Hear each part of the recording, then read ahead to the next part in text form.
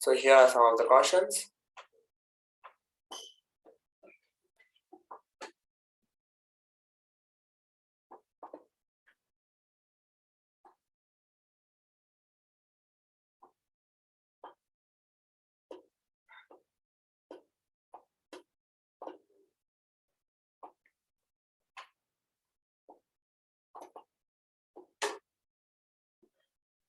We welcome all Kailasa attending from Kailasa monasteries, gurukuls, temples, ashrams, and centers from around the world.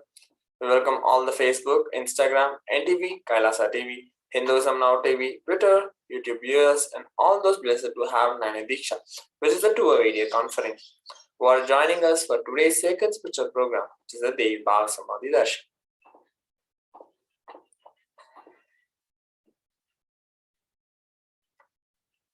Let us now understand about Devi Parashakti, the cosmic mother.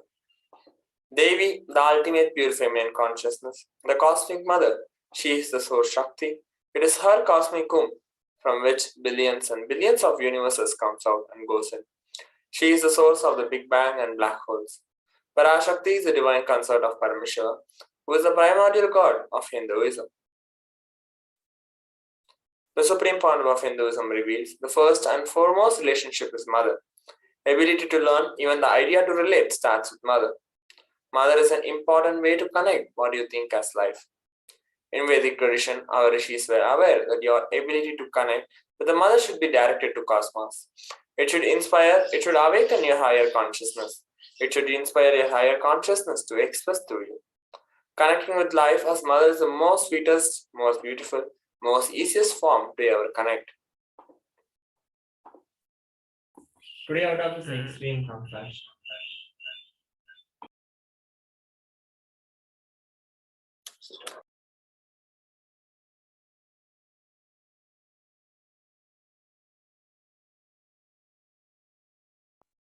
Today, out of his extreme compassion and love, the supreme founder of Hinduism is manifesting Devi Parashakti herself and gracing us, answering all our questions, attending to our prayers, giving boons, healing us, revealing our past, present, and future, delivering profound spiritual truths, and ultimately giving us the experience of Paramashivoham itself. Let us now learn about the Bhava Samadhi Darshan. What is Samadhi? Sama means oneness and Adi means source. Samadhi means being one with the source. Bhava means attitude or aspect.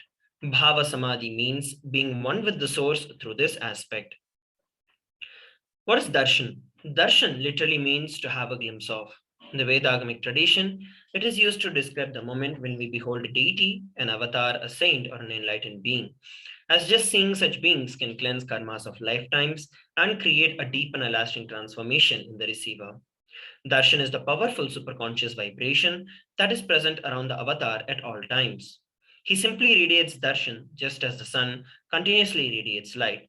The auspicious moment, when you are able to catch it, becomes a moment of darshan for you, raising you to the next level of superconscious breakthrough, like hitting the reset button on your very being. The signs of Bhava Samadhi Darshan. The divine cosmic beings are real, and they manifest from Kailasa, which is the enlightened time-space zone, through the deities and incarnations. Divine cosmic beings manifest through the Archavataras, with the deities in the temples, and through the Bhava Samadhi Darshans, which are the Nijavataras, the incarnations. The Bhava Samadhi Darshan is the signs of the Nijavatara manifesting the supreme consciousness. Devi Parashakti expresses through being of Rajarajeshwari and manifests as Nijavatar in physical form as Devi Meenakshi. The Archavadara, which is the deity, reflects the consciousness and manifestation, which is the being of the superconscious energy. But human beings are not mature enough to receive the higher level experiences from the Archavadara directly. So the avatar physical embodied form has to come down to bridge the gap and create an experience of the superconscious energy in all of us. Bhava Samadhi awakens your Kundalini Shakti, which is the latent potential energy in every human being. During darshan, the whole brain comes alive, turning into a superconscious superconductor of conscious energies that heal, empower, and transform our lives.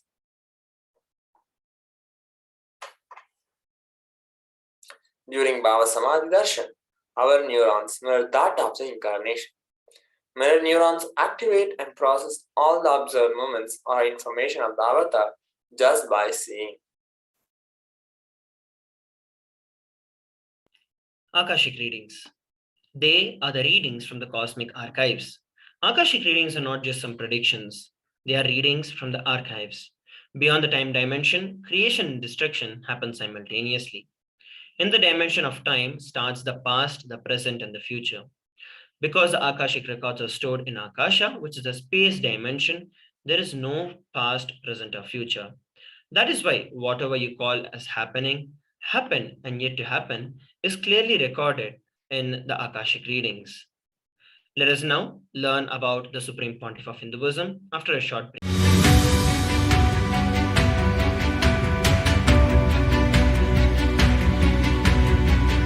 The moment you decide, your consciousness is the supreme identity you have. You will not empower your depression, your frustration,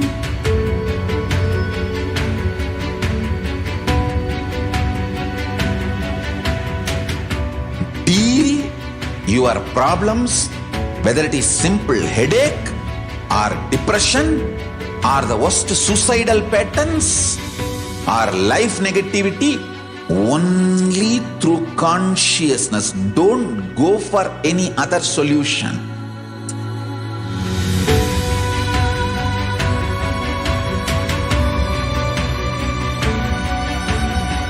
Don't keep stupid, toxic, life negative struggles inside.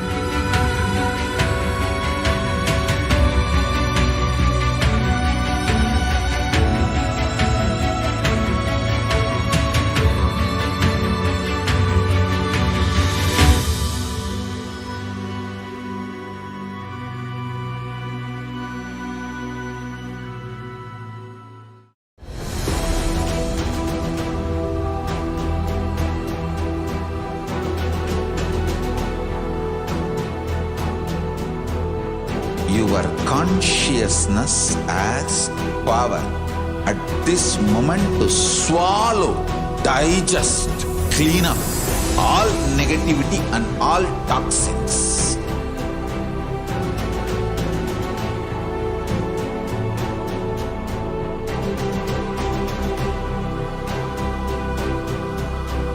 Develop a powerful will persistence. That's the most important asset for life.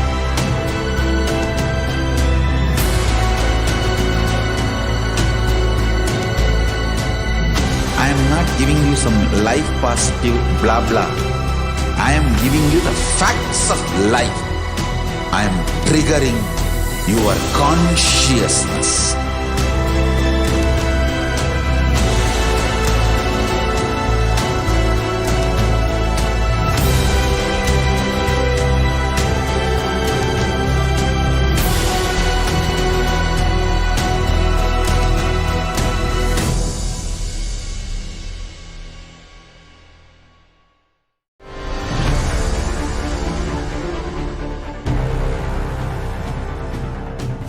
Time itself is nothing but your decision to struggle with the same rut.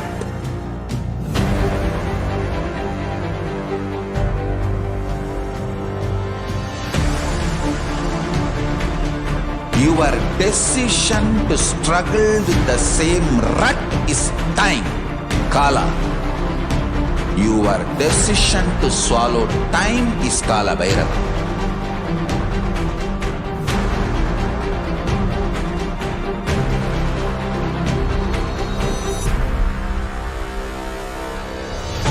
Stand. Be a conscious woman or man. Be conscious being.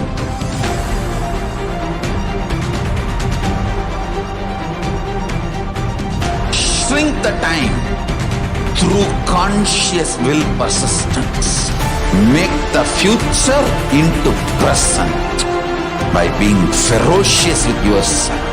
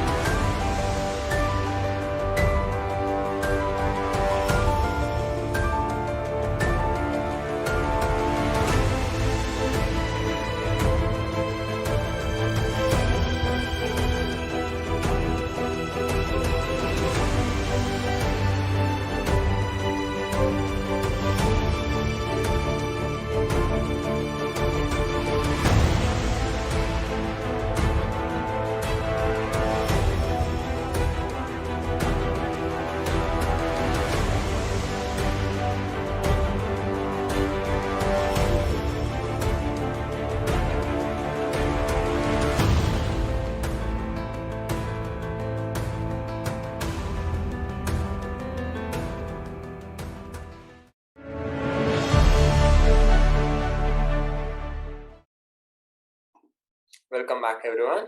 Let us now understand about the Supreme Pandu of Hinduism. The Supreme Pandu of Hinduism, His Divine Holiness Bhagavan Nithyananda Paramashivam, is the 1008th incarnation of Paramashiva, who is the reviver of Kailasa, a macrocosmic, ancient, enlightened Hindu civilizational nation. Supreme Pandu of Hinduism is the 1008th incarnation of Paramashiva, as per Hinduism, recognized by his predecessors who are enlightened masters and adepts. Supreme Pandu of Hinduism has made the science of power manifestation, yoga, and temple-based universities a lifestyle for humanity.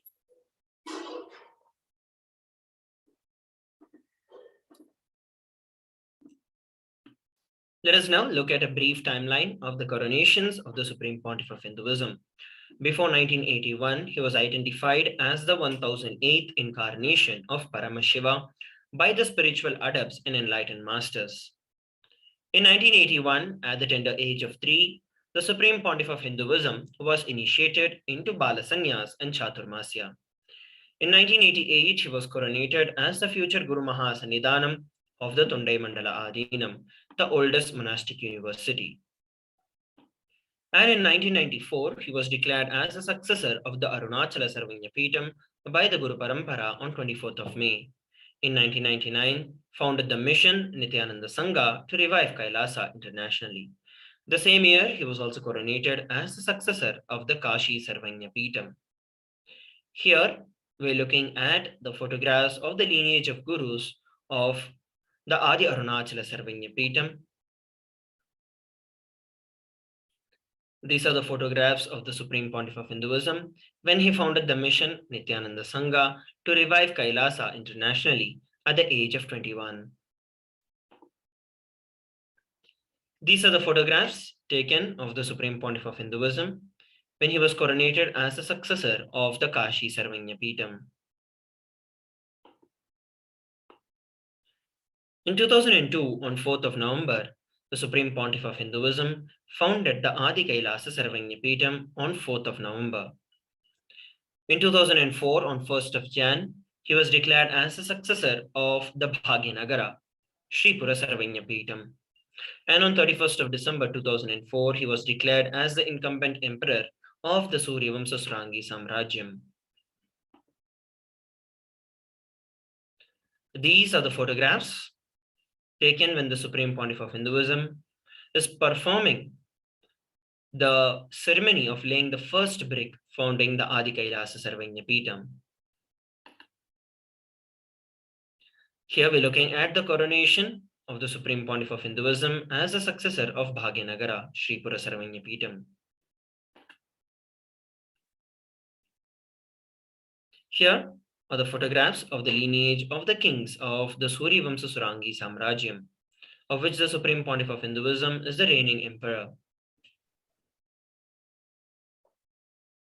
In 2007, Supreme Pandu of Hinduism was declared as the Guru Mahasannidhanam of Adi Pallava Sarvagnapeetham. In 2007, Supreme Pandu of Hinduism was declared as the Mahamandaleshu of Mahanirvani Akhada. In 2012, Supreme Pontiff of Hinduism was also coronated as the 293rd Guru Mahasannidhan of Madurai Shamala Pita Saranyapita, the oldest Hindu papal state and the monastic kingdom. Supreme Pontiff of Hinduism is the reviver of Adi Pallava Saranyapeetham. Below are the pictures of some of the glimpses taken during the revival of the Adi Pallava Saranyapeetham.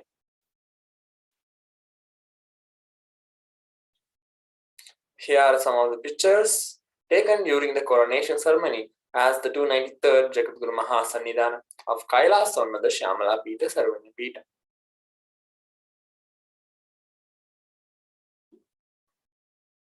In 2013, Supreme Pontiff of Hinduism was officially coronated as the Mahamandaleshwar, the Supreme Spiritual Head of Mahanirvani Akhada, the largest apex monastic order and the youngest Mahamandaleshwar.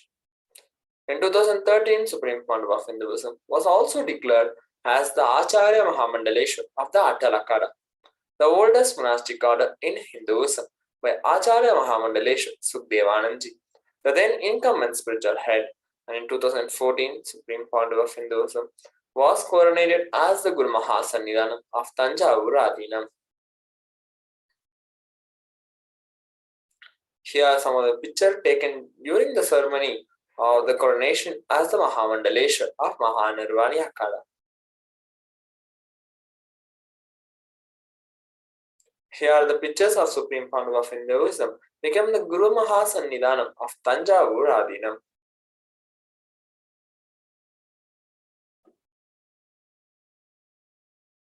In 2014, Supreme Pontiff of Hinduism was coronated as the Guru Mahasannidhanam of Tiruvarur Adinam.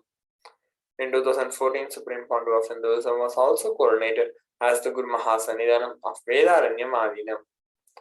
For the same year, Supreme Pontiff of Hinduism was also coronated as the Guru Mahasannidhanam of Panchanatikulam.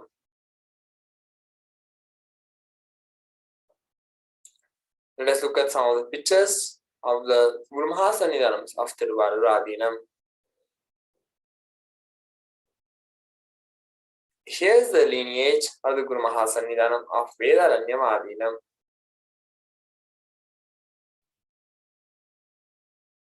In 2015, the Supreme Pontiff of Hinduism was coronated as the Guru Mahasannidhanam of the Dharmamukti Swargapuram Adinam. Following which the same year, he was also coronated as the Guru Mahasannidhanam of the Adipita Kolada Matha. And towards the end of the year of 2015, he was also elected as the Supreme Pontiff of Hinduism by a congregation of over 1,000 spiritual leaders and pontiffs of Hinduism. Here, we're looking at the lineage of the Gurus of the Dharmamukti Swargapuram Adinam, founded by Srila Sri Aragya Tiruchittrambala Desigar, followed by Srila Sri Vaidyalinga Desigar, followed by the predecessor of the Supreme Pontiff of Hinduism, Srila Sri Dandapani Desigar, and the Supreme Pontiff of Hinduism, who is the reigning successor. Here, we're looking at the photographs when the predecessor of the Supreme Pontiff of Hinduism crowned the Supreme Pontiff of Hinduism as the successor of the Adipita Kolada Matha and the Guru Mahasannidhanam of the Adipita Kolada Matha. These are the photographs taken when the Supreme Pontiff of Hinduism was elected as the Supreme Pontiff of Hinduism by a congregation of over 1,000 spiritual leaders and adepts in Hinduism. Next, we're going to be looking at some of the global initiatives by the Supreme Pontiff of Hinduism after a short break. Please stay tuned.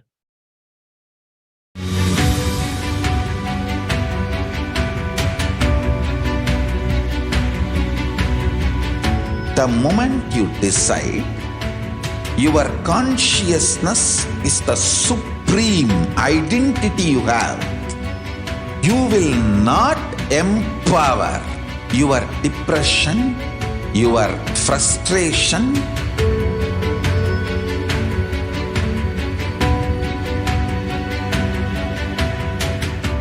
deal your problems, whether it is simple headache or depression, or the worst suicidal patterns, or life negativity?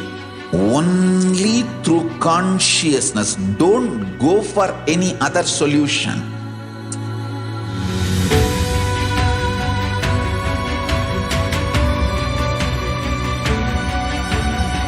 Don't keep stupid, toxic, life negative struggles inside.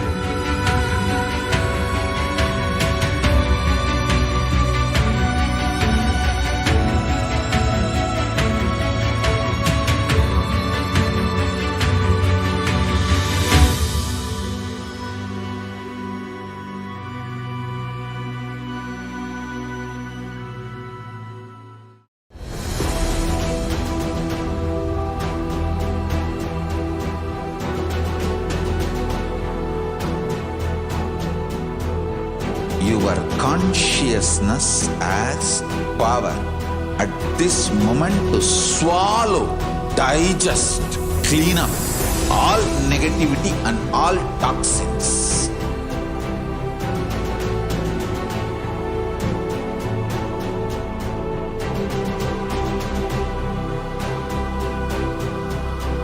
Develop a powerful will persistence. That's the most important asset for life.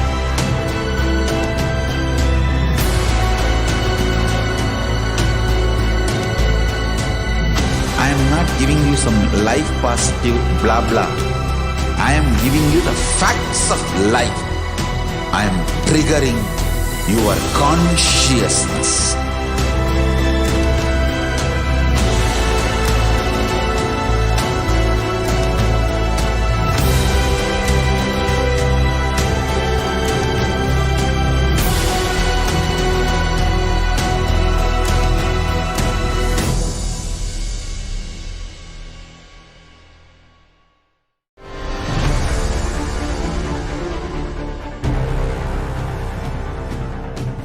Time itself is nothing but your decision to struggle with the same rut.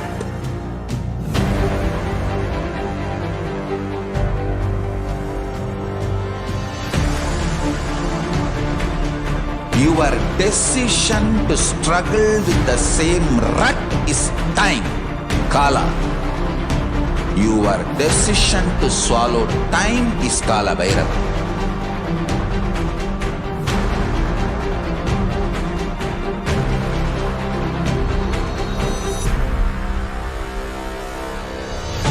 Stand. Be a conscious woman or man. Be conscious being.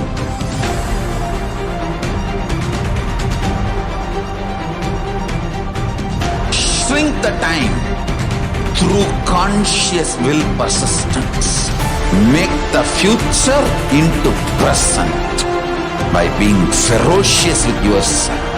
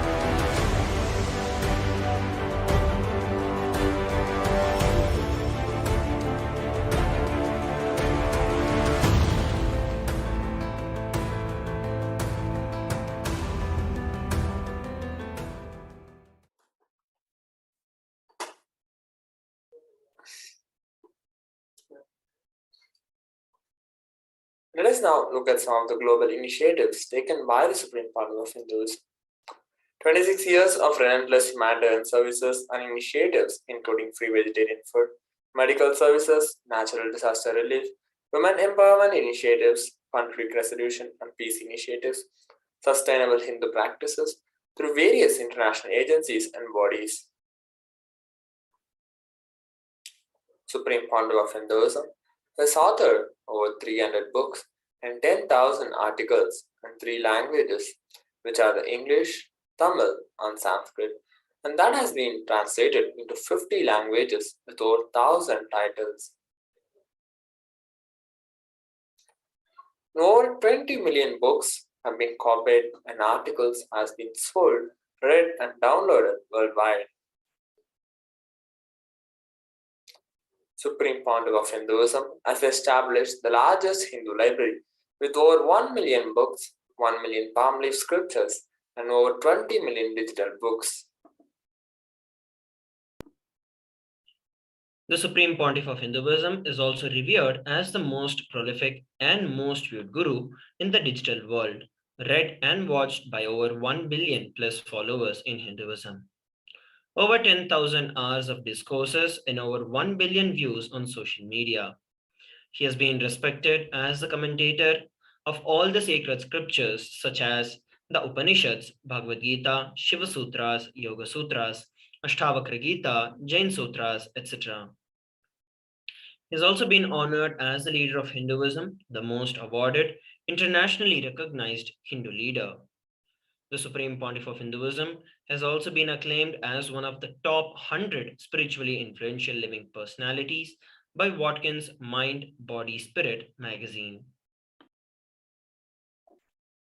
The Sovereign Order of Kailasa, led by the Supreme Pontiff of Hinduism, Bhagavan Nithyananda Paramashivam, and the Nithyananda Order of monks, nuns, and Hindu diaspora, are working for global peace and to give superconscious breakthrough to humanity.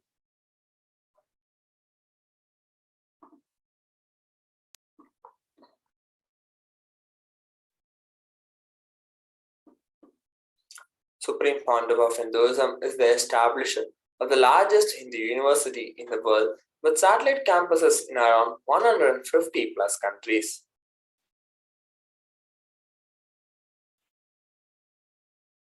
Supreme Pontiff of Hinduism is the establisher of 1,000 plus Kailasa Enlightenment ecosystem all over the world. Supreme Pontiff of Hinduism is also the founder and reviver of over 100 plus Sarvanya Peetams. Let us now enter into the next segment of today's Bhava Samadhi Darshan, which is the manifestation of the extraordinary Shaktis of Paramashiva.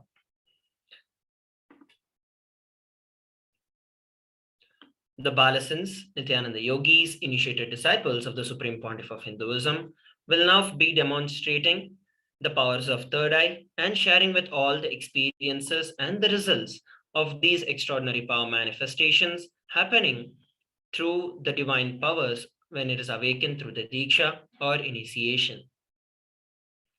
In today's Bhava Samadhi Darshan, all of us will be receiving the initiation into the third eye awakening and various other powers with the blessings and the grace of the Supreme Pontiff of Hinduism. We will be manifesting the powers of third eye, which is being able to see with the eyes closed and scanning the thought currents. Let us now learn about Shaktis. What are Shaktis? In the Veda Agamas, which are the source scriptures of Hinduism, Paramashiva reveals in elaborate detail that every human being is hardwired to manifest 463 plus extraordinary Shaktis. Manifesting powers are described as a science, a system, and a method for human beings to explore various states of consciousness. The Shaktis manifest from the fundamental principle that you are divine and that you need to manifest divine, not that you are a man and that you need to reach divine.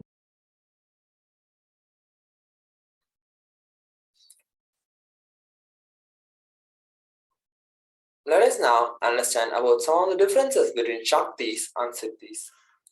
Siddhis are powers that manifest from tapas or penance for enlightenment, and Siddhis are on path of enlightenment.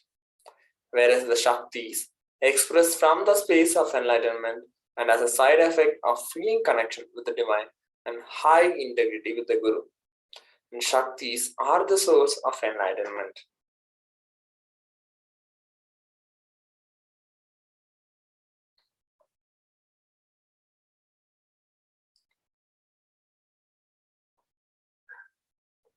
Siddhis are not permanent and Siddhis may divert you from enlightenment, whereas the Shaktis of Paramashiva manifest through ordinary human beings in an extraordinary way after the initiation from the avatar, and Shaktis are permanent.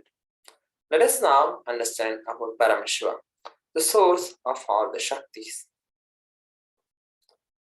Paramashiva is the primordial divinity in Hinduism, the ultimate reality and cause, which is self-effulgent, Swayam Prakasha, all-pervading, unchanging beyond time, space, form, and causality. As the fundamental base of Avyakta, the unmanifest and Vyakta, the manifest existence, he performs the Panchakritya or 5 cosmic acts of Shrishti, which is creation, Sthiti, sovereign rulership and maintenance, Samhara, rejuvenation, Trobhava, pulling out of delusion, Anugraha, liberating grace for all living entities. The Supreme Pontiff of Hinduism, His Divine Holiness Bhagavan Nithyananda Paramashivam, is the 1008th living incarnation and representative of Paramashiva and the reviver of Kailasa, the ancient enlightened Hindu civilizational nation, the great cosmic borderless Hindu nation, and the first nation for all Hindus. Ever since the beginning of this civilization, the Sanatana Hindu Dharma has been a cradle for enlightened beings and highly advanced sciences. It was where the science of enlightenment and Shaktis was lived and taught as a lifestyle. For the very first time in the modern day, the Supreme Pontiff of Hinduism is reviving these yogic sciences and transmitting it to the world at a record-breaking pace that has never been accomplished before. The knowledge and the science of manifesting these Shaktis are passed down from one generation to the next through the Diksha or the initiation by the enlightened gurus. The Supreme Pontiff of Hinduism, being recognized as an incarnation at a very young age, was trained and taught these sciences to revive the knowledge repositories for billions to manifest the science of power manifestation from the disciplines of Vedanta, Tantra, Sri Vidya, Yoga and Yogic powers, Mantra Shastra, Siddha Vidya, science of Aushadha, Advaita and Bhakti Yoga, Paramashiva Jnana and Paramashiva Vijnana. Next, we're going to be looking at how do we awaken these Shaktis in each and every one of our life after a short break. Please stay tuned.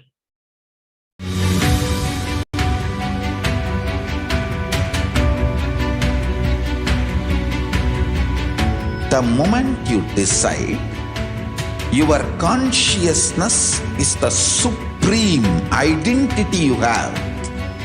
You will not empower your depression, your frustration,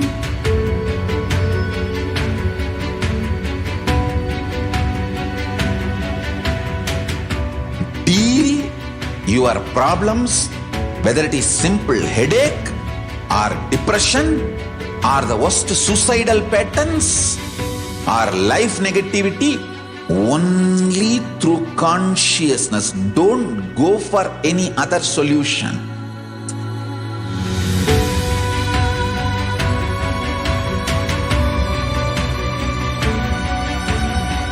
Don't keep stupid, toxic, life negative struggles inside.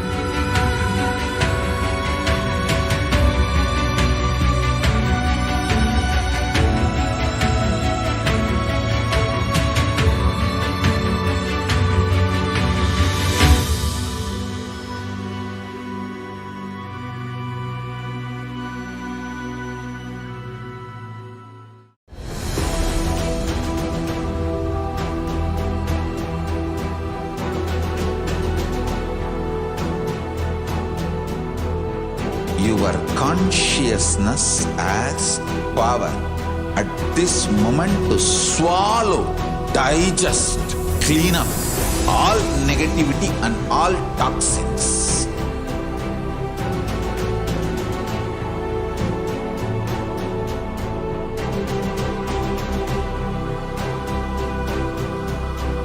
develop a powerful will persistence. That's the most important asset for life.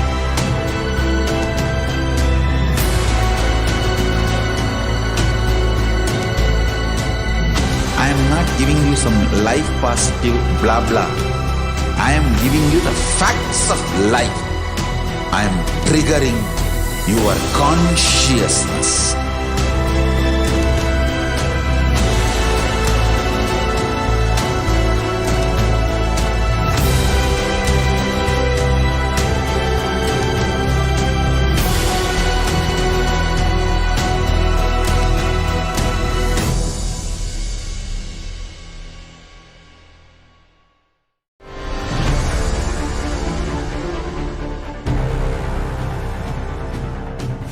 Time itself is nothing but your decision to struggle with the same rut.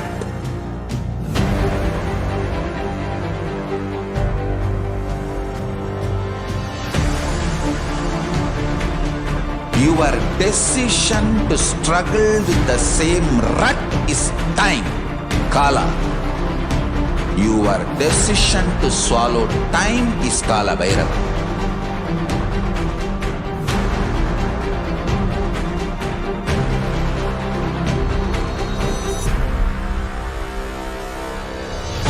Stand. Be a conscious woman or man.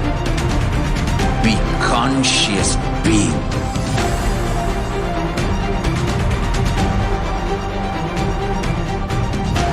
Shrink the time through conscious will persistence. Make the future into present by being ferocious with yourself.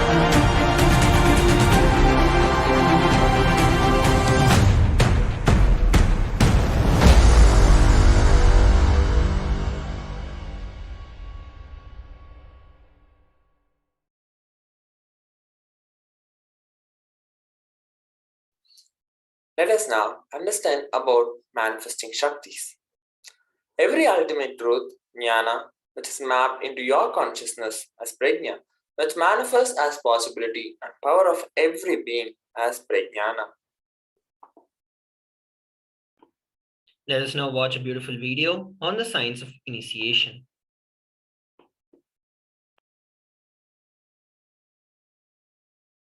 Diksha is the direct transfer of spiritual energy by an enlightened being through look, word, or touch. The traditional Vedic book Navaratneshwara states, Sarvasamapi Dikshanam Muktihi Phalamakhanditam Avirodhat Bhavantyeva Prasangyastu Bhuktayaha. The main benefit of all initiations is moksha, enlightenment. As a side effect, health, wealth, leadership and well-being happen. And in Rudrayamala Tantra, Shiva says, Devi Diksha Vihinasya Na Siddhihi Na Cha Sadgatihi Tasmat Sarva Prayatnena Guruna Dikshito Bhavet. The one who is not initiated does not attain liberation nor a better future.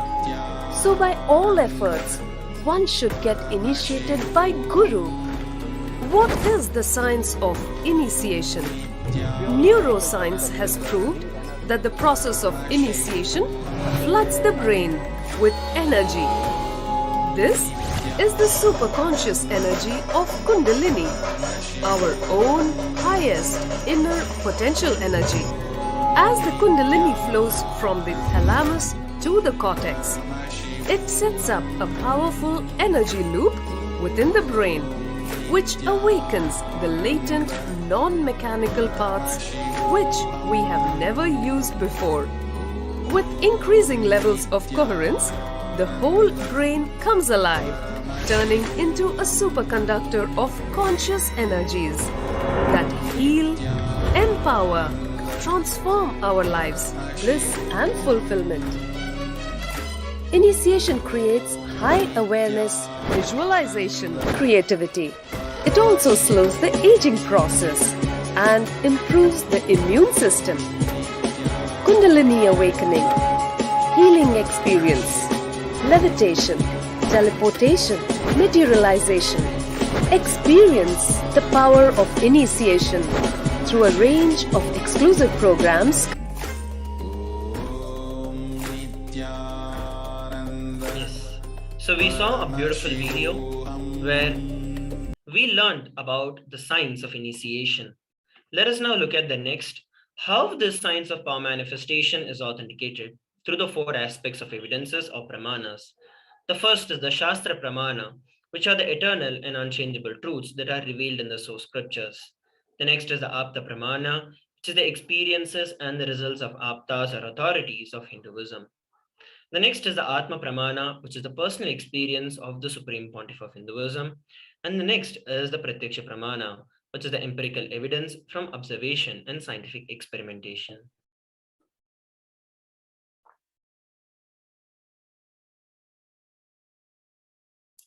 Vedagamas is a living applied science. Vedas are the ultimate superior authority for Hindus.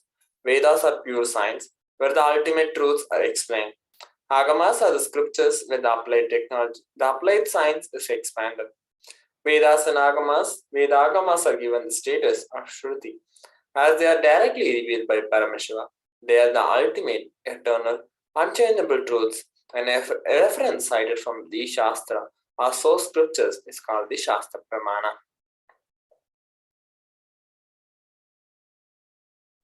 Let us now get ready to witness a very unique and exciting demonstration of the power of third eye. Those of you who would like to experience the power manifestation and would like to volunteer for this particular power of body scanning, you can actually go over to any of our social media platforms where we are streaming live, and you can put down a message that you'd like to experience the power of body scanning, and we shall manifest it for one of you. So now, while you take a few moments to do it, let us go over the pramanas for the power of body scanning. The Shastra Pramana for this particular power is from the Vijnana Bhairava Tantra, Sutra 54. Swadehe jagato vapi sukshma sukshmatarani cha tatvani yani nilayam dhyatvante vyajyate para. Bhagavan Paramashiva says, cognize deeply that from the subtle to the subtlest constitutive principles of your whole body or of the whole universe simultaneously consist of the essential reality. They are being absorbed in their source cause, Paramashiva. And by the experience of such restful awareness, one becomes complete from all thoughts, and the ultimate universal divine power, Paradevi, Adi Shakti, is revealed, and the supreme power manifestation happens. Next, we have the Apta Pramana, a reference of power of body scanning from a life of Siddha. Terayar was a Siddha and one of the prominent disciples of Agatya.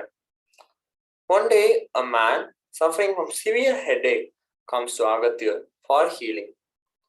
Then Agatya uses the power of body scanning and identifies the root cause of the headache.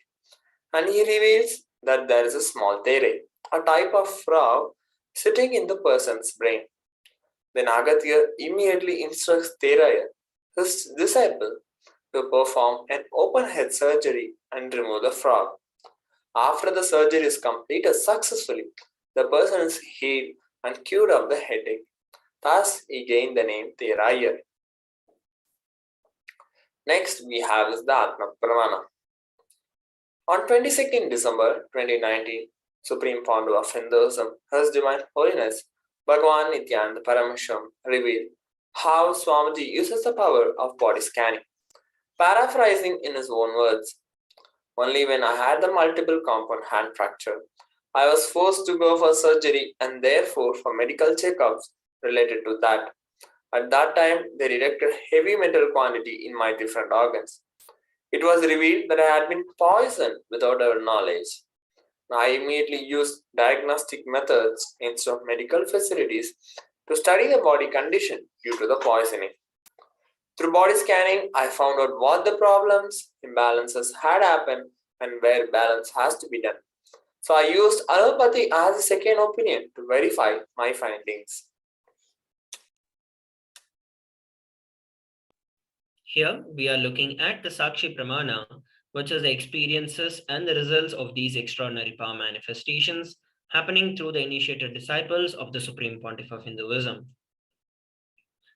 Now we are going to be entering into this power manifestation. We have a volunteer, we have Itzen, who is asking for the power of body scanning. So what I'll be doing now is chanting the Mahavakya, Om Nithyananda Paramashivoham, establishing myself in the space of oneness with Swamiji and revealing whatever Swamiji is showing.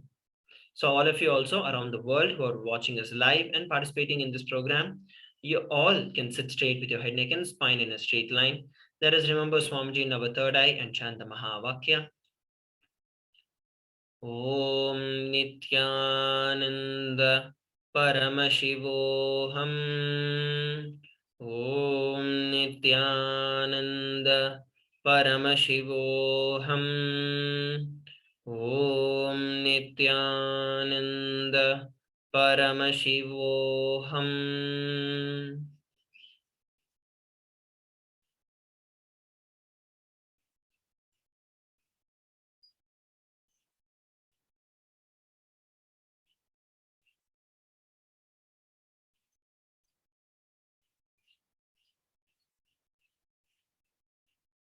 What Swamiji revealed is that because of the drinking habit that you have and the non-veg that you have consumed, and because of these two things mainly, you have a lot of toxins that have been accumulated in your blood, and these have also resulted in blockages in your these have also reflected as blockages in your veins and arteries. And you've also had a previous surgery with your heart where one of these blockages had to be removed. And also this has been a reason for you to have high blood pressure and also hypertension, which directly is reflecting in your day-to-day work, and is because of which you're not able to focus on any one particular job and is causing a lot of anxiety. Swamiji revealed for you to attend the Paramashivoham level 3 program, the upcoming program, and it's only through the initiation and the healing of Swamiji that you can experience the completion and you can get free from this pattern. So this is what Swamiji revealed. You can share with all of us how you're able to relate with this by posting your message on our social media platforms. So with that, we are coming towards the conclusion of this particular segment of body scanning. Let us now move on to the next segment of today's Bhava Samadhi Darshan after a short break. Please stay tuned.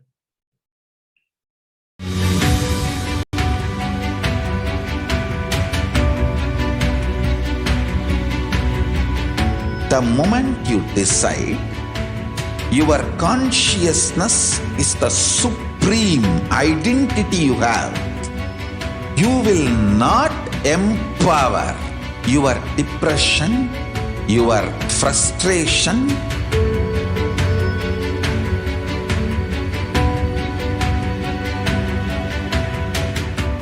deal your problems, whether it is simple headache or depression or the worst suicidal patterns or life negativity, only through consciousness. Don't go for any other solution.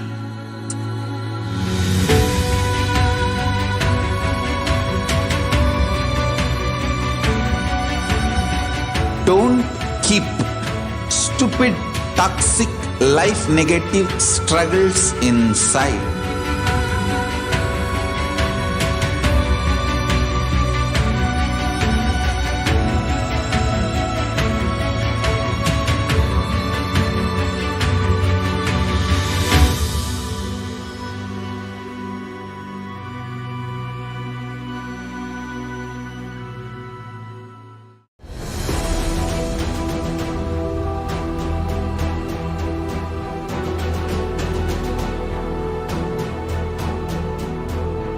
Your consciousness has power at this moment to swallow, digest, clean up all negativity and all toxins.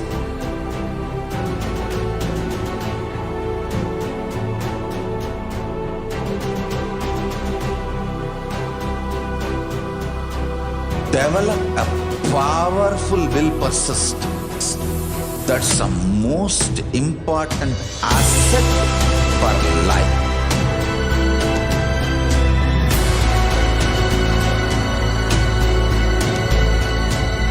I am not giving you some life positive blah blah. I am giving you the facts of life. I am triggering your consciousness.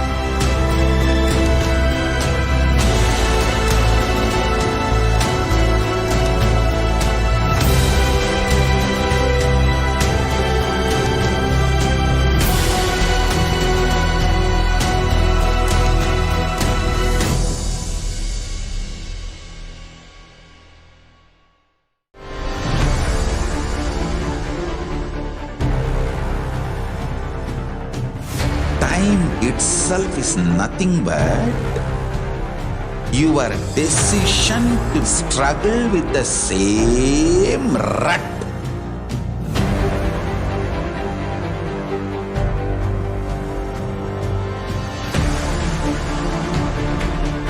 Your decision to struggle with the same rut is time, Kala. Your decision to swallow time is Kala Bhairava.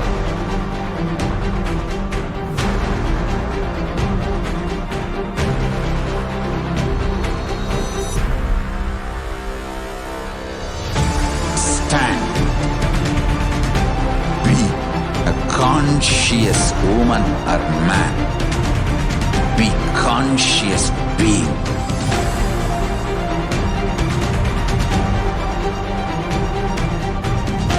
Shrink the time through conscious will persistence.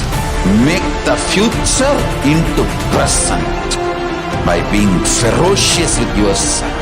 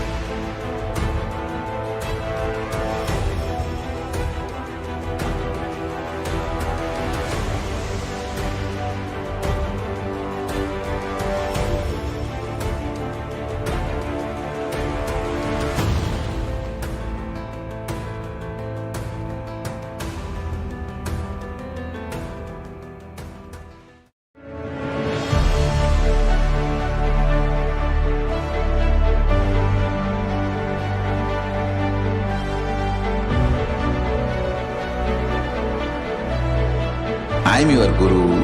I will make you enlightened. It's my commitment.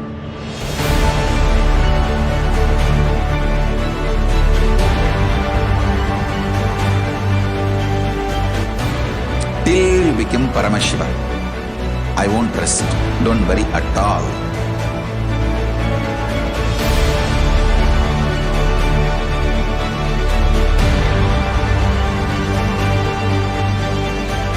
To all my disciples, I give you this as a boon.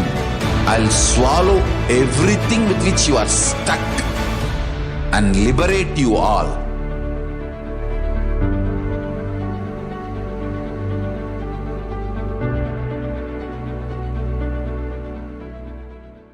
Greater signs of life can be realized with a greater ability to visualize.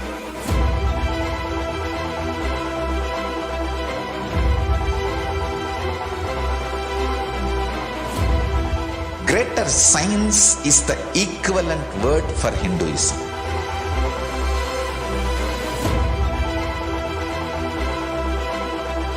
When you understand the greater science of life, greater courage, more possibility, more fearlessness, more joy, more bliss.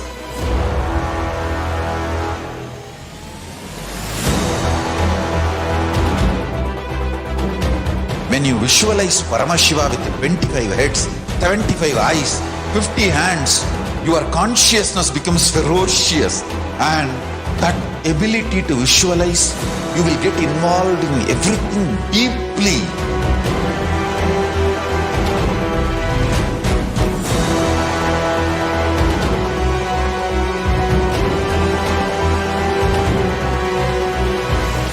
Involved people are the most delicious, most sweet, most beautiful, most juiciest beings of planet Earth.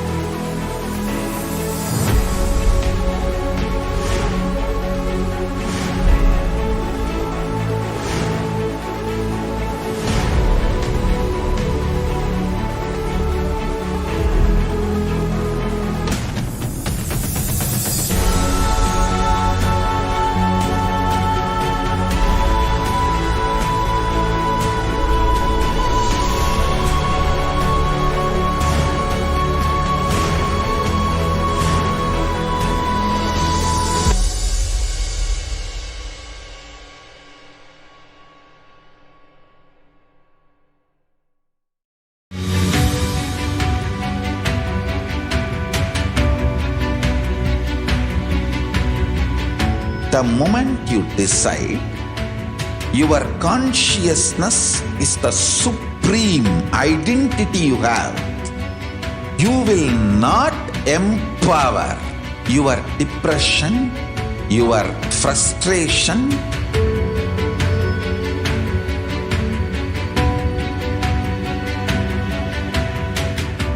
deal your problems, whether it is simple headache or depression or the worst suicidal patterns or life negativity, only through consciousness. Don't go for any other solution.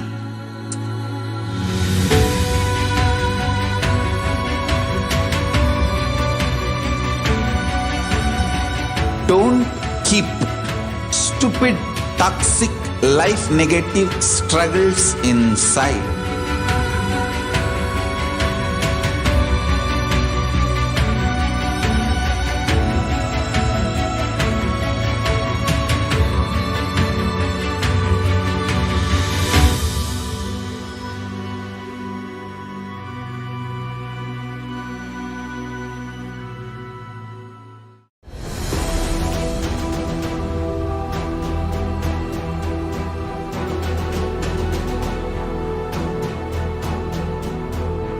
Your consciousness has power at this moment to swallow, digest, clean up all negativity and all toxins.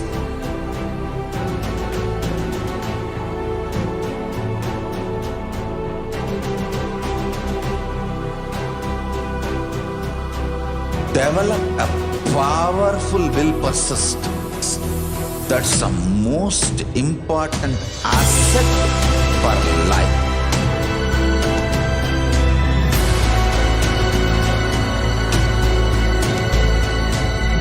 I am not giving you some life positive blah blah. I am giving you the facts of life.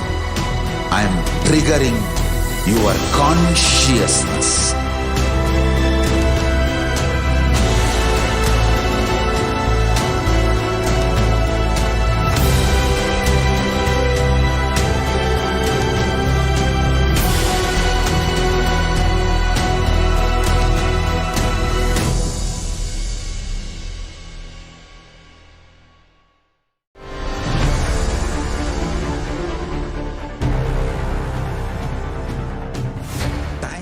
itself is nothing but your decision to struggle with the same rut.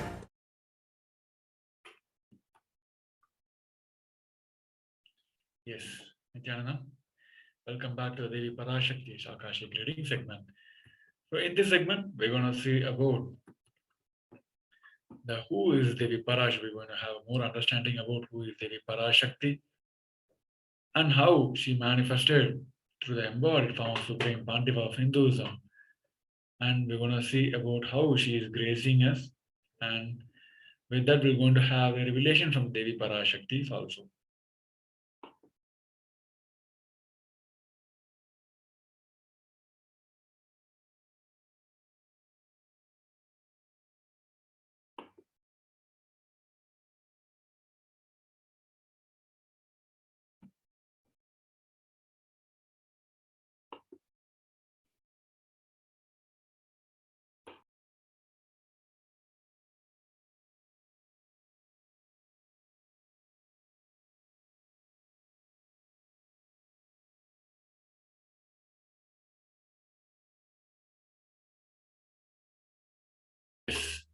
So one of the unique contribution to spiritual consciousness from the Vedic tradition is this sacred feminine worship.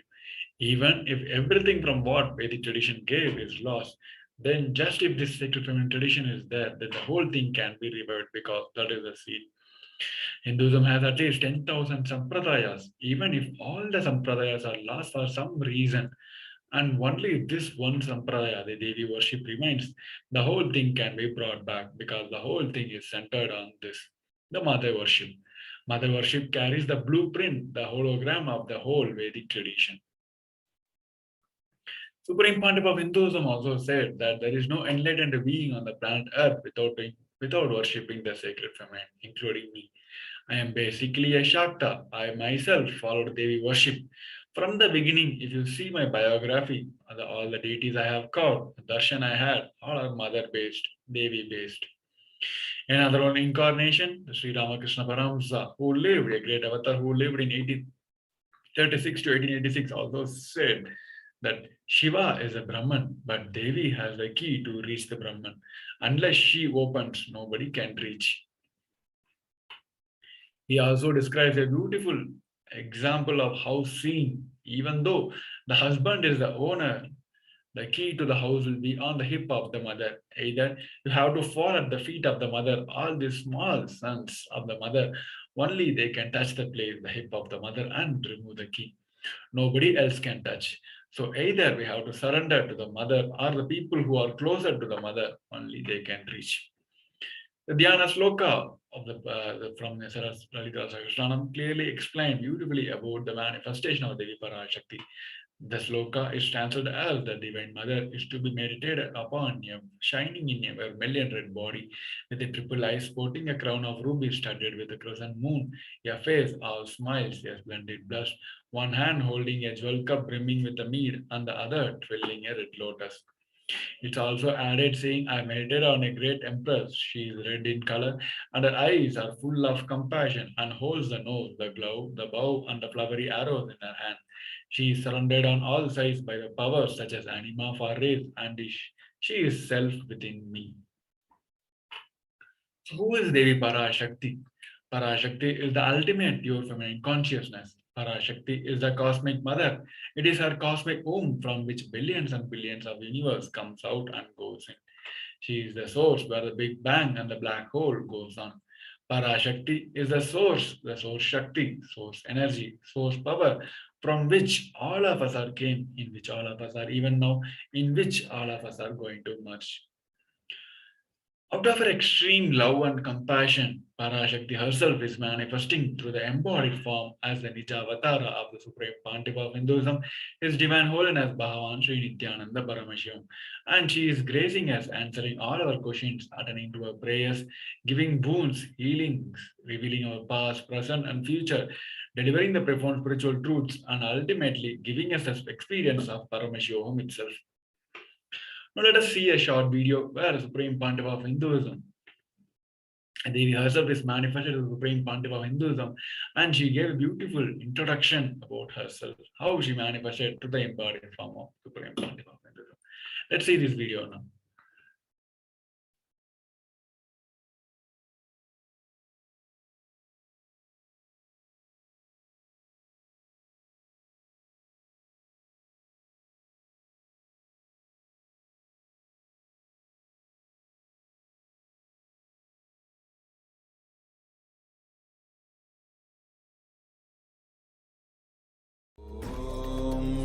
Nithyananda Paramashivoham.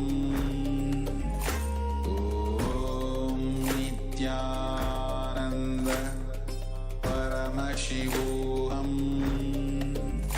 Om Nithyananda Paramashivoham. Om Nithyananda Paramashivoham. Om Nithyananda Paramashivoham. Om Nithyananda Paramashivoham. Om Nithyananda Paramashivoham. Om Nithyananda Paramashivoham. Om Nithyananda Paramashivoham. Om Nithyananda Paramashivoham. உங்களுக்கில்லை. Om Nithyananda Om Paramashivoham. Om Nithyananda Paramashivoham. ஓம் எனும் ஓங்காரத்து உட்பொருளாய் மலர்ந்து Nithyananda உயிர்த்தெழுந்து Paramashivoham. Iraiyanar இடப்பாகத்திருந்து குமரிக் கண்டம் ஆளும் Paramashivoham. Meenakshi மலர்ந்தேன் இங்கு Nithyananda நல்லருள் செய்திடவும் நல்வாக்கு தந்திடவும் ஆனந்தம் ஞானத்தொடு பூரண அன்பு ஏகம் அநேகமாய் ஆகிய இப்புவுலகிற்கு பரமசிவன் ஞானம் தர வந்தேன் பராசக்தி மீனாட்சி அருளாட்சி அரசாட்சி பொருளாட்சியோடு நன்மாட்சிமையோடு ஆட்சி செய்யும் பராசக்தி மீனாட்சி நான் கருணையே வடிவாய் கண்மலர்ந்து நன்மை செய்திட வந்திட்டேன். மாந்தர்கள் கேளுங்கள் இந்த பெருநன்மை சத்தியத்தை, கேட்டு நீங்கள் வாழ்ந்திட கேடும் பெருந்துக்கமும் உங்களுக்கில்லை. கேட்டிடுங்கள். இவ்வினாடி என்னை கண்டுகொண்டும் கேட்டுக்கொண்டும் இருக்கும் உங்கள் எல்லோர்க்கும் நான் அளிக்கும் தீட்சை, நானே நினைப்பும் மறப்பும் கடந்த உயிர்ப்பாய் உங்கள் எல்லோருக்குள்ளும் இருக்கின்றேன். பரமசிவோகம் பரமசிவோகம் பரமசிவோகம் பரமசிவோகம் பரமசிவோகம் பரமசிவோகம் பரமசிவோகம்.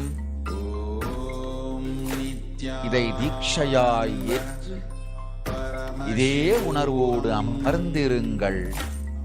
உங்கள் எல்லோருக்கும் எல்லா நன்மையும் வரமும் ஞானமும் அருளும் அளிக்கின்றேன். ஓங்காரத்தின் உட்பொருளாய் வேதமொடு ஆகமம் மெய்யாய் வெளிப்பட்டு உபவேதங்கள் உபாகமங்கள் அனைத்துமாய் உயர்ந்து நின்று தத்துவங்கள் ஆராய் உண்மையை செப்பி ஜகம் முழுவதும் ஞானம் அளிக்கும் பாரதி பராசக்தி மீனாட்சி நான். ஆய கலைகள் 64 உடலும் மனமும் உயர்வை அடைந்திடும் பரமசிவ சக்திகளை உங்களுக்குள் மலர்த்தவே வந்திருக்கின்றேன். அஷ்ட சித்திகளும் அஷ்ட கன்மமும் ஆதி சக்தி பரமேஸ்வரியாய் மலர்ந்து உங்கள் அத்துணை பேருக்கும் ஆனந்தம் அளிக்கின்றேன். அஞ்சாதீர், ஆனந்தத்தோடிருப்பீர்.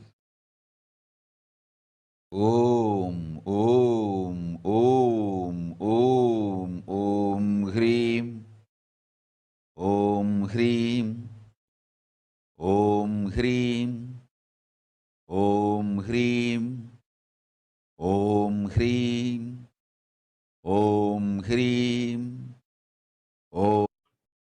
Now let us see the rough translation of how Devi has manifested through the embodied form of Supreme Pontiff of Hinduism in the words of Devi herself. Rising as Omkara, expressing as Vedas and Agamas, blossomed as Rimkara, filled as Parashodasi, living in the 40 triangles, the Kailasa Swamini, who is in the Kailasa Tripura Chintamani, Parashodasi, sitting as part of Paramashiva, Parameshwari, who rules the world, Paramashakti, Manonmani, Meenakshi, as Nithyananda, I took the Nijavatara here to give good boon to everyone, to bestow all the goodness, Hiranyagarbha Swarupini, Brahmanda Yoni, Shami, Chandramouli, Rapala, Aparna, Uma, Parvati, Savitri, Navayavana, Sambraksha Lakshmi, Parameshwari, Parashodasi, Meenakshi, taking the form of Nithyananda. I came here as Nijavatara with a great compassion. I am blessing.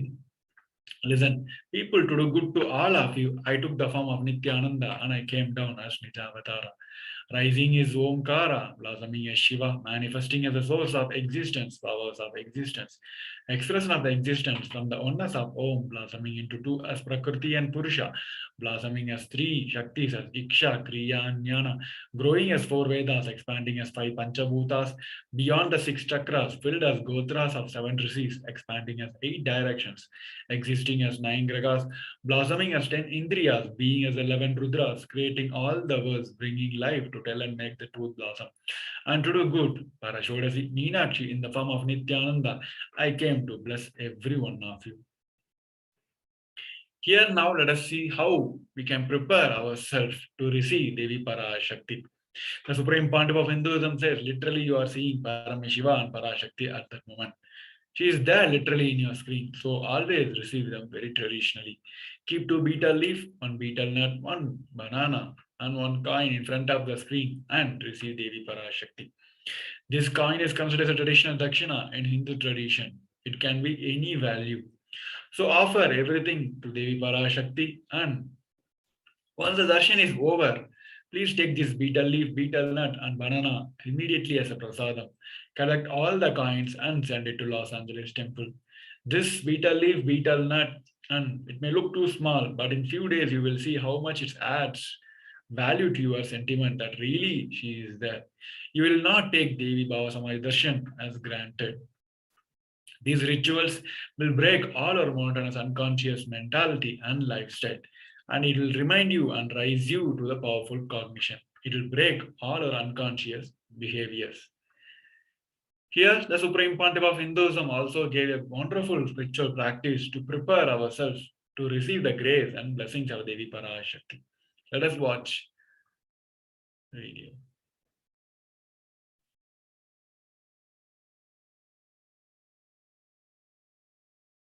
I wanted to give you one sacred secret to all of you. Do this Panchabhuta Yoga. See, whenever you want to ask any question to Devi and receive the answer, on the day, do this Panchabhuta Yoga. Means, apply only mud on the body and take bath. Don't apply any chemical on the body to take bath.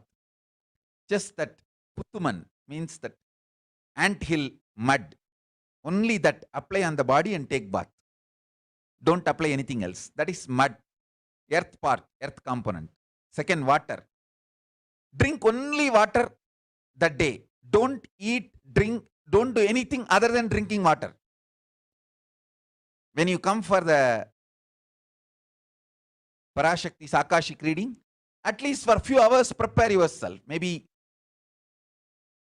10 hours ahead. Just drink only water and keep yourself active. Third, the fire in your stomach should be allowed to burn without any food dumped on it. Just the pure fire. You can chant Omkara to intensify it, or Mahavagya, Ajapa Japa, but pure fire. No food, nothing. That pure fire should be encouraged. And just be in the free air, open space, breathing the whole sky at least few hours before. And intensely unclutch to get the power of the space, Akasha. See, listen. Akasha is an intense energy. Just like the other bhutas, like earth, water, fire, air, the Akasha also is a pure consciousness. It is intelligence, living energy. Once you start unclutching, you manifest Akasha's energy in you, consciousness in you. So do this Panchabhuta Yoga. Your questions will be surely answered immediately by Parashakti. If you just do this Panchabhuta Yoga and come for the Devi Akashic reading, she will simply answer your questions. I'll repeat. Apply the ant hill mud and take bath, or even clay. Don't use any other chemical. Take bath just with a mud. Second, drink only water. No other food or juice at least for 10 hours ahead. If possible, that whole day. Third, intensify the Agni in your stomach without dumping any food on it. Just through the Omkara, Ajapa Japa, ignite it, intensify it. Fourth, walk around and breathe in an open space, at least for a few hours before. Fifth, try to unclutch as intensely as possible to receive the Akasha energy, Chitambara, Chitambara, that energy of cosmic space.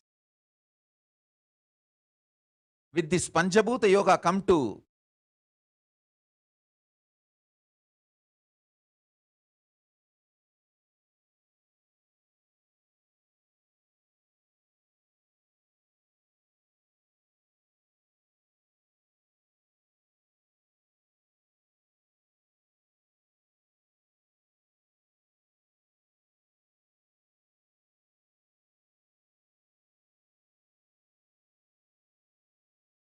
Parashakti's Akashic reading. Surely she will answer your questions.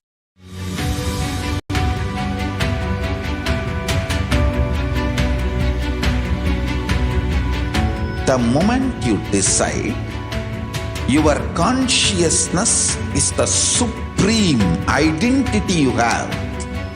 You will not empower your depression, your frustration,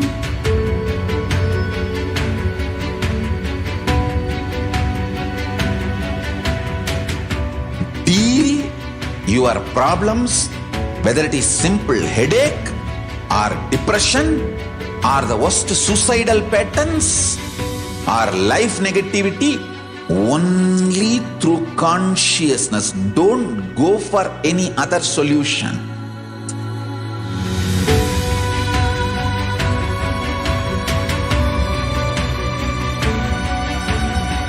Don't keep stupid, toxic, life negative struggles inside.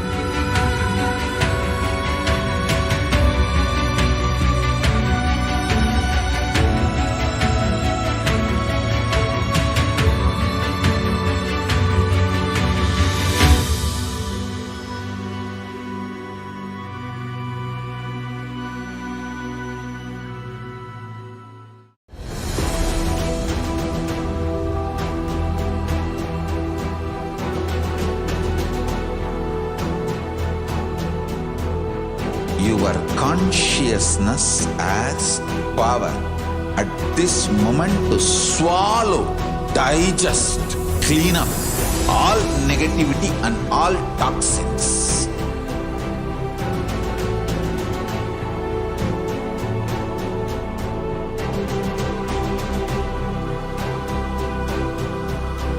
Develop a powerful will persistence.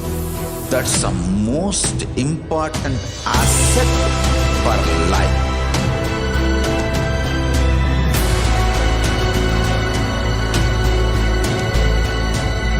I am not giving you some life positive blah blah. I am giving you the facts of life. I am triggering your consciousness.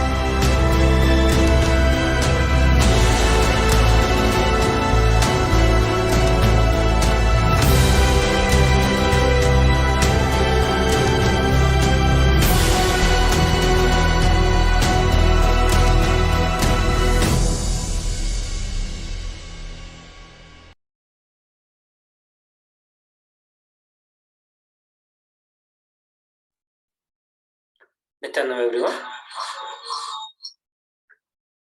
So now we will move into the segment where we are going to listen about the revelation by Devi Parashakti. These revelations are very important for all of us to understand the upcoming situations during this pandemic.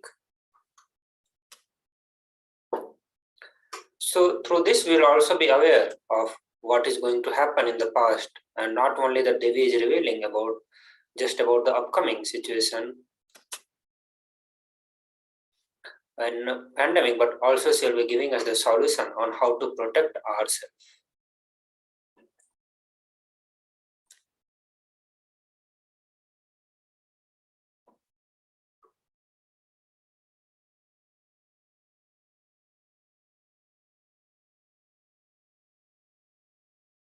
So now we will be listening to one of the revelation by Devi Parashakti.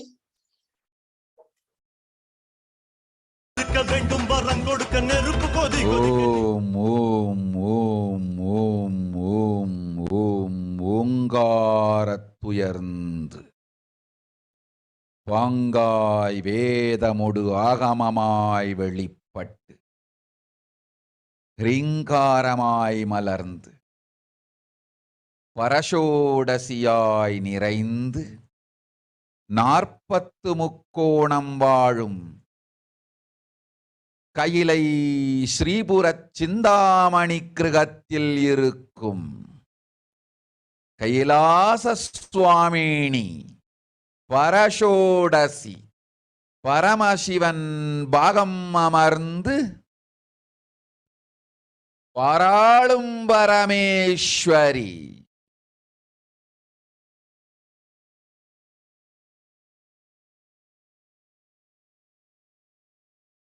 பரமசக்தி Manonmani, Meenakshi நித்யானந்தனாய் நிஜாவதாரம் கொண்டேன் இங்கு எல்லோர்க்கும் நல்வரம் தந்திட எல்லா நன்மையும் அருளிட.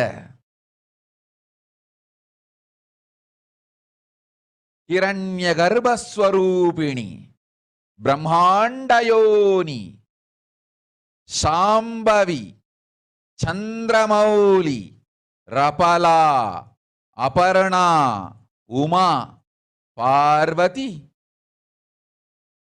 சாவித்ரி நவயவனா சாம்ராஜ்யலக்ஷ்மி பரமேஸ்வரி பரஷோடசி மீனாட்சி நித்யானந்தனாய் உருக்கொண்டு இங்கு நிஜாவதாரமாய் வந்தேன். அருட்பெருங்கருணையினால் அருளுகின்றேன் கேளுங்கள். மக்களே, உங்கள் எல்லோருக்கும் நன்மை செய்யவே நாம் இங்கு நித்யானந்தன் வடிவு கொண்டு நிஜாவதாரமாய் இறங்கி வந்தோம். இந்திய நாட்டு மக்களே, கேட்டுக்கொள்ளுங்கள், நன்றாய் கேளுங்கள். காலம் காலமாய் அவதார புருஷர்கள் வந்து மலர்ந்து உலகிற்கு நன்மை செய்யும் மிக பெரும் ஞான பூமி பாரதம். இருக்கின்ற ஒரு பாரதத்தை இழக்க இயலாது மக்களே. ஞான கர்ப்பத்தை மலடாக்க இயலாது. வாழையடி வாழையென ஞானிகளும் அவதார புருஷர்களும் வந்தே தீர வேண்டும், வாழ்ந்தே தீர வேண்டும், மலர்ந்தே தீர வேண்டும். உலகிற்கு அதுவே உத்தம நன்மை. ஒரு சில கயவர்கள் மாயையில் சிக்கி செய்திட்ட சதிகளால் உலகை பலி கொடுக்க ஆகாது. சிருஷ்டி நஷ்டமடைய கூடாது. பிரபஞ்சம் அழிந்துவிடக் கூடாது. பிரளயத்து இருந்து இந்த பிரபஞ்சத்தை காக்கவே பெரும் கப்பல் நானொன்று செய்தேன். அதன் பெயரே ஆதி கைலாசம். ஆதி கைலாசம் இந்த பிரபஞ்சத்தில் இருக்கும் ஞான சக்திகளை ஒன்றாய் திரட்டி பிரளயத்திலிருந்து மக்களை காத்திடவே நாம் செய்த கப்பல். துரோகிகள் சூழ்ச்சியாலும் விரோதிகள் ஆட்சியாலும் வழியின்றி கப்பலை விட்டு மாலுமியே ஒதுங்க வேண்டிய காலம் வந்ததையா. அதனால்தான் ககனம் கொந்தளித்து பேரழிவை நோக்கி சென்று கொண்டிருக்கின்றது. மக்களே, அறியாத தனத்தினால் மாயையில் சிக்கி குழந்தைகள் தவறு செய்தாலும் பிரபஞ்சம் அழியாது காக்க வேண்டியது பராசக்தி, பரமசக்தி, பரஷோடசி மனோன்மணியின் பொறுப்பென்பதால் சத்தியங்கள் சிலவற்றை சொல்லுகின்றேன். நன்றாய் கேட்டுக்கொள்ளுங்கள். அடுத்த சில மாதங்களில் 1000 அல்ல, லட்சம் அல்ல, கோடியில் உயிர்கள் பலியாகும். இந்திய நாட்டினில் கோடியில் உயிர்கள் பலியாகும். உண்மையை சொல்லுகின்றேன், நன்மையை சொல்லுகின்றேன். தேடிக்கொள்ளுங்கள் உங்கள் வாழ்க்கைக்கு பாதுகாப்பை. ஆதி கைலாசத்தை நிர்வகிக்கும் அன்பர்களே, நன்றாய் கேளுங்கள். 12 ஆண்டுகளுக்கு முன்பாக வரப்போகும் இந்த மாபெரும் பிரளயத்தை தெரிந்து கொண்டு உலகில் இருக்கும் எல்லா ஔஷத சக்திகளையும் ஒன்றாய் திரட்டி நவபாஷாணத்து நிறுத்தி ஆனந்த லிங்கமாய் வைத்திய சரோவரத்தில் ஸ்தாபித்து வைத்தேன்.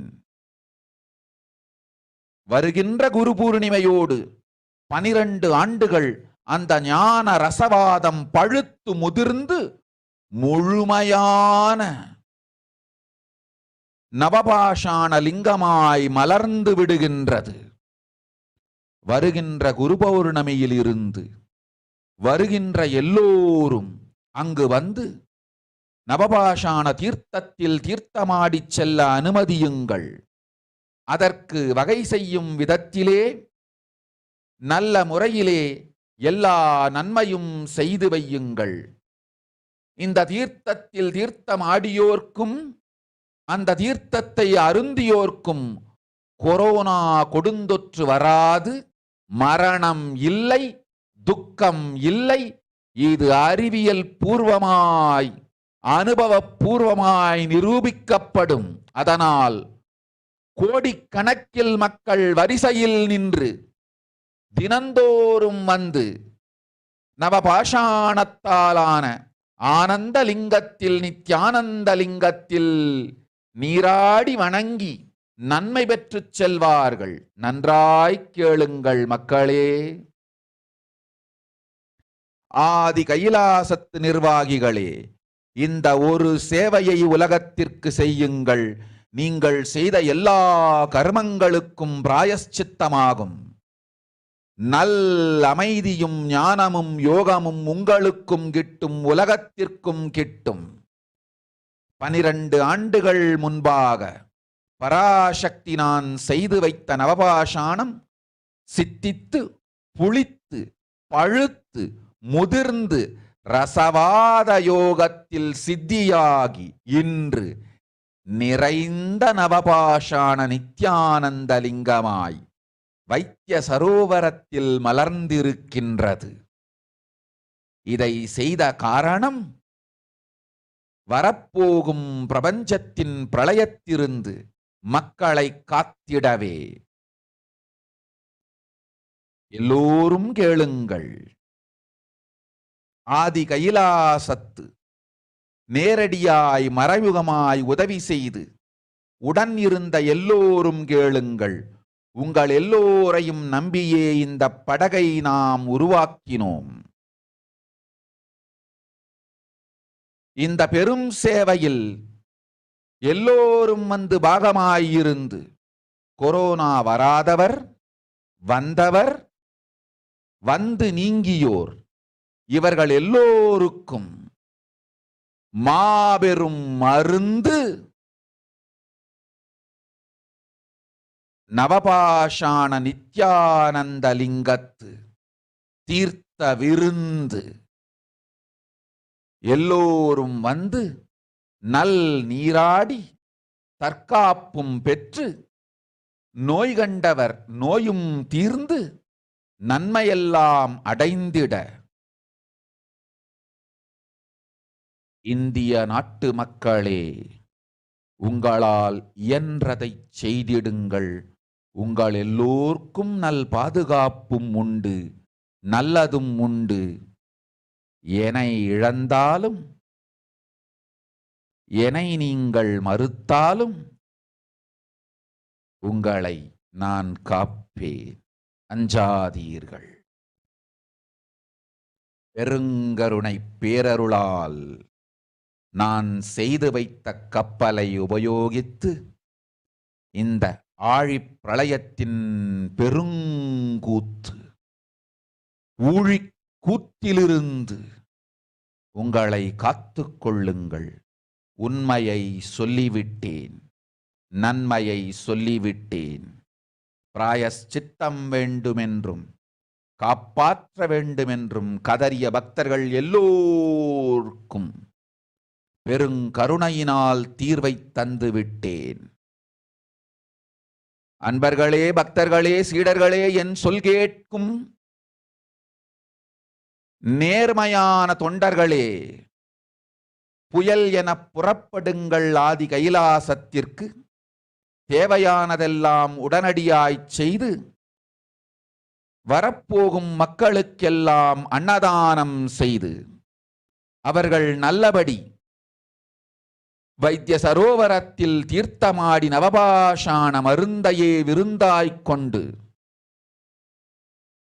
நோயிலிருந்து தற்காப்பும் பெற்று உயிர்காப்பும் பெற்று நல்லபடியாய் வாழ்ந்திட தேவையான சேவைகளை செய்யுங்கள். இதுதான் உங்கள் எல்லோருக்கும் பிராயஷ்சித்தம். நித்யானந்தன் வடிவு தாங்கி நிஜாவதாரமாய் நான் இந்திய நாட்டில் வந்தபொழுது என்னை வைத்து வாழாத பெருங்குற்றத்திற்கு பிராயஷ்சித்தம் இதுவே உங்களுக்கு. இதை யாவது செய்து, இது ஒன்றையாவது செய்து உங்களையும் காத்துக்கொள்ளுங்கள், நாட்டையும் காத்திடுங்கள். கோடிகளில் உயிர்கள் போகப் போகின்றது என்பதை நேரில் காண்பீர்கள். கண்ட பிறகுதான் நான் சொல்லும் வார்த்தையின் சத்தியமும் உண்மையும் உங்களுக்கு புரியப் போகின்றது. அழிவதற்கு முன்வந்து நவபாஷாண மருந்தை விருந்தாய்ப் பெற்று மரணத்திலிருந்து உங்களை காத்துக் கொள்ளுங்கள். மக்களே, இது ஒன்றே வழி. ஓம் ஓம் ஓம். பெருங்கருணை பேரருளால் அன்னை பராசக்தி அருளினேன் சத்தியத்தை. இந்த ஒரு சத்தியத்தை உடனடியாய் புரிந்து கொண்டு உங்களுக்கும் உலகத்துக்கும் நன்மை செய்து கொள்ளுங்கள். ஆதி கைலாசத்து நித்யானந்த லிங்கத்தின் எல்லைக்குள் ஆருக்கும் கொரோனா கொடுந்தொற்று தீண்டாது. இந்த சத்தியத்தை அனுபவபூர்வமாகவும் அறிவியற்பூர்வமாகவும் முழுமையாக நீங்கள் புரிந்து கொள்வீர்கள். இது நிரூபணமாகும்.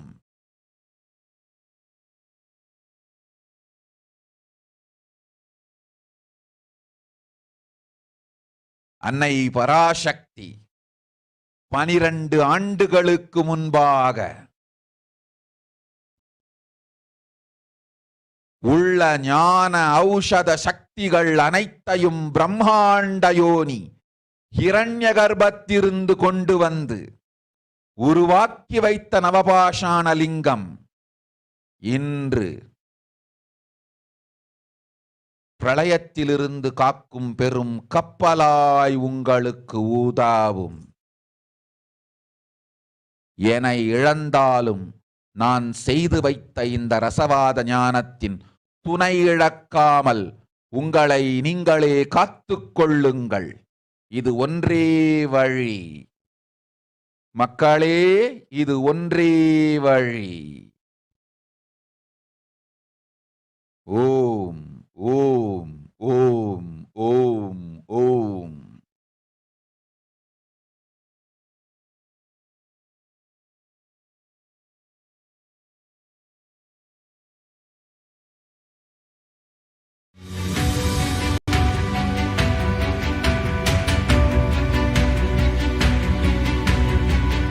The moment you decide, your consciousness is the supreme identity you have.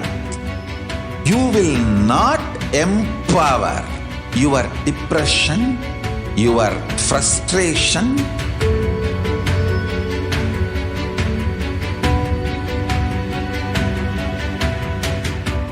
deal your problems, whether it is simple headache or depression or the worst suicidal patterns or life negativity, only through consciousness. Don't go for any other solution.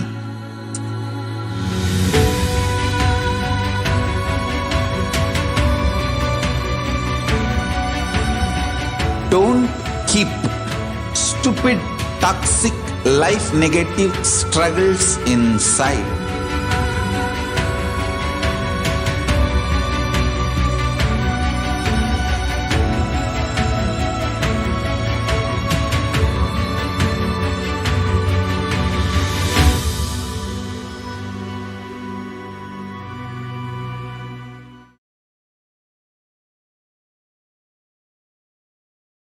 Nityanam everyone.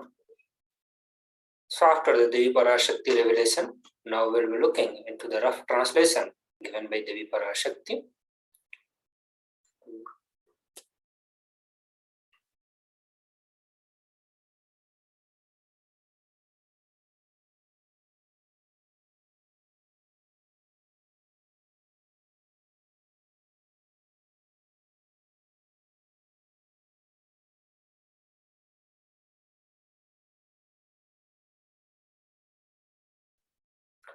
So here Devi Parashakti is revealing that world cannot be sacrificed for the sake of conspiracies done by some ignorant thieves who got stuck in Maya. Srishti should not have loss, cosmos should not have destruction. To save the cosmos from the huge pralaya, I made a huge ship. Its name is Adi Kailasa. Adi Kailasa is the ship that will gather all the enlightened power of the cosmos.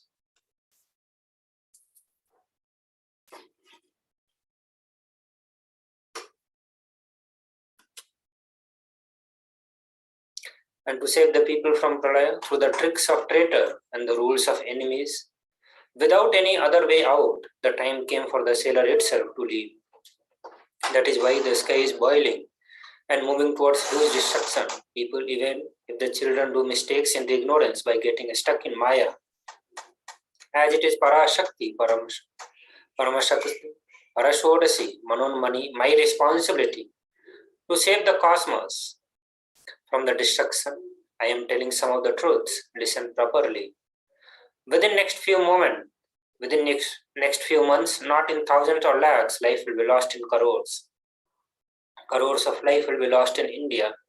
I am telling you the truth. I am telling you the good. Search for the protection for your life. So after this powerful revelation, the mind-boggling revelations by Devi Parashakti, now it is time for all of us to look into the current state of the world as in line with the Devi Parashakti. So whatever Devi Parashakti revealed months back, all of that has started coming as the reality. And that is what we are going to be presenting in this segment. How Devi Parashakti revealed much before the world could figure it out, the seriousness or the intensity with which the intensity with which the COVID virus was spreading, the way it was killing people, the way it is impacting the human lives, and the whole ecosystem on the planet Earth. Now, when they were revealed after long time, the world also started realizing, or after a few months, the world started realizing that whatever Devi Parashakti has revealed has come out to be true. So here we are going to be presenting all that in front of all of you. So the first report is from World Health Organization, which says the head of the WHO said that it would be dangerous to assume that the highly transmissible Omicron was last variant to emerge and the world was in the end game of the pandemic. Since Omicron was the first identified a little over 9 weeks ago, more than 80 million cases had been reported to the UN agencies. More than were reported in the world of 2020. The conditions are ideal for more variants to emerge. So in this place, the World Health Organization is giving us 3 very important information. First, that it is dangerous to assume that Omicron is the last variant and the world is in the end game of the pandemic. Neither the Omicron is the last variant that we are seeing, nor anytime soon we are seeing the end of this pandemic. Also, the intensity with which this pandemic is spreading, the speed with which it is increasing is much higher compared to what we saw in 2020. The conditions that is now is much favorable for the various pandemic or various variant to emerge and spread at faster speed. Looking at some of the situations, looking at the news from the India, it says that India reported 306,000 new infections over the last 24 hours. Chances of the third wave intensifying over the next 8 to 10 weeks loom. Omicron is now in the community transmission in India and has become dominant in multiple metros, a report by Indian SARS-CoV-2 Genomic Consortium.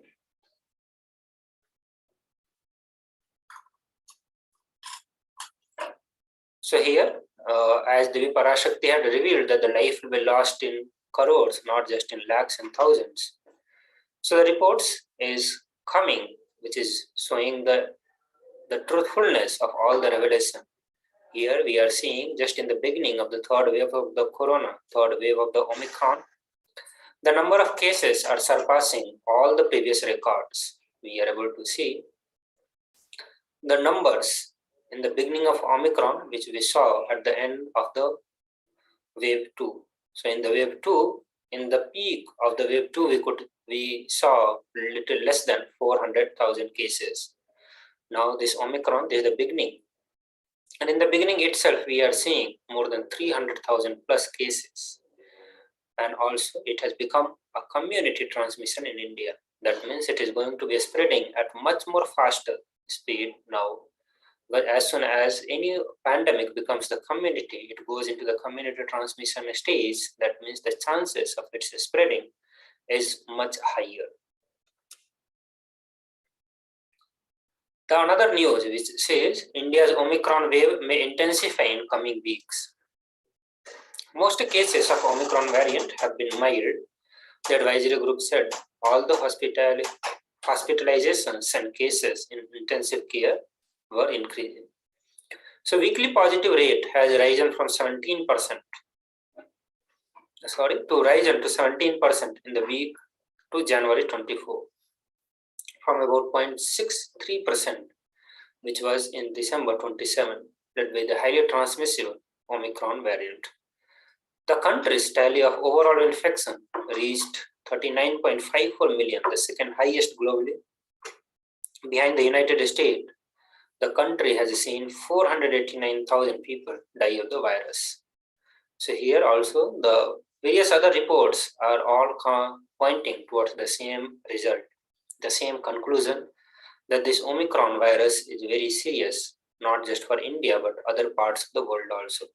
As we all are aware that this Omicron variant was found in one of the African nation, has now spread all across the world, and it has gone to the community transmission stage in India.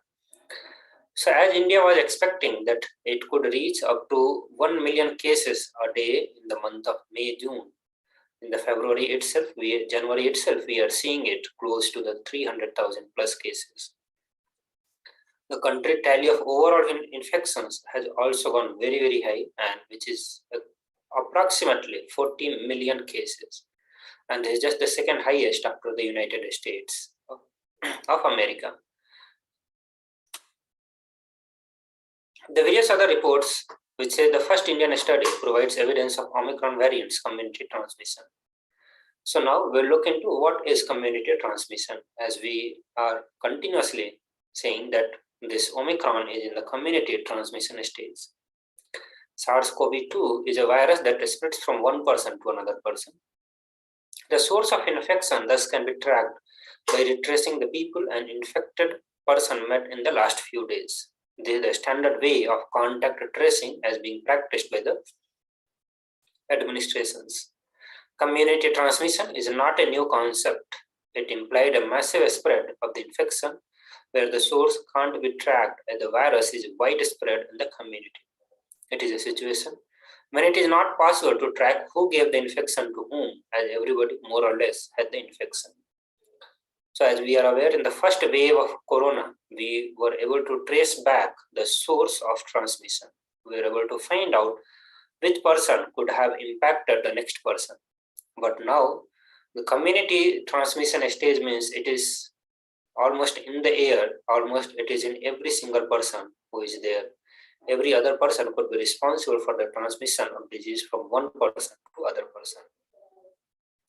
That means it is a massive spread of infections where source is very difficult to track, or it may not be possible to track the source itself to find the person who has spread the transmission, who has spread the infection at all.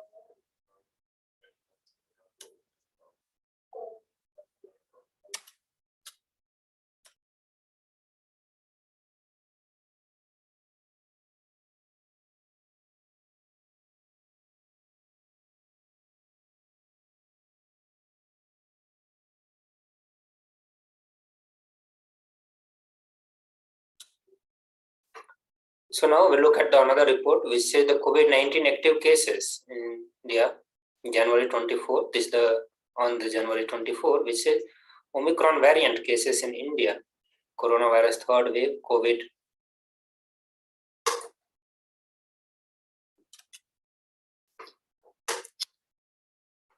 There is another report which says that Omicron forms nearly 75% of recently submitted samples to GISAID. The Omicron variant of COVID-19 was found in nearly 75% of the recent genome sequencing. Test results submitted by India to a global database in the January, compared with about 19% in the end December. People familiar with the matter said that which shows the fast rising presence of the highly transmissible variant in the infected population. The sequencing results reflect the trend that the Omicron variant is gaining prominence over Delta, especially in the cities that are worst affected. A government official said on the condition of anonymity, but that does not mean Delta is not present anymore within the community. We are also getting samples positive for the Delta variant, therefore people need to be very cautious. So this report says, through this report we will be able to find out how fast the Omicron is spreading in the community. In the month of December,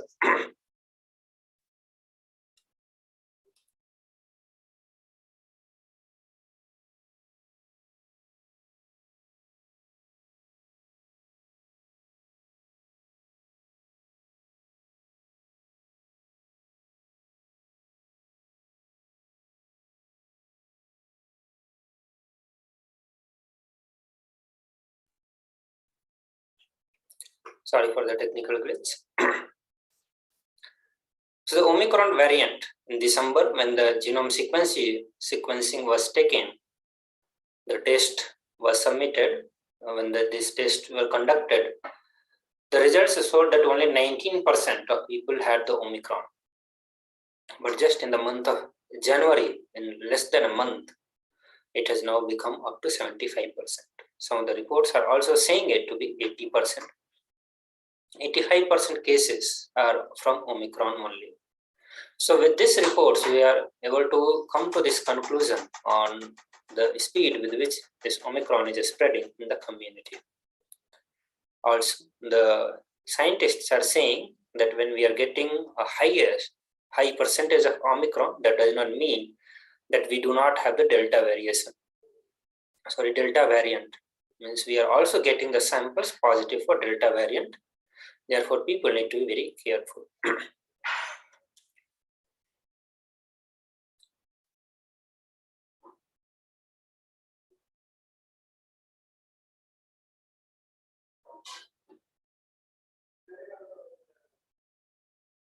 So Omicron, now this is another result which say that Omicron is a deviant. Virologists say that probably two pandemics are going on side by side. So scientists are exploring whether Omicron is a different pandemic altogether. Virologist and former chief of Indian Council of Medical Research, Dr. T. Jacob John, said it is very likely that two pandemics are going to be side by side, one by the Delta and the other by Omicron. Providing some fresh insights into the origin of Omicron, the virologist told the news agency Press Trust of India that Omicron is not mothered by Wuhan, Alpha, Beta, Gamma, Delta, Kappa, Mu, and that much is for sure. So till now we have been thinking that Omicron is one more variant of COVID-19, just like the Delta, Gamma, Beta, the various variant of COVID-19 or the Wuhan virus that we saw. Now, scientists are also coming to this conclusion. They are finding the different results which indicates the Omicron could be a completely different deviant or complete new pandemic itself, because it doesn't seem to be fathered or mothered by Wuhan virus or any of its variant.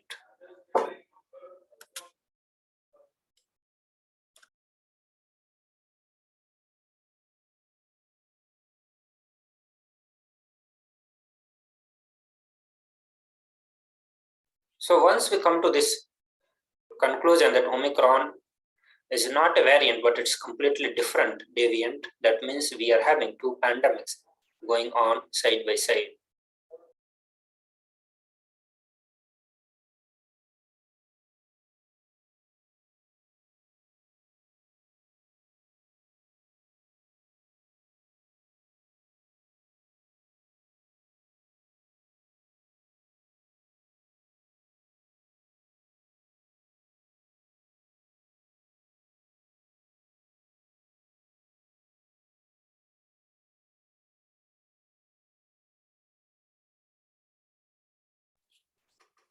Yes. So here it's coming to the conclusion that Omicron is not any of the variant of COVID, but it's completely different virus. That means a completely different deviant itself. So scientists are not completely coming to this conclusion, but some understanding is coming which is showing that it is not fathered or mothered by any of the variant of COVID. Also, he is saying that since it has some distance connection with the Wuhan virus which began the pandemic.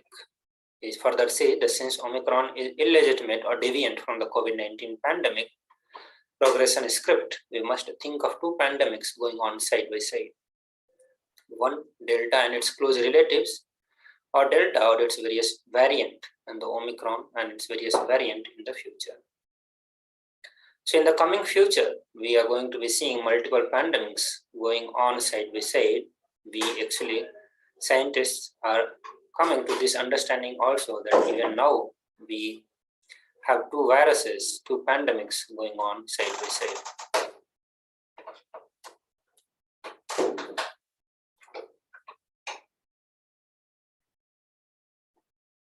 So Omicron wave, this news says that will black fungus make a comeback? And here is what the various experts are saying. As Omicron cases surge across India, return of mycorrhizasis or black fungus is being dreaded by many.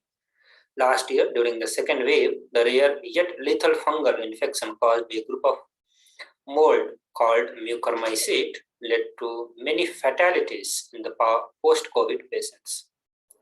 Mucormycosis can cause blindness, organ dysfunction, loss of body tissues, even death if not treated on time. It can affect areas from where it can be inhaled, like nose, sinus, or lung.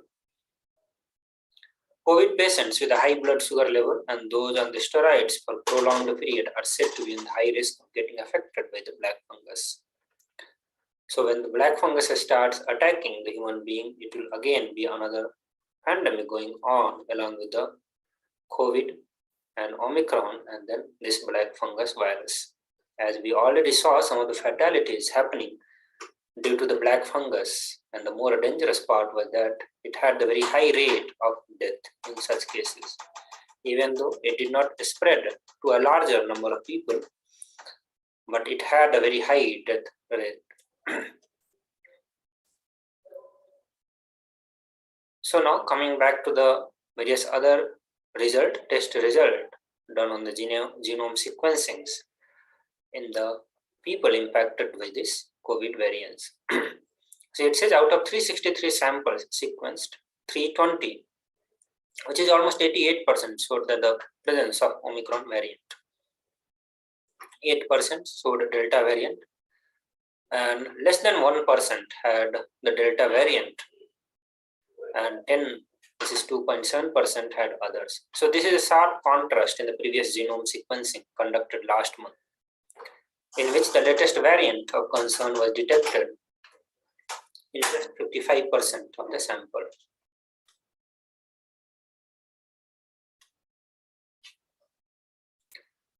This another report predicts a higher number of cases in coming time in India. It says over 10 lakh COVID-19 cases a day in India by Jan end, or Maharashtra may see 1.75 lakh infections per day. So this model offers data on the three levels of susceptibility: 30%, 60%, and 100%. Under the 30% susceptibility criteria, India could see 3 lakh cases per day, 6 lakh cases per day, and 10 lakh cases at 100% susceptibility. So as per this model, we already saw that the first prediction or the model, the report that is showed, we have already seen. India has already seen more than 30% susceptibility criteria, more than 3 lakh cases per day. Maharashtra could be the worst hit, likely to experience over 1,75,000 cases at its peak. So now we'll be looking into the solution given by Devi Parashakti. So these solutions are the only options we all have in front of us. We all have seen many solutions from the various research institutes, various agencies which predicted certain solutions. So now, when in the case of transmission stage and the airborne cases, the communities maintaining the social distancing and various other precautions have not been working. They all have become futile. So in such situation, it will become important for all of us to look towards the source, getting the solutions directly from the source. Here Devi Parashakti, as the Nija avatar of Supreme Pandava of Hinduism, is revealing the sacred solutions, the solutions which is going to be working on all of us. So now let us listen to the solution given by Devi Parashakti.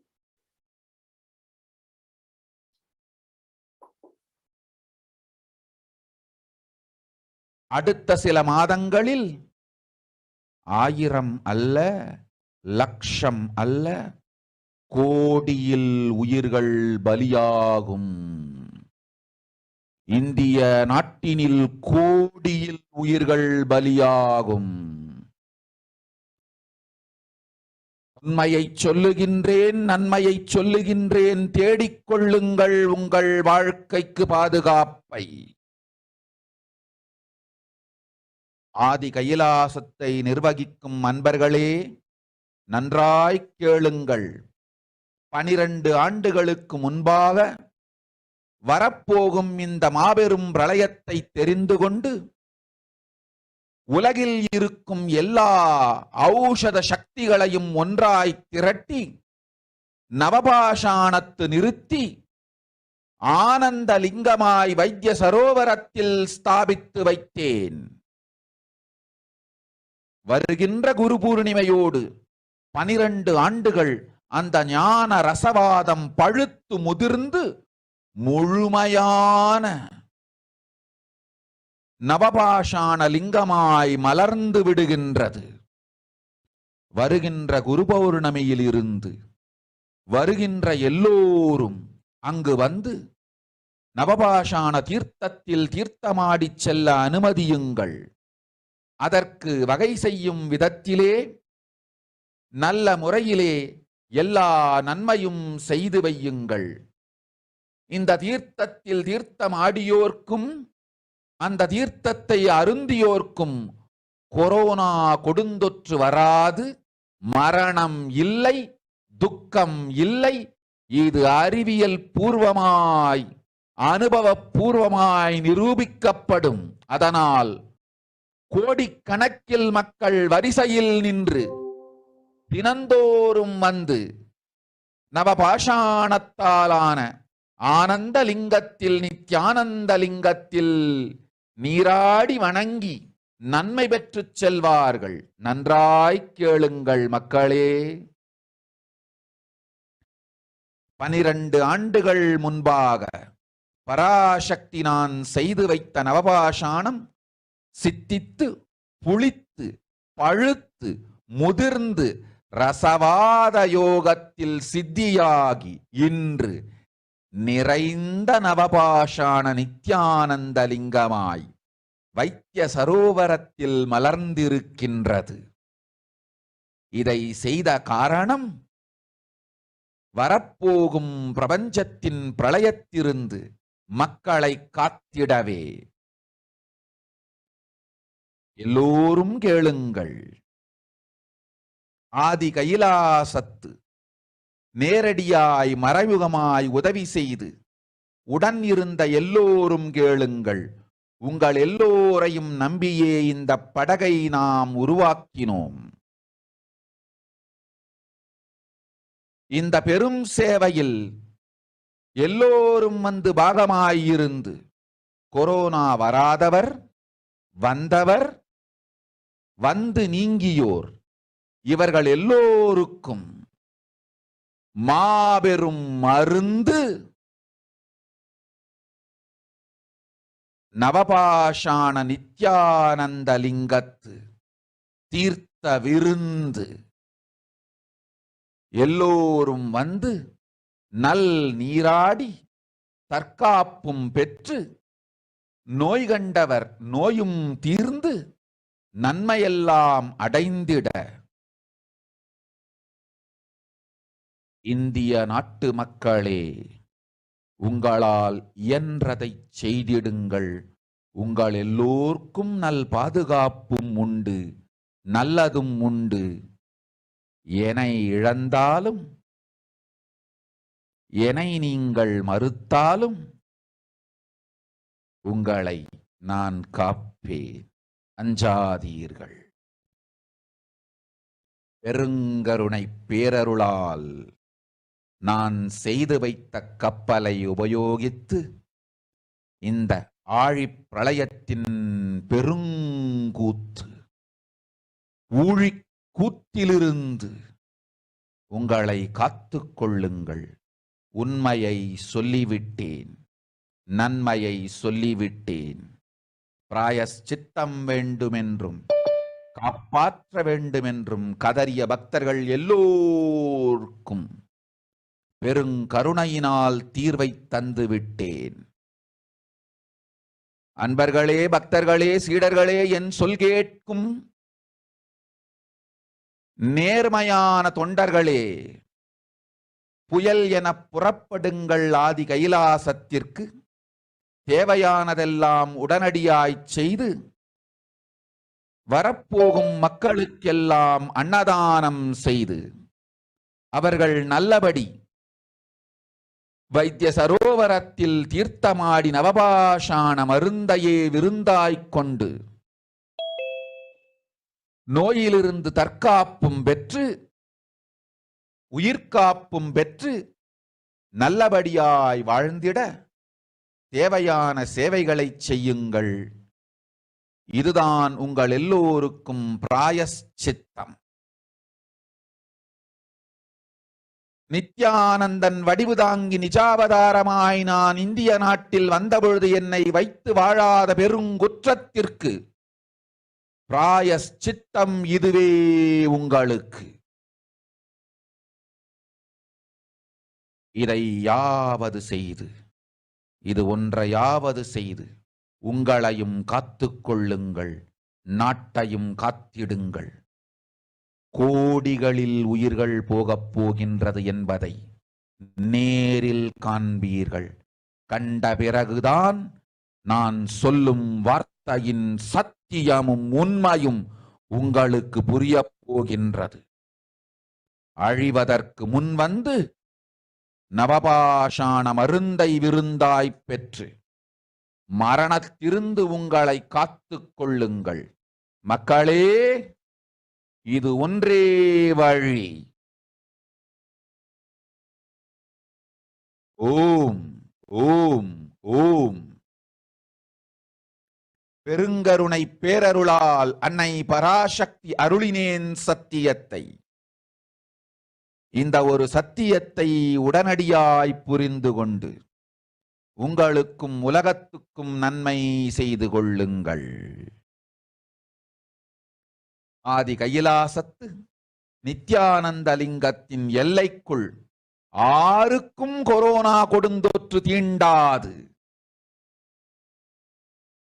இந்த சத்தியத்தை அனுபவபூர்வமாகவும் அறிவியற்பூர்வமாகவும் முழுமையாக நீங்கள் புரிந்து கொள்வீர்கள். இது நிரூபணமாகும்.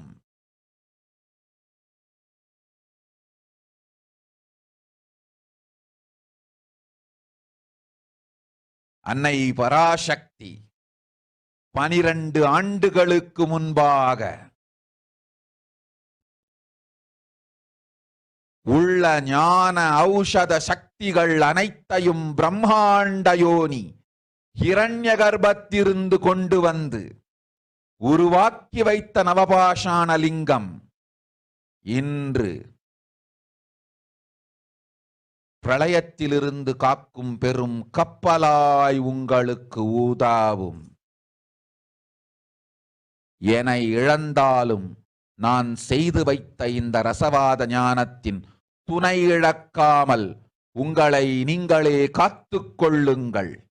இது ஒன்றே வழி மக்களே, இது ஒன்றே வழி. ஓம் ஓம் ஓம் ஓம் ஓம்.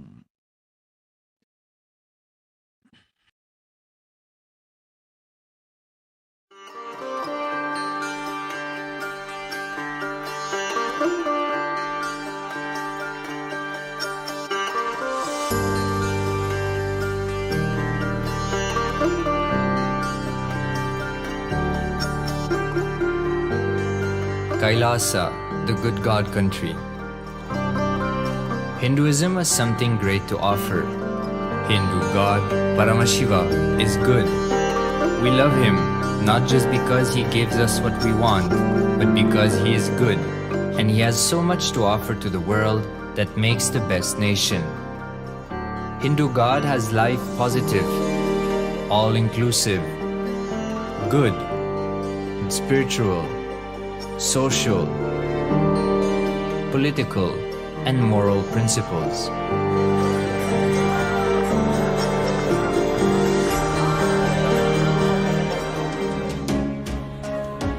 Hindu principles are guaranteed solutions for all the major problems of humanity: resettlement, violence and lawfare, impoverishment, inequality, environmental footprint, pandemic and biowar, disputes, feminist movement, women's rights, child rights, minority rights, linguistic rights, human rights. Because Hinduism has the best to offer to the world, Kailasa, standing tall since 1994 for the grand narrative of Hinduism, is the good God's country. Founder of Kailasa, Paramashiva, and his 1008th incarnation, the Supreme Pontiff of Hinduism, Jagadguru Mahasannidhanam, His Divine Holiness, Bhagwan Nithyananda Paramashivam, is the reviver of Kailasa, the enlightened civilization, the greatest Hindu nation.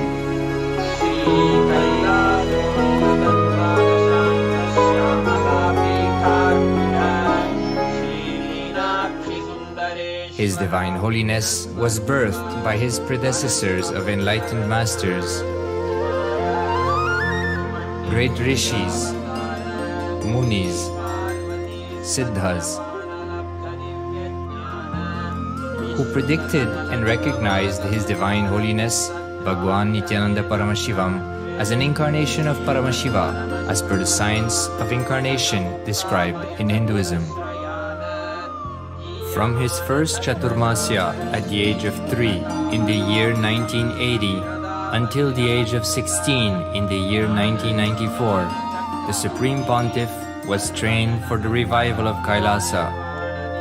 He began reviving Kailasa from the age of 16 after the coronation on the 25th May 1994.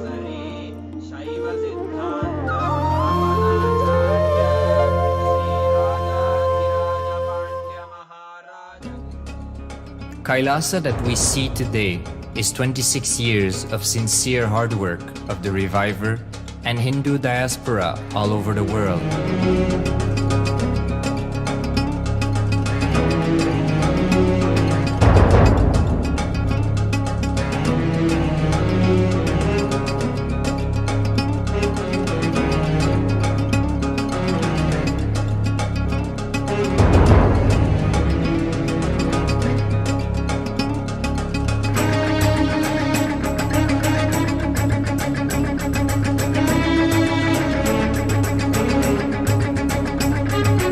Kailasa has a potential population of 2 billion Hindus worldwide, with over 100 million applications to its citizenship already applied.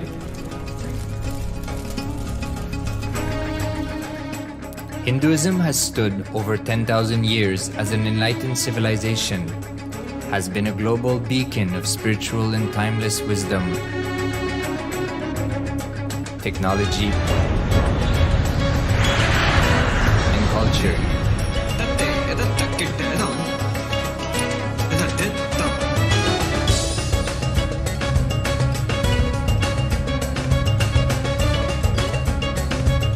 He's wearing a grey jacket. His name is Boris.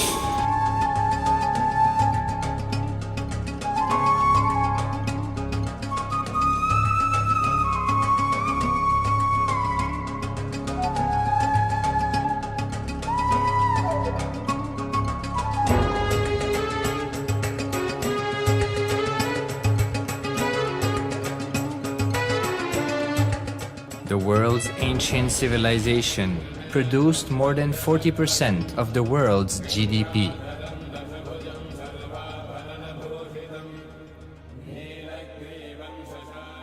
Purpose of life is to experience oneness with the ultimate reality, Paramashiva. Life exists on the planet Earth for last 40 billion years, and 5 times life faced complete extinction on the planet Earth. But somewhere one DNA, one cell, living organism is thrown out of planet Earth, preserved inside a volcano rock. After millions of years comes back to Earth due to gravity or whatever reason, gets into the ocean and starts the life again. Sanatana Hindu Dharma is the conscious science to give breakthrough to your DNA through natural selection process and to your consciousness through the conscious decision process.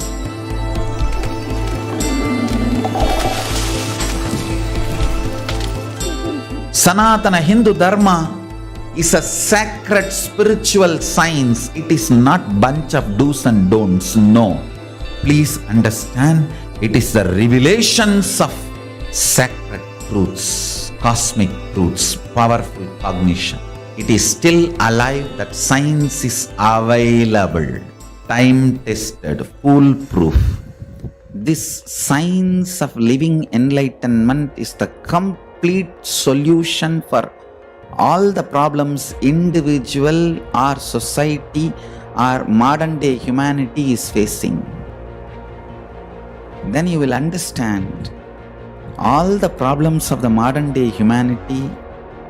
Sanatana Hindu Dharma is solution. Whether the terrorism or climate change, natural calamities or man-made calamities, for all the problems humanity is facing, the only solution is science of living enlightenment, revealed by Paramashiva from the Vedagamas in the modern day through this body. I am a Hindu revivalist, not by any revolution, but by evolution and setting model communities. Understand? Kailasa is reviving the ancient Hindu enlightened civilization.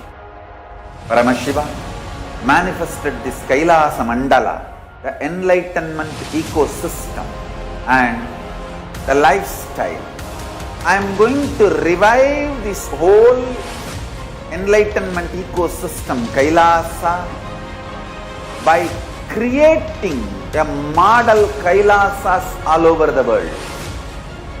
I will work sincerely and revive this spiritual science, which is the core for enlightenment ecosystem, making you all manifest the state, space, powers, being, superconsciousness and Kailasa of Paramashiva, and making all of us manifest Paramashiva. In a world ravaged by war, ecological destruction, hatred and division, Kailasa stands as a bold vision of human potential, coexistence, organic living, and alignment with nature.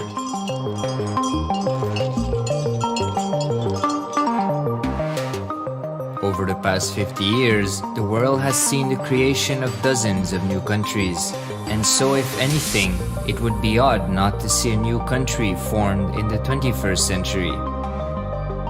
Without the protection of political legitimacy, there is an imminent danger that the great tenets, scriptures, and science of creating an enlightened civilization, which spanned 56 states, 200 kingdoms, 1,700 samsthanas, and 10,000 sampradayas, will be forever lost to humanity. The Hindu diaspora are highly successful around the world. They formed the dispossessed diaspora who has been driven to other countries because they are unable to practice their religion authentically in their own country. They have flourished in countries where they have been allowed to settle with religious freedom. For example, in the United States, Hindus are the most educated and highest earning community, with 77% of them holding a bachelor's degree and 48% having an income of $100,000 or more. Although they are only 1% of the population, Hindus have launched 13.5% of the startups in the USA. They hold leadership, technical and creative positions in companies such as Microsoft, Google, Facebook, etc. This success has been repeated around the world, in the UK, Canada, Australia, etc. James Kirkup, in his 2015 Telegraph article says, British Indians are not just the most successful immigrant group in this country's recent history, but the most successful group of people, full stop. He continues, more extraordinary than the rise in numbers is how it has taken place so harmoniously and profitably for this country and those in it. British Indians, quite simply, are among the most industrious, accomplished, and credible amongst us. The best of British, if you like. The same article says that British Hindus are barely 2% of the population, but 12% of all the doctors. Australia and Canada have understood the ingredients of fast economic growth of the country and are doing everything to attract the educated, rich Hindu community. Hindus are the fastest growing migrant population in Australia. In 2017, 200% more Hindus have received invitation for Canadian Permanent Residency Program. Even now, the Hindu diaspora worldwide are the richest. No divorce, have no cases of drugs and substance abuse, lowest mental disorder, no depression. Hinduism is the only religion which neither converts nor kills. Absolutely non-violent, the elite sect of mankind.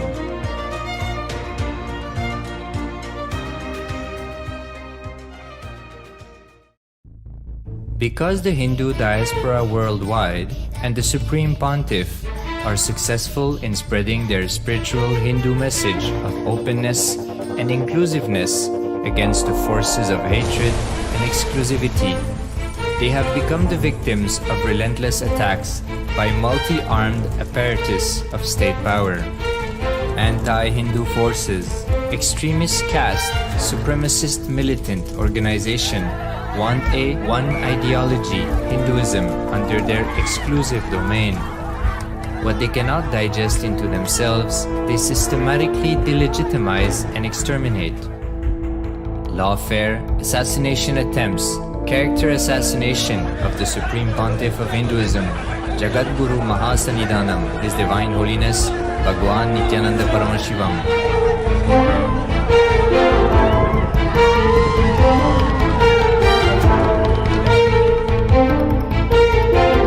Attempted assassination and assassinated Kailasians.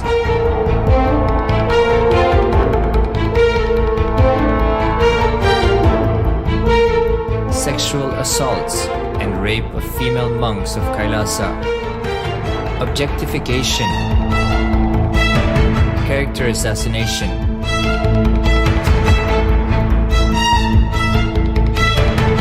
state-funded child abuse and sexual abuse on the children of Kailasa. Then I told I don't want to see a picture. Then I told I don't want to see a picture.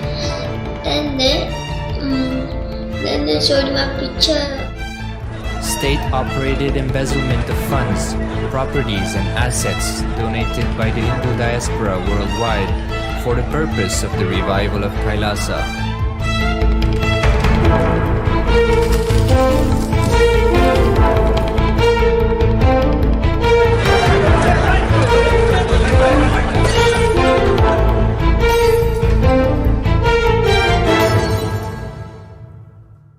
Since 1994 up to until now.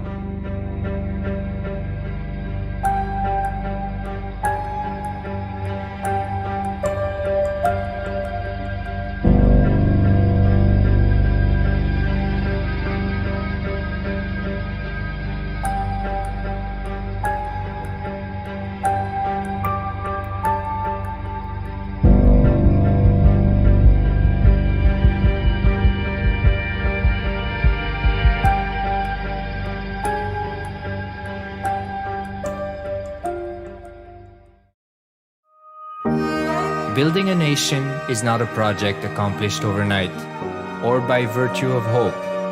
Kailasa is the manifestation of 26 years of sincere hard work, sacrifices, integrity of the Supreme Pontiff of Hinduism, Jagadguru Mahasannidhanam, His Divine Holiness Bhagwan Nithyananda Paramashivam, and the Hindu diaspora worldwide for the past 26 years for the enlightenment of humanity.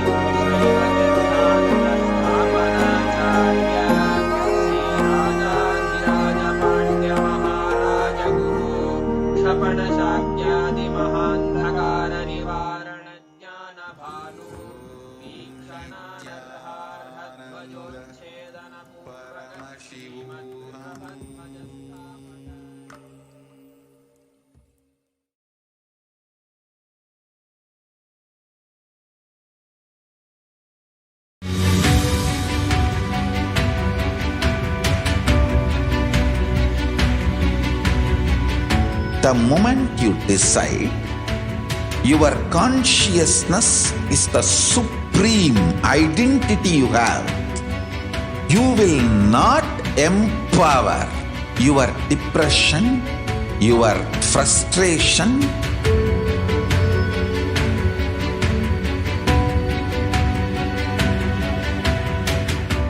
deal your problems, whether it is simple headache or depression or the worst suicidal patterns or life negativity, only through consciousness. Don't go for any other solution.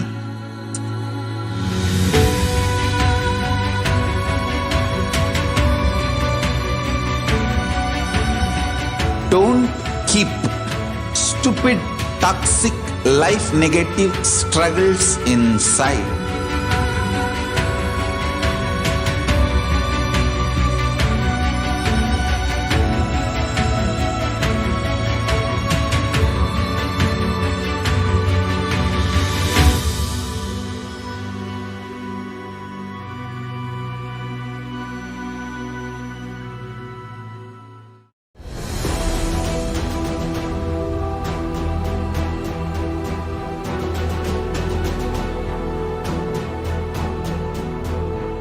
your consciousness as power at this moment to swallow, digest, clean up all negativity and all toxins.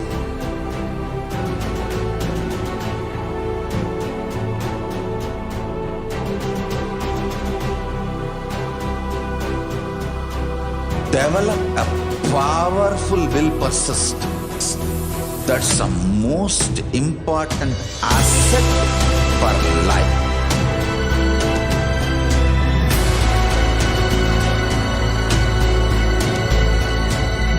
I am not giving you some life positive blah blah.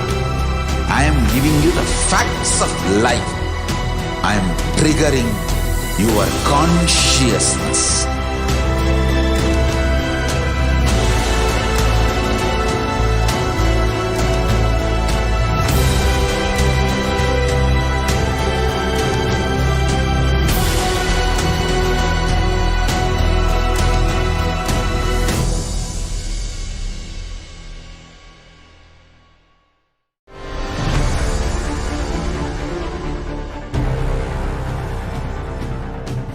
Time itself is nothing but your decision to struggle with the same rut.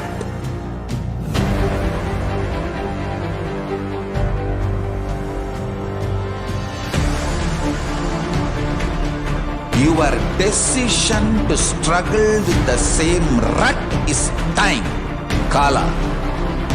Your decision to swallow time is Kala Bhairava.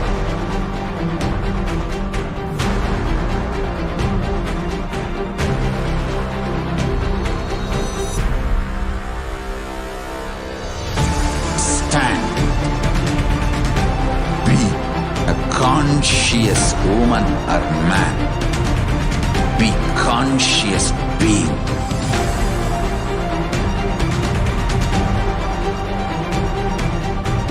Shrink the time through conscious will persistence. Make the future into present by being ferocious with yourself.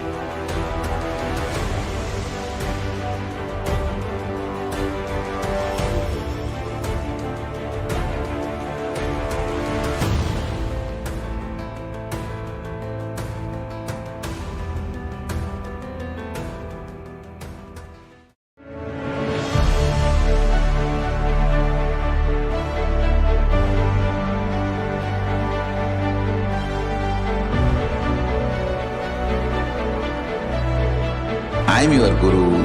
I will make you enlightened. It's my commitment.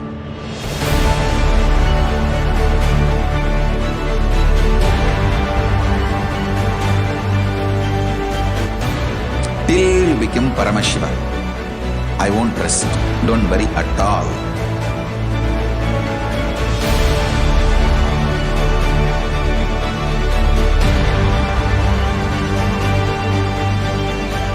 To all my disciples, I give you this as a boon. I'll swallow everything with which you are stuck and liberate you all.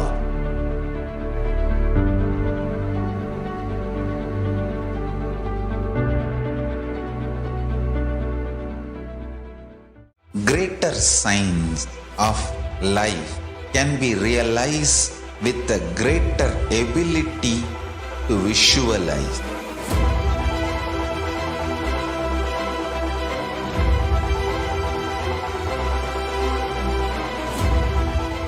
greater science is the equivalent word for Hinduism.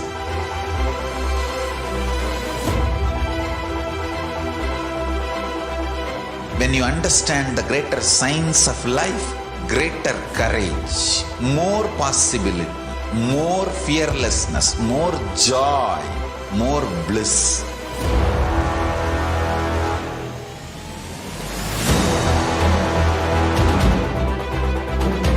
When you visualize Paramashiva with 25 heads, 75 eyes, 50 hands, your consciousness becomes ferocious, and that ability to visualize, you will get involved in everything deeply.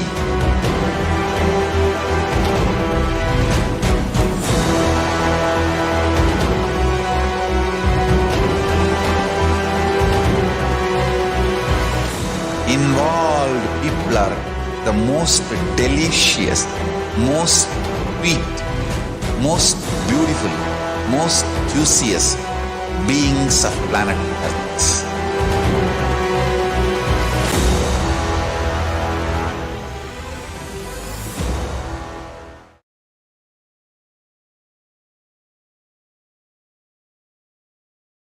Nithyananda, welcoming back all the viewers, all the participants watching us live on Facebook, YouTube, and the various social media platforms. We are now entering into a beautiful segment where we are going to see how we can connect to Devi Parashakti through the social media platforms, through the various social media, the main social media platforms, with all the grace and compassion of Devi Parashakti and of course the Supreme Pontiff of Hinduism. Devi Parashakti and the Supreme Pontiff of Hinduism are available in all the biggest platforms where we can have a chance to ask our questions, our healing blessings, the boons that we require. So let us now move into the first platform, which is the YouTube platform, where all of us can begin with becoming a member. You can click on the join icon. You can head over to Kailasa's HDH Nithyananda, which is the official YouTube channel of the Supreme Pontiff of Hinduism. And once you have reached the YouTube channel, you can then click on the join icon. And after you click on the join icon and become a member of the channel, you will then see the chat opening for everyone.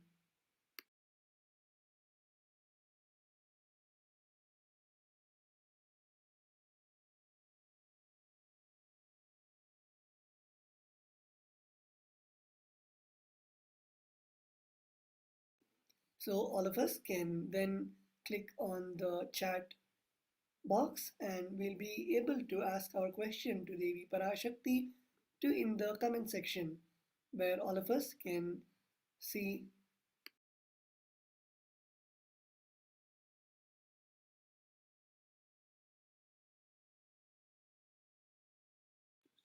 all of us can go to the comment section and then request the boons and blessings. Next, let us now move on to the Facebook platform, where all of us can head over to the official page of the Supreme Pontiff of Hinduism, which is Kailasa's HDH Nithyananda Paramashivam, and we can begin by liking and following the official Facebook page, and then we can type our comments in the live video.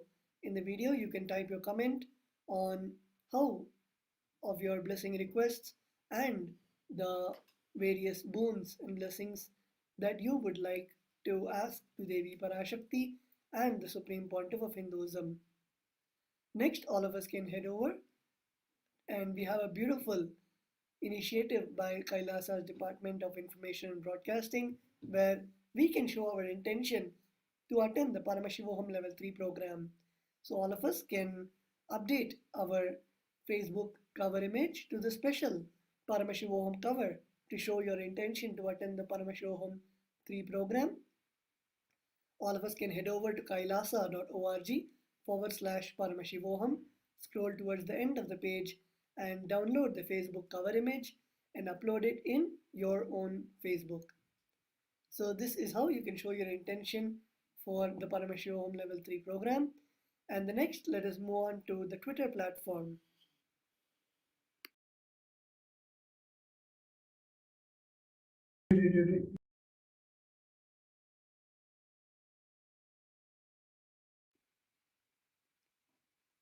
All of us can head over to the Twitter platform where we can then reply to the tweet by the Supreme Point of Hinduism on Twitter. All of us can go to the official Twitter page of the Supreme Point of Hinduism, which is at Sri Nithyananda. And in the official Twitter platform, all of us can look at the live video, the live Parashakti Akashic readings, where you're seeing this video, and there you can ask your comments and questions with the hashtag AskTheAvatar.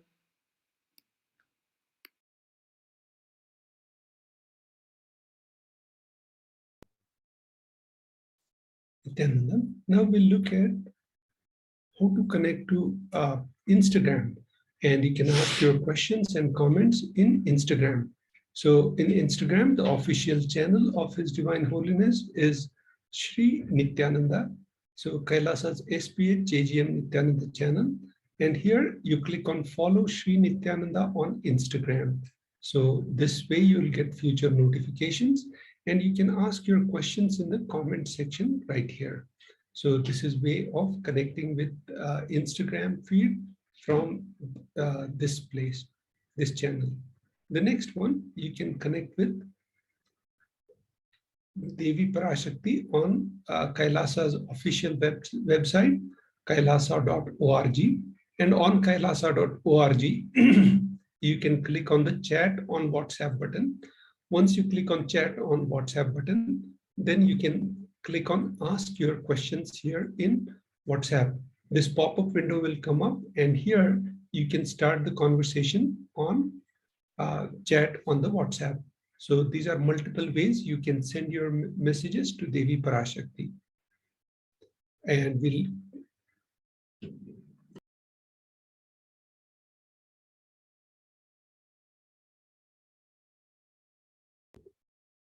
okay.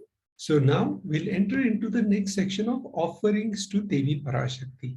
So in offerings to Devi Parashakti in this section, you have seen how Devi is gracing us so far with different Akashic readings, different boons, different requests on the session. And now this is the best way of connecting to Devi Parashakti on social media, and you can ask your questions, comments, and here in the Kriya Pada, you can offer your pujas, your sevas directly to Devi Parashakti. So now we'll look at the different contexts, how to connect to Devi Parashakti. So the first context of offering to Devi Parashakti, the context of connecting with Devi Parashakti is this Shastra Pramana from Srimad Bhagavatam. So the first the verse is as follows: Dharmaya yashasethaya kamaya swajanaya cha panchada vibhajan vittam iha mutracha modate. So this is from this Shastra Pramana. This context for offering to Devi Parashakti is from Srimad Bhagavat Purana. So one part should be used for Dharmadana, etc. Second, for Yasha, public works, which bring fame to oneself. Third, should be reinvested to generate more and more wealth. And fourth, for Kama, enjoyment of material things. And fifth, for one's family and friends. So 20% should be donated for the Dharma.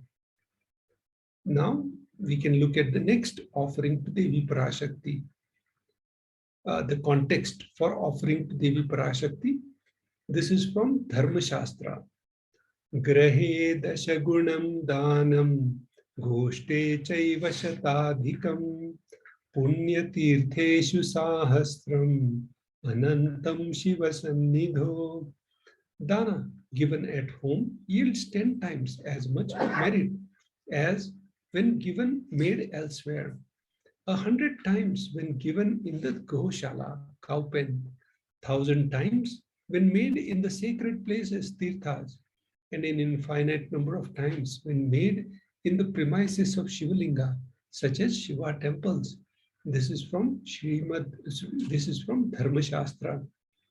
Now we'll enter into the third context of connecting to Devi Parashakti.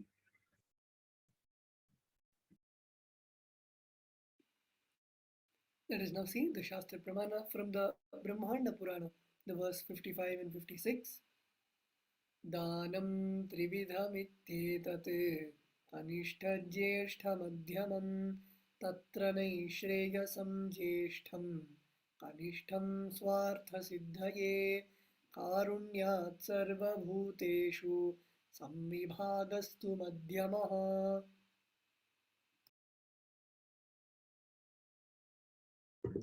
So the meaning of this verse from Brahmanda Purana is dana given in order to achieve moksha, nishreyas, is considered the most valuable form.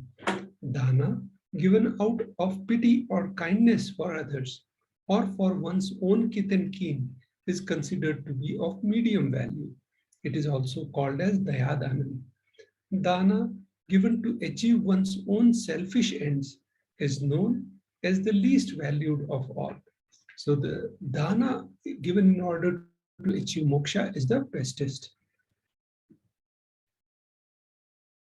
Now we'll look at the first offering to Devi Parashakti, which is e-hundi.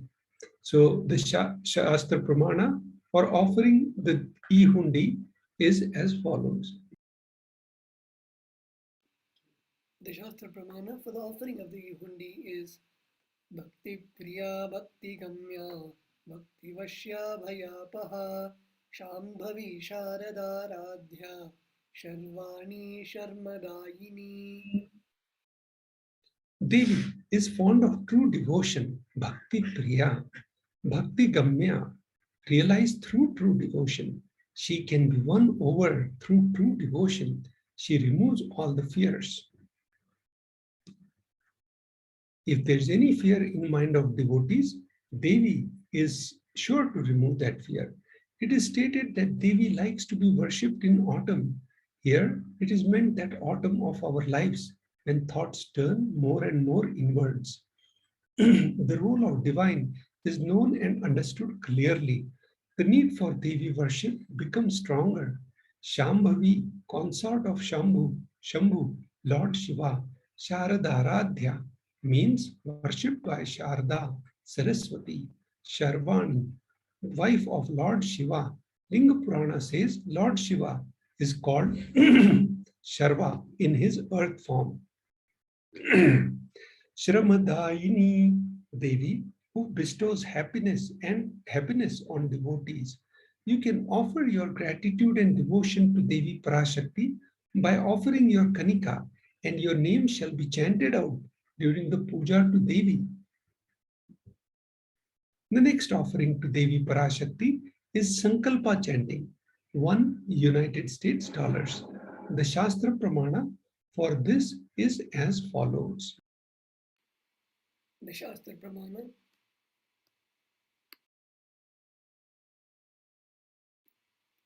The Shastra Pramana for the offering of the Sankalpa, the offering of the conscious resolution, is from the Devi Mahatmyam, the 12th chapter, verse 34.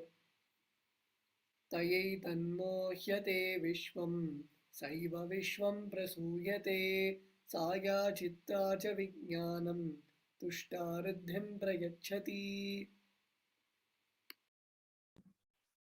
The goddess enchants this universe, and she herself gives the birth to this universe. That goddess, being prayed without the interest in anything, gives that knowledge that leads to salvation and gives wealth in materialistic sense. Devi Mahatmyam, chapter 12, verse 34.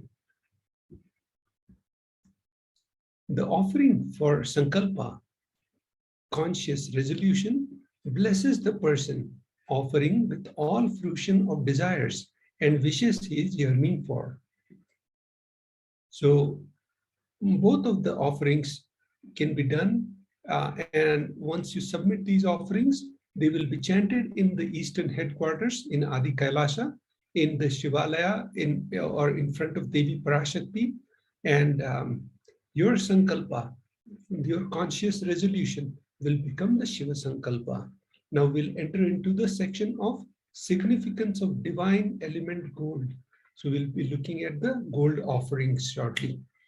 Gold is present in all scriptures, Agamas, Vedas, Shrutis, Smritis, Itihasas, and Puranas.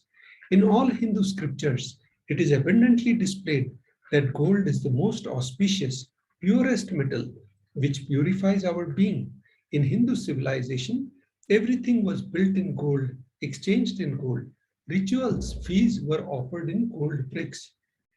So, when one was to be saved from life-threatening illnesses, gold was offered as a ritual fee.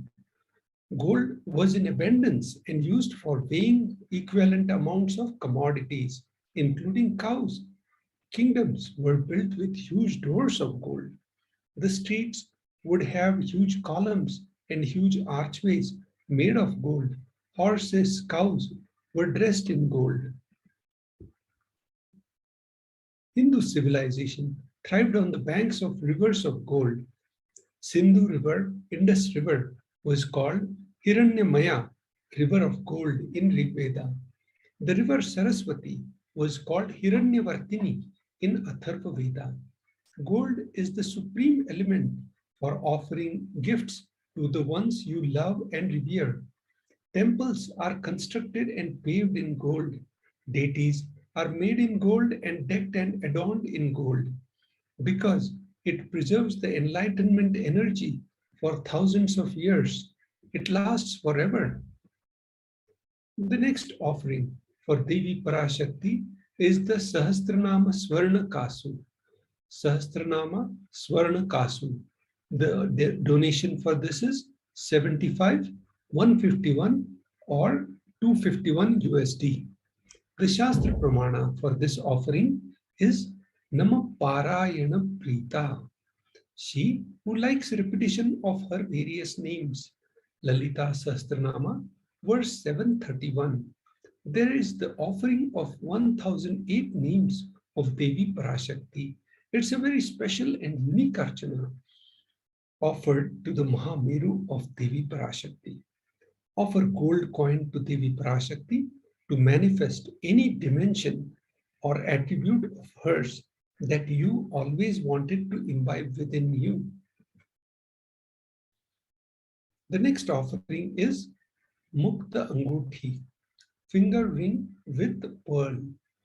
So the donation for this is 251, 501 and 750 USD. The Shastra Pramana for this is as follows. The Shastra Pramana for the offering of the Mukta Angoti is from the Meenakshi Pancharatnam, the verse 2. Muktahara lasat kirita ruchiram purnendu vaktra prabham sinjanno pura kinkini manidharam padma prabhabhasuram sarvabhishta phalapradam girisutam Vani Rama Sevitam Meenakshim Pranatosmi Santatamaham Kanunyavaranidhim.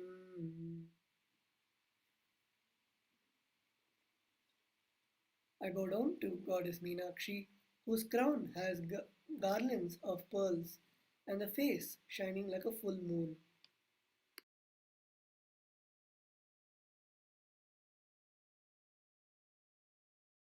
Who wears anklets that are studded with gemstones and has small bells, who is shining like the splendor of lotus, who grants all the wishes, the daughter of mountain, who is worshipped by goddess Vani and Rama. I remain ever bowing to the goddess Meenakshi, the ocean of compassion.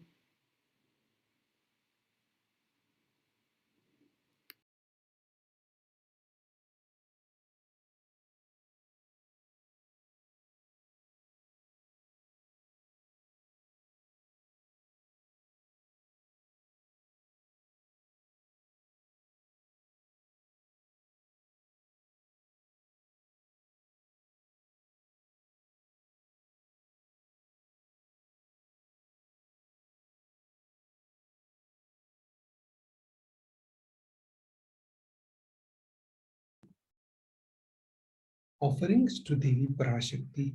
The Swarna Padma Pushpa, Golden Lotus, cost $600.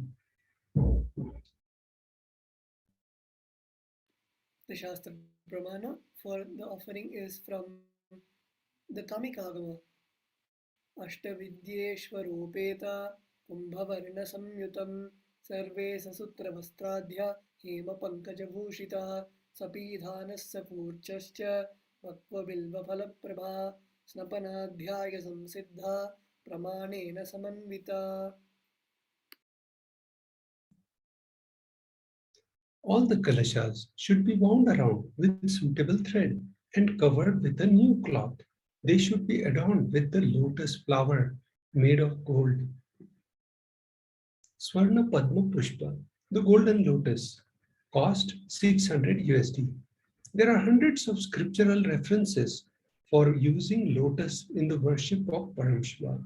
Almost everything in the worship of ultimate involves the consecration of deities of worship or meditating on the mudras and asanas used during the worship involve the lotus flower, lotus leaf, lotus pericarp, lotus petals. The lotus is a divine flower. Shakti of Paramashiva is also called as lotus. Base of Paramashivalinga is lotus. The disciples of Paramashiva is considered as a lotus about to bloom. Offer the gold lotus in any size you wish to and express the gratitude to the tyaga and sacrifice of your mother. Now we look at the next offering of Swarna Methi, gold ring. The donation is $750 and the Shastra Pramana for this is as follows. The Shastra Pramana for the offering of the Swarna Methi is Nakhaditi Sanchanna Namajjanatamo Guna Padadvagya Prabhajala Parakrita Saroruha. You, whose brightness from the toenails destroys the darkness of ignorance from the minds of your devotees who prostrate at your feet. You, whose brightness from your 2 feet overpowers that of the lotus flower too. Offering to Devi Parashakti, Shlokam number 83 of Saundarya Lahari, which states that the nails have been sharpened by constantly being touched by crowns of celestial beings who always prostrate before Devi. Tamoguna is darkness. In this stotram, tamas is indicative of the ignorance in the minds of devotees, and by constantly prostrating before Devi, their ignorance is removed and they attain knowledge. Swarna Methi, the gold toe ring. The donation is $750. Offer the toe ring to Devi Parashakti, adorning her sacred feet to be in constant gratitude for receiving her blessings in even the most difficult aspects of our life. The next offering to Devi Parashakti is Swarna Mangatika, gold hairline jewelry. This is called Chudamani. Cost $750. The Shastra Pramana for this offering is Sudha Sarabhi Varshini, she who makes nectar flow in all our nerves from Sahasrahara, that is, she who gives the very pleasant experience of the ultimate. The Mangatika represents the nectar flowing from the Sahasrahara chakra, which is fully opened. Offer the Mangatika to Devi and receive blessings of achieving the blissful state of overflowing gratitude and the space of complete completion. Now we'll enter into the offerings to the Guru.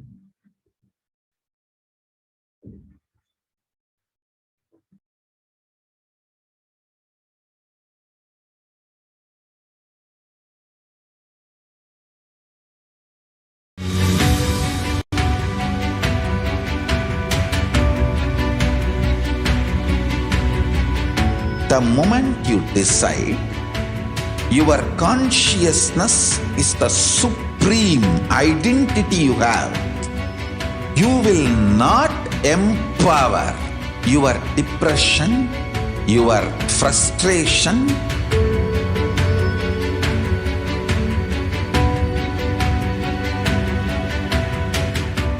deal your problems, whether it is simple headache or depression or the worst suicidal patterns or life negativity, only through consciousness. Don't go for any other solution.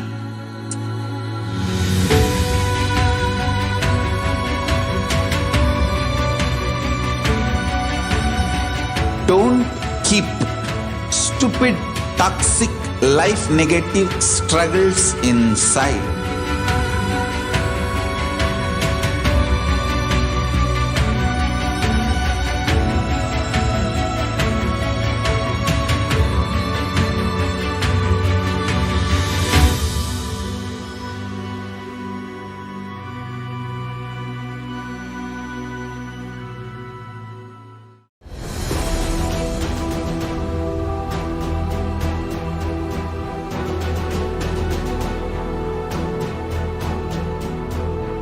Your consciousness has power at this moment to swallow, digest, clean up all negativity and all toxins.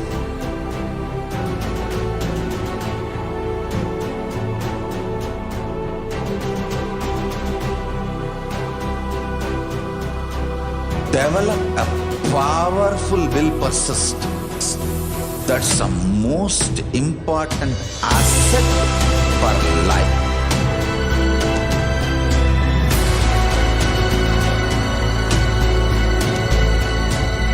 I am not giving you some life positive blah blah. I am giving you the facts of life. I am triggering your consciousness.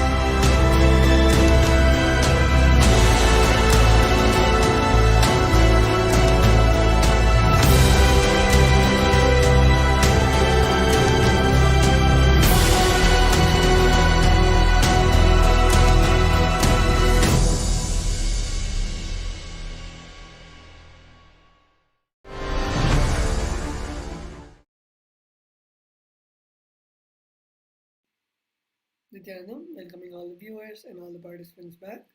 We will now be entering into the offerings to the Guru.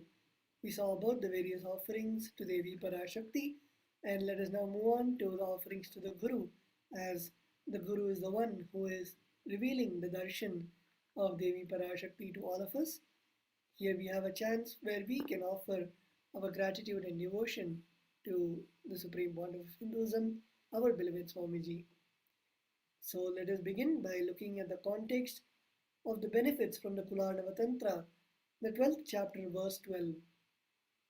Na paduka paro manyo, na deva shri gurov paraha, na hi shaktat paradiksha, na punyam kula pujanat.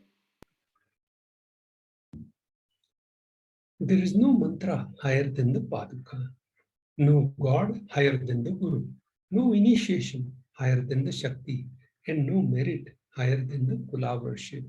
So this is from Kularnava Tantra, chapter 12, verse 12.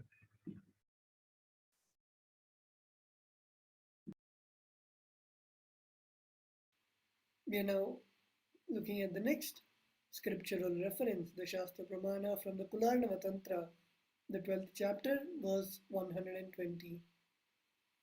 Riktahastascha nopeyad rajanandevatam gurum phalapushyanbaradini yatha shakya samarpayet evam yo nachara devi brahmarakshasatam vrajet.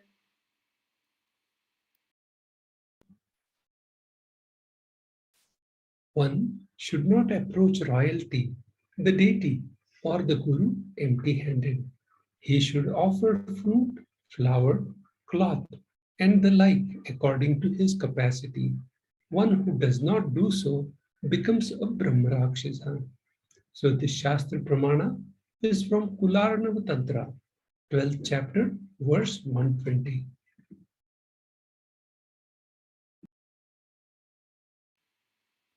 Let us now look at the first offering to the Guru, which is the Pratyakshapada Puja, which the offering amount is 1008 US dollars. And we have the Shastra Pramana for the offering from the Kularnava Tantra, the 12th chapter, verse 5. Koti Koti Mantra Japat, Koti Tirtha Vagahanat, Koti Devachana Devi, Parashri Paduka Smritihi. O Devi, remember this Paduka, which yields infinitely greater merit than billions and billions of mantra japa, billions and billions of pilgrimages, and billions of worships.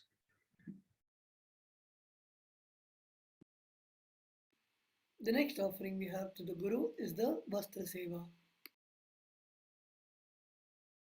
The Vastra Seva is the offering of the dress and jewelry which the master is wearing. And here we have the picture of the Supreme Pontiff of Hinduism adorning the Kashaya Vastra, the sacred Kavi cloth, and all the jewelry. And we have a chance to offer this wonderful offering, and the amount is 1000 US dollars. And if you want to offer the Vastra Alankara, the Vastra and Abharana for the Supreme Pontiff of Hinduism, you can log on to tiny.cc/Devi-offerings, where you will then see how to offer the various offerings to the Guru, and especially the sevas of the Pratyakshapada Puja and the Vastra Alankara Seva. And here we have another beautiful offering, the special program Paramashivoham Level 3, beginning on the 1st of March till the 21st of March 2022. After 3 years, the Supreme Pontiff of Hinduism is himself conducting the program directly, and it is a 21-day program to manifest the ultimate consciousness in all of us. And this Paramashivoham will be manifesting the deeper experiences of the 25 states of consciousness, vertical time zones, and the power manifestation. All of us, all the viewers and all the participants can join us by registering at kailasa.org/Paramashivoham, where you can register for the event and put forward your intention to attend the program, and our acharyas will be happy to help everyone in how you can register and participate in the program. Let us now look at how we can make the offerings to Devi Parashakti. Here we have a short video where we'll be walking you through on how to make the offerings to Devi Parashakti.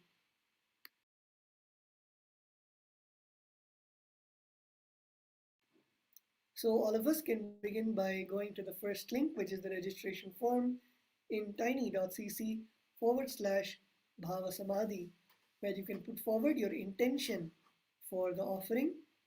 All of us can log on to that link, and you can then fill a very short form, a very simple and short form, where you can then fill in your name, your place, and the Bhava Samadhi Darshan as Devi Parashakti Akashic readings.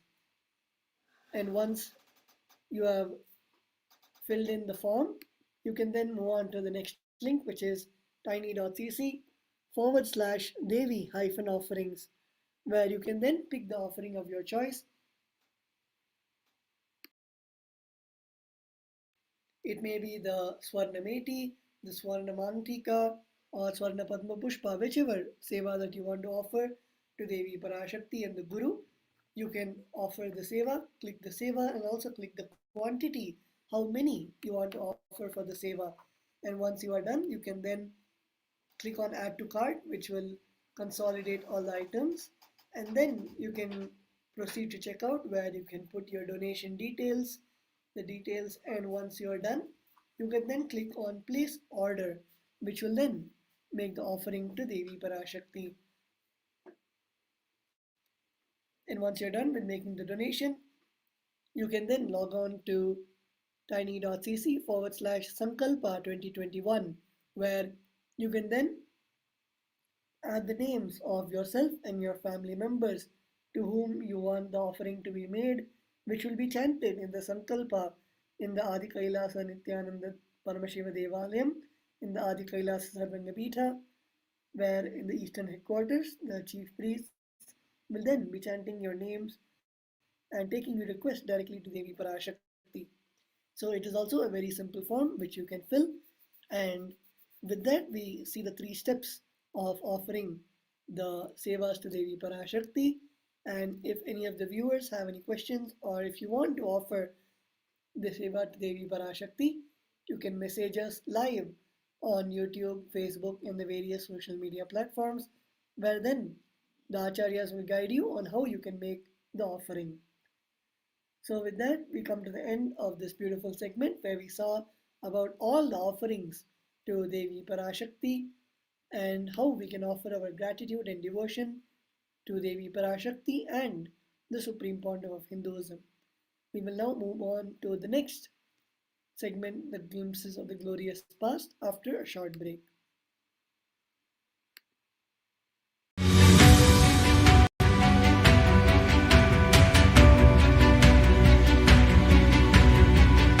The moment you decide, your consciousness is the supreme identity you have.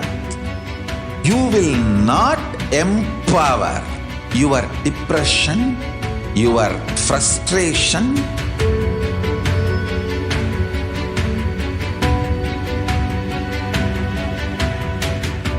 deal your problems, whether it is simple headache or depression or the worst suicidal patterns or life negativity, only through consciousness. Don't go for any other solution.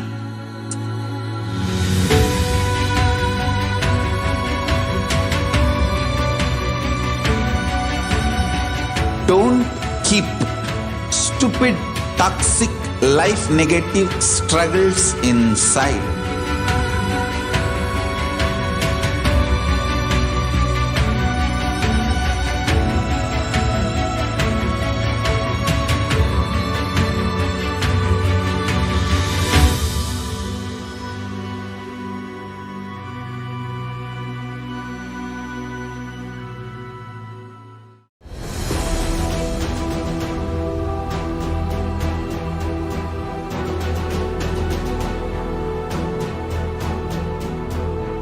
Your consciousness has power at this moment to swallow, digest, clean up all negativity and all toxins.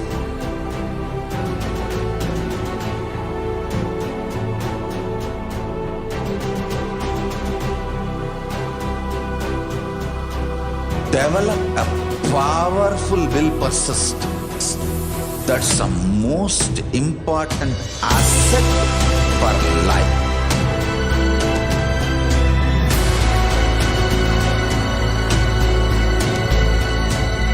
I am not giving you some life positive blah blah. I am giving you the facts of life. I am triggering your consciousness.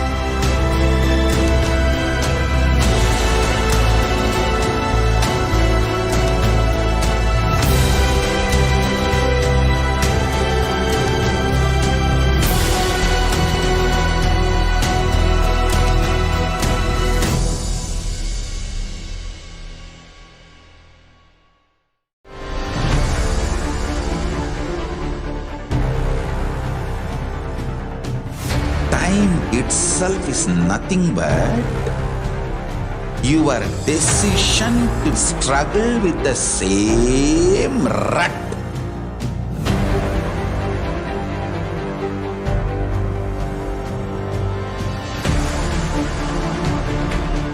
Your decision to struggle with the same rut is time, Kala. Your decision to swallow time is Kala Bhairava.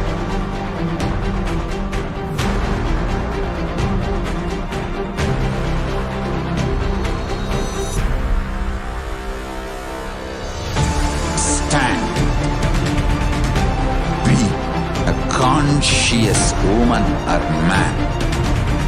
Be conscious being.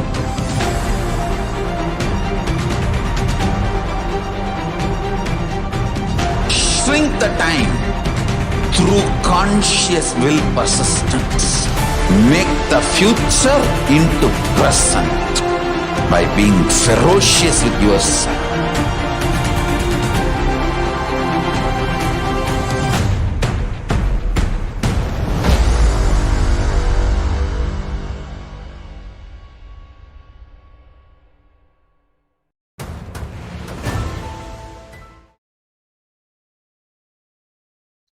Yes, welcoming each and every one of you, whether you are following us on YouTube, Twitter, Instagram, Facebook, or any other social media platform. We welcome you to this next segment, which is Glimpses of the Glorious Past on the 29th of January. So in this segment, if you do not already know, we go through the years since the Supreme Pontiff of Hinduism started his public life, and we see the various activities and contributions that the Supreme Pontiff of Hinduism has done on this very day in the previous years. A very interesting segment displaying the activism of the Supreme Pontiff of Hinduism in his Leela, in his avataric mission of reviving authentic Hinduism through the establishment of the Sri Kailasa nation, the Enlightenment ecosystem civilizational nation. So without further ado, we'll be jumping into the first year of today's segment. Starting on the year 2004, the Supreme Pontiff of Hinduism is conducting a healing session in San Diego in United States. So the Supreme Pontiff of Hinduism has traveled the world many times. Here in his early days, since he started his public life in the year 2000, here in 2004, he is visiting the United States and giving healing to various people who came to him for physical issues or psychological issues. The Supreme Pontiff of Hinduism is making them experience the healing power that is available in each and every one of us once we get initiated. The Supreme Pontiff of Hinduism even shared that sometimes, because of the purity of his biomemory from the state of oneness with Paramashiva, his biomemory is pure. And when our biomemory just tastes or smell his biomemory, automatically it remembers its original nature. And that is how many miracles happen during healing sessions. So here we can see the Supreme Pontiff of Hinduism doing just that in San Diego, USA.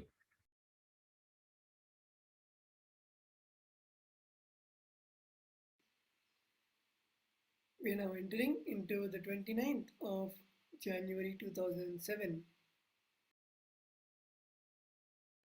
The Supreme Pontiff of Hinduism, Bhagavan Nithyananda Paramashivam, was the chief guest at the Golden Jubilee celebrations of Sri Nada Brahma Sangeeta Sabha, Mysore, India.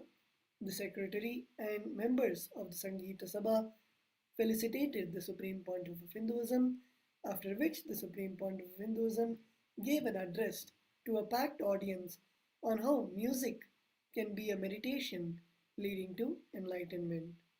So here we can see one such instance of literally all the main leading places of the world inviting and felicitating the Supreme Pontiff of Hinduism, recognizing the contributions and, of course, the enlightenment of the Supreme Pontiff of Hinduism, and having the blessings of the Supreme Pontiff of Hinduism in many new projects, new ventures. And here we can see one such event, and also we can see the Supreme Pontiff of Hinduism giving the right context to them.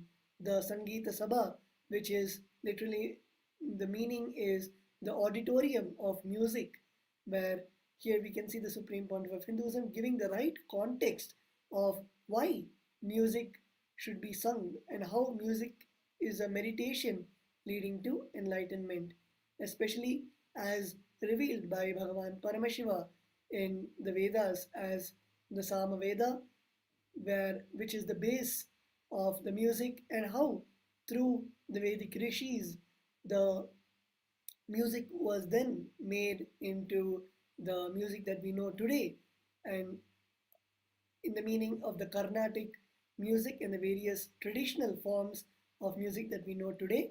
And just by listening to music or just by singing, that can be a powerful meditation, a spiritual practice, which can lead us to enlightenment as shared by the Supreme Pontiff of Hinduism. So, with that, let us now move on to the next year.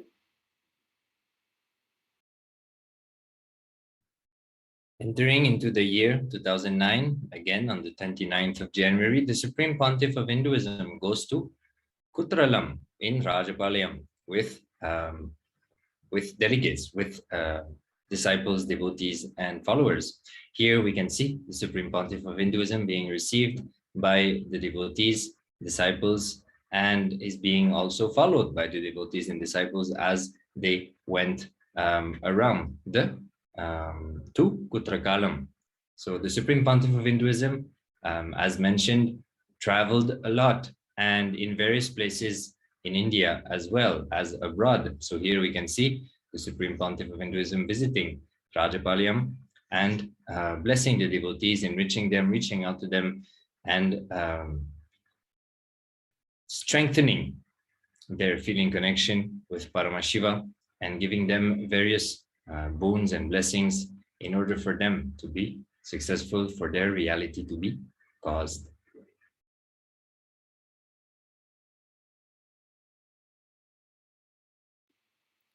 Let us now move on to the next year, the 29th of January 2010, where we can see the Living Enlightenment Ratha Yatra along with the Supreme Pontiff of Hinduism. Here we can see the Supreme Pontiff of Hinduism in the Ratha Yatra, which is the chariot festival, and we can see the Supreme Pontiff of Hinduism with many of the other pontiffs of Hinduism, and we can see the Supreme Pontiff of Hinduism on the chariot. In the Vedas and Agamas and in the Hindu temple-based civilization, the Ratha Yatra is a very beautiful concept in which the deities come on chariots to grace the people of the whole village, and the village or city gives the respect to the deities when they come around. As most of us know, the deities in the temples, in the Hindu temples, the main deity is in the Garbha Mandir, which is consecrated and holds that energy where it holds the energy of the temple itself, and the deity then radiates the energy from inside the temple. But that deity cannot be moved as it is consecrated and in a special way in which it should not be moved, and it stays, the deity stays in that place to give the blessings of the people. And there is another set of deities which are usually the metal deities. Those are the deities which come out and go in procession, where the deity is taken out in the chariot, and the deity is then carried around the village for the people to see the deity, give the respects to the deity, and literally it is energizing the whole village with the presence of the deity. So similar to that, here we can see the Supreme Pontiff of Hinduism also getting in the chariot, in the Ratha Yatra, the chariot festival in the various cities of southern India.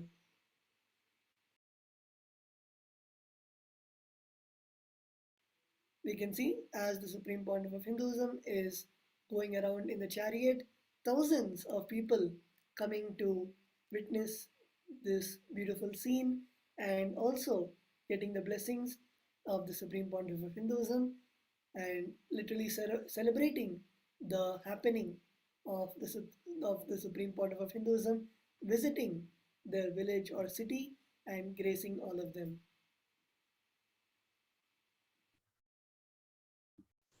Let us enter now into the 2011, the year 2011, on the 29th of January. The Supreme Pontiff of Hinduism introduced a brand new offering to the world called Enkriya. aimed at physical and emotional well-being and spiritual awakening through Kundalini awakening at the level of an individual.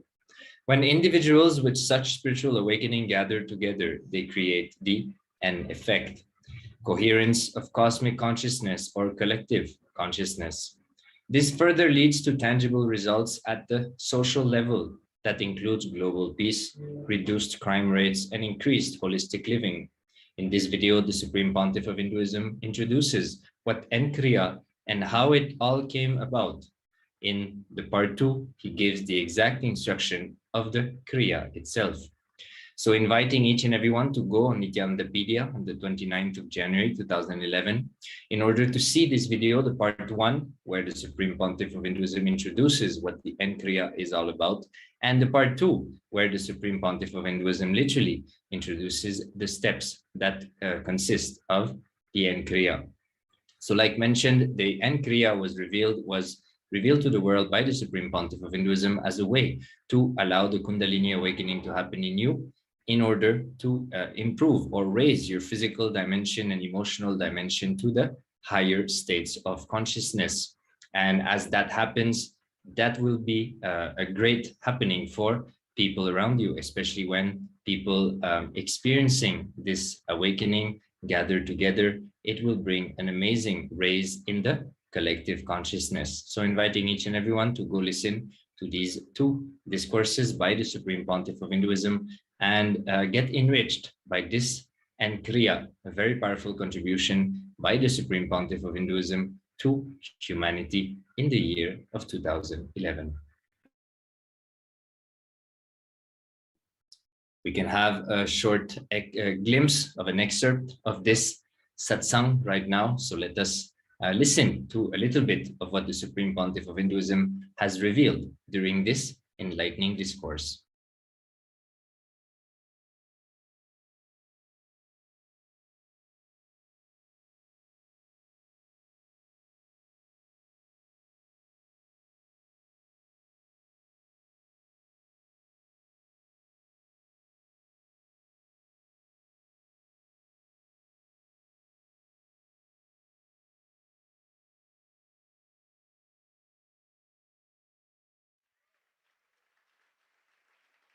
Thousands of people are sitting with us now in 400 cities, and in 37 cities I am seeing, means you will be seeing. 37 cities you will be seeing.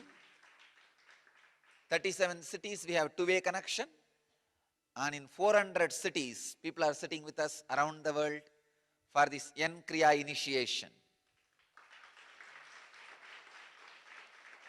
I welcome you all with my love and respects. During the Pada Puja, I'll be transmitting the experience to you.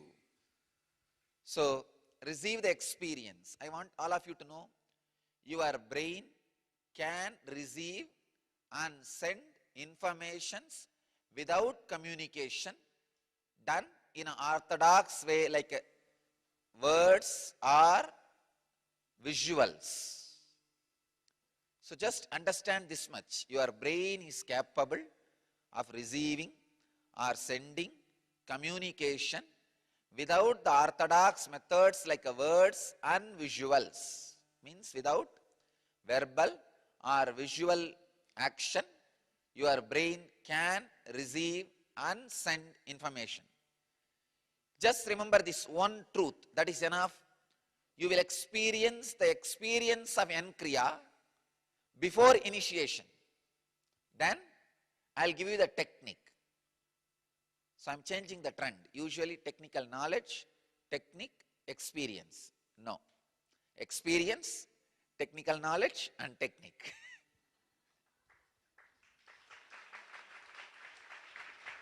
So I welcome all the people who are sitting with us. Perth, Australia, Atlanta. These be below. Lock your hands, sit straight.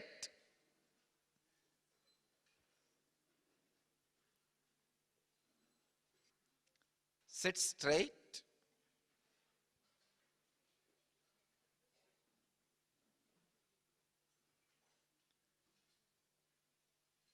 Padmasana or Vajrasana or just Sukhasana. Comfortable squatting.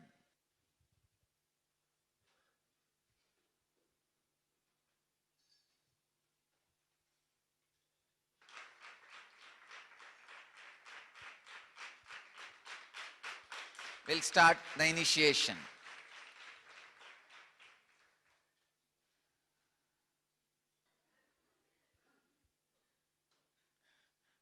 Samana Mudra, lock your hands. Means the right thumb up and left thumb low, below.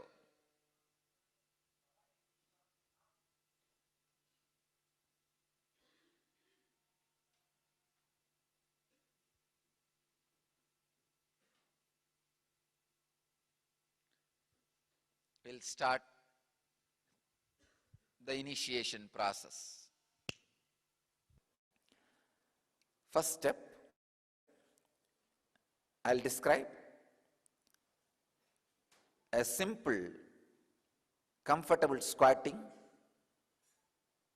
sitting straight, and very simple inhaling and exhaling 11 times just to prepare yourself for the Kriya.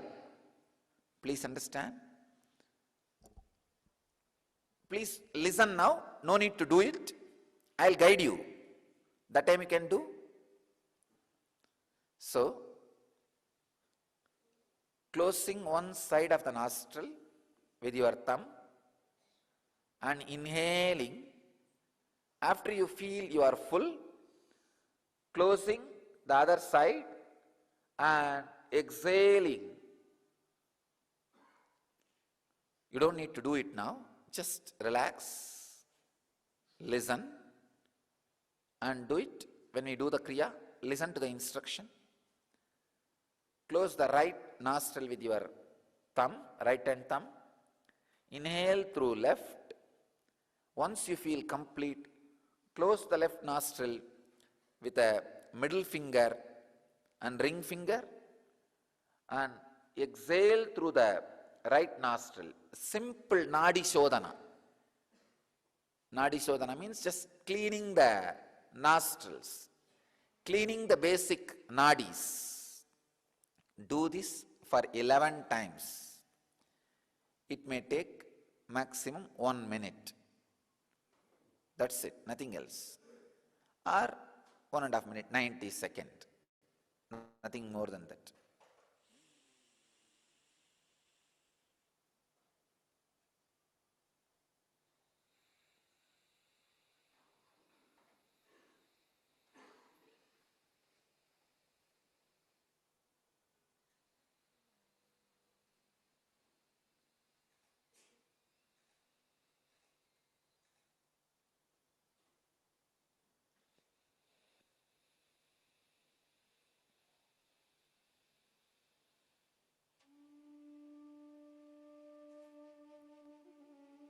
I think I have shown very clearly. Please understand. Inhaling and exhaling. Nothing else. Very simple.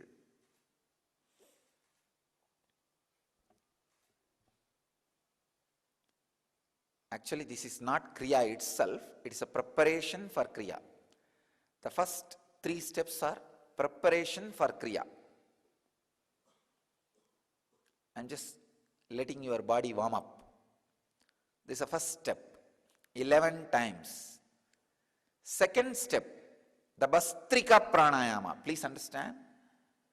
The technical term is Bastrika. Pull your lower abdomen in and up.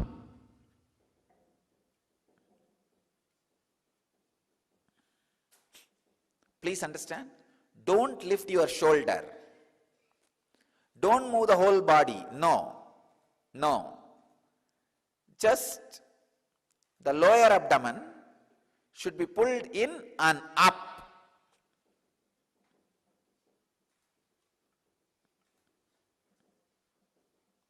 (21 times). Please understand. Again, I am preparing the body. 11 times of Nadi Shodhana, simple breathing, 21 times of Bastrika. 21 times is very simple thing. Actually, it's nothing. Just 21 times of Bastrika. This all preparation, please understand. This all preparation to push you to the original Kriya itself.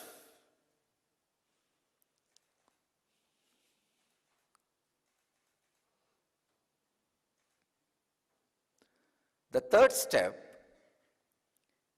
inhaling as slowly as possible, holding as long as possible, exhaling as slowly as possible, holding the lungs empty without breathing as long as possible.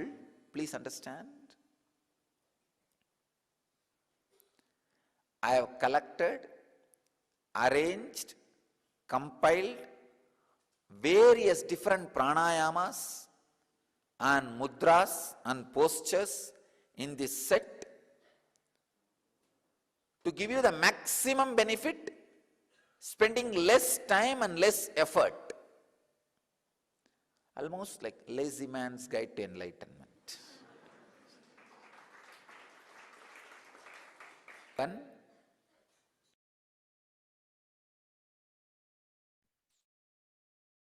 So, as we heard a little bit of the Supreme Pontiff of Hinduism and seen, starting to introduce the N-Kriya, we invite each and every one of you to go to the original video. This one, the title you can see on top, N-Kriya, 7 Steps for Kundalini Awakening by Nithyananda on the 29th January 2001. So you can go either to Nithyanandapedia or on the main YouTube channel of the Supreme Pontiff of Hinduism, Kailasa's HDH Nithyananda Paramashivam. And you will be you'll be able to type in this title and access this video. So inviting each and every one to go have a look, listen, and experience for yourself the power of the N effect that happens through the N Kriya.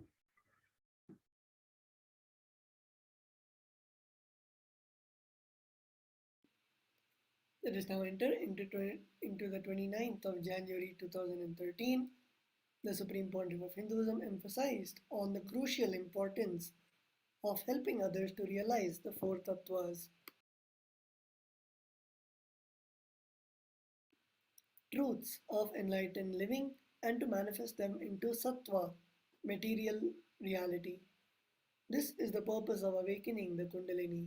When the Kundalini is awakened, the new source of energy becomes available to support the sharing of these tattvas with the whole world.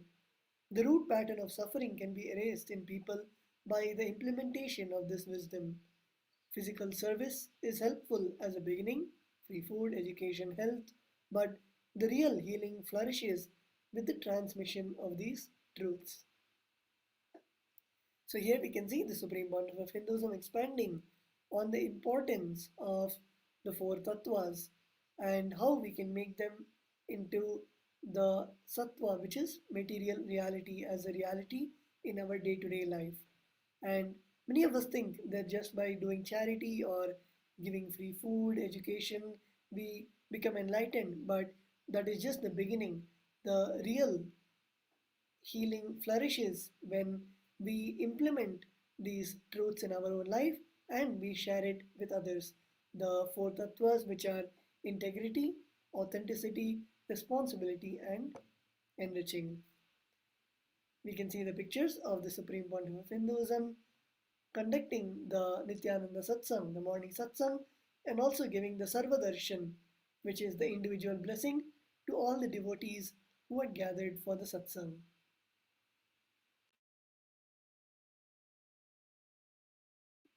We can also see the Supreme Pontiff of Hinduism receiving the Pratyakshapada Puja, the worship to the sacred divine lotus feet of Swamiji on the 29th of January 2013.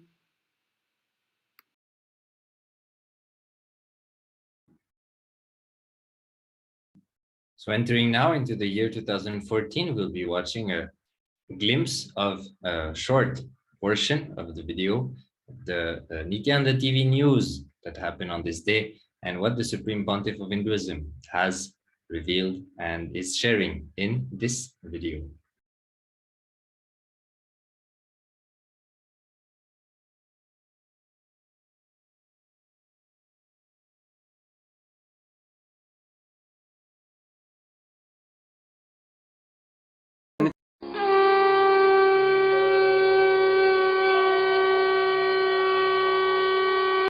Inside you, every one of you carry frightened, immature, adamant child inside you.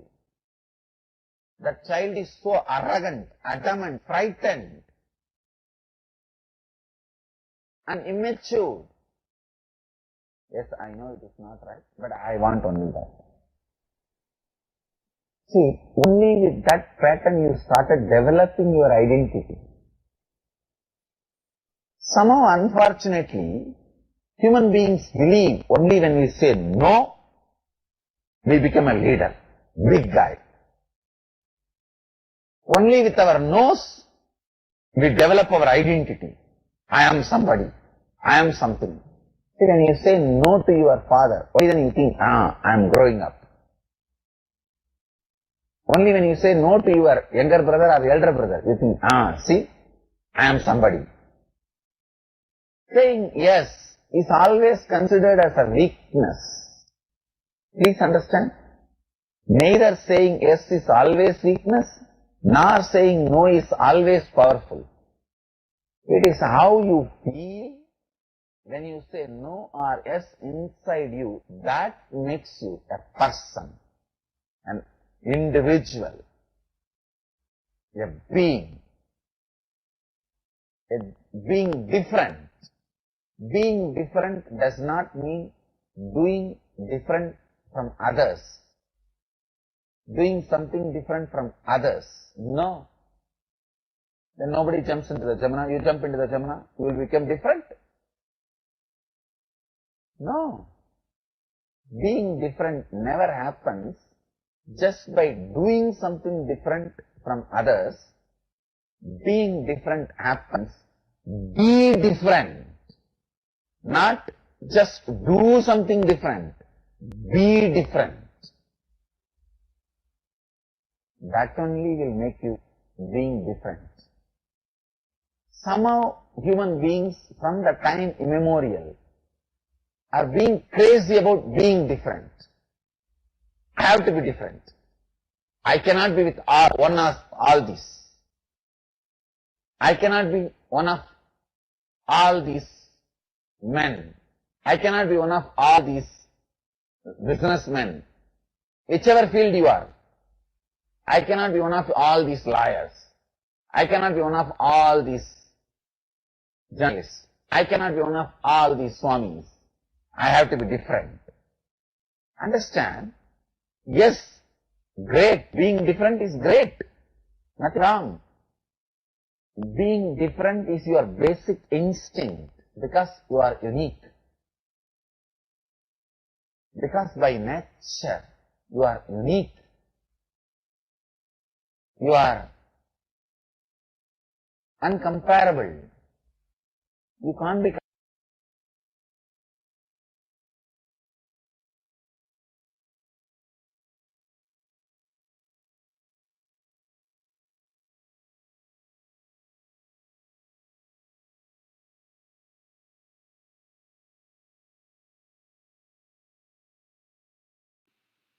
We will now be entering into the next year, the 29th of January 2015. The Supreme Pontiff of Hinduism continued with the Upanishad series, Living Advaita. The Supreme Pontiff of Hinduism introduces us into the first verse of the Ishavasya Upanishad. Isha is consciousness and intelligence. It is not only the source or base material of the universe, but it is responsible for keeping everything together, including the base. It permeates everything, even our forms, holding them together. So here we can see the Supreme Pontiff of Hinduism expanding on the truths of the Ishavasya Upanishad, the first Upanishad mentioned in the Vedas, which in the first verse, the Supreme Pontiff of Hinduism is explaining about Isha, which is the consciousness.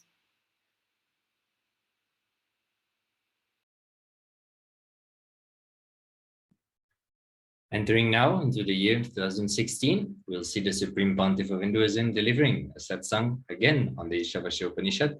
In those years, the Supreme Pontiff of Hinduism mapped a lot of the sacred scriptures and the knowledge revealed by Paramashiva in those scriptures into something that we can relate to in today's world with the mind that we have built for ourselves as a collective, as humanity. So the Supreme Pontiff of Hinduism mapping down these sacred truths for us. So we can see here a few pictures of the Supreme Pontiff of Hinduism conducting the daily discourse on the Ishavasya Upanishad. And we can also see in the center some of the delegates who gathered physically in Bangalore, India, in Adi Kailasa, to be live and receive live the Darshan of the Supreme Pontiff of Hinduism.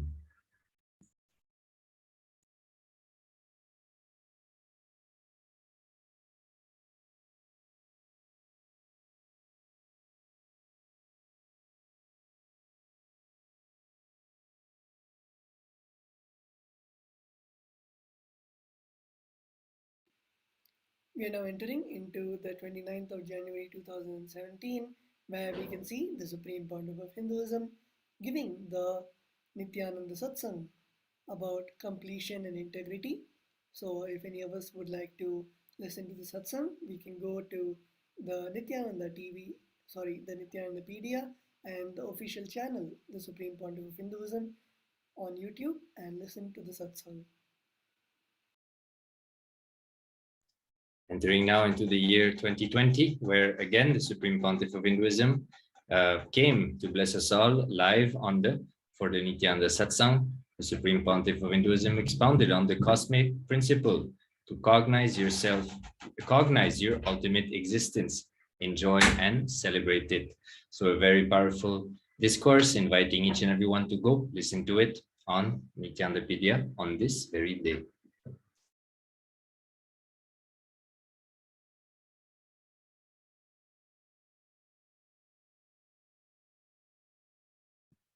We can also see the year 2021, the Supreme Pontiff of Hinduism delivering the presidential address on vertical time zones. So something that the Supreme Pontiff of Hinduism has been doing for the last 2 weeks in preparing us to the Paramashivoham level 3, which is coming in the March 1st. Here, the Supreme Pontiff of Hinduism started to reveal about the truth about the vertical time zones on the 29th of January 2021. So again, inviting each and everyone to go listen to these discourses given by the Supreme Pontiff of Hinduism. He also received the Maheshwara Puja on that very day, liberating the souls of the departed souls.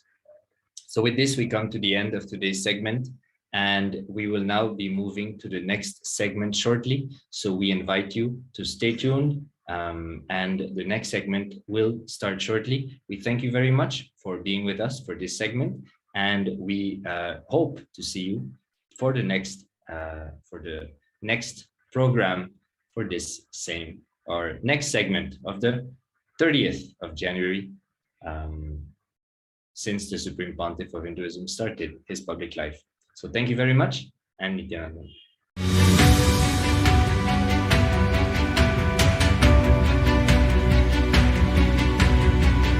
The moment you decide your consciousness is the supreme identity you have, you will not empower your depression, your frustration,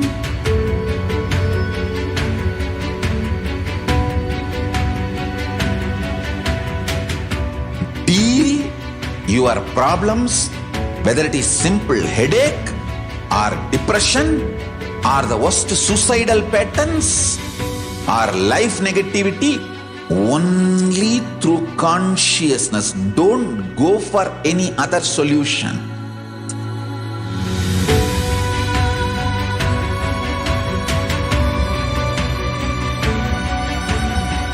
Don't keep stupid, toxic, life negative struggles inside.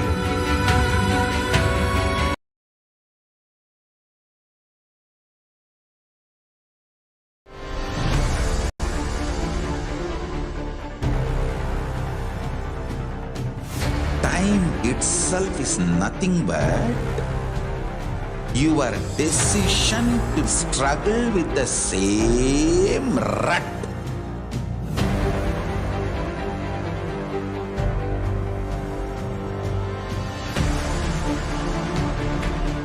Your decision to struggle with the same rut is time, Kala.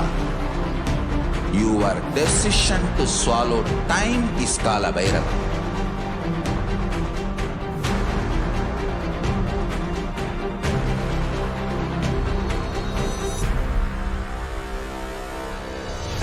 Stand. Be a conscious woman or man. Be conscious being.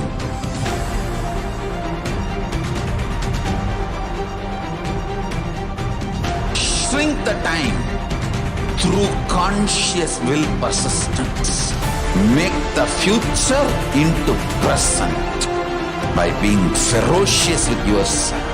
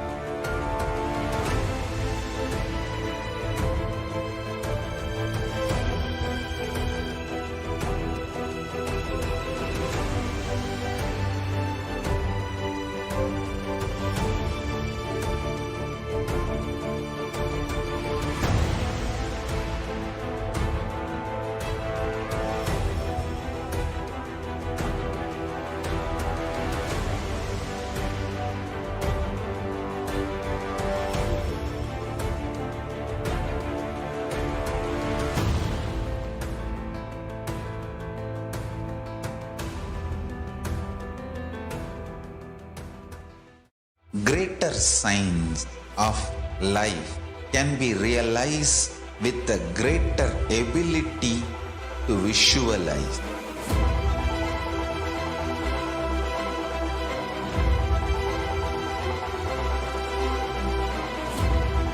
Greater science is the equivalent word for Hinduism.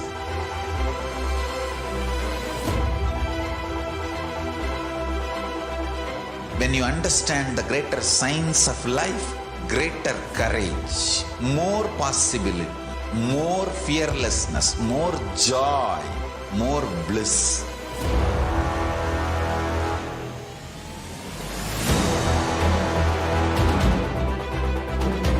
When you visualize Paramashiva with 25 heads, 75 eyes, 50 hands, your consciousness becomes ferocious, and that ability to visualize, you will get involved in everything deeply.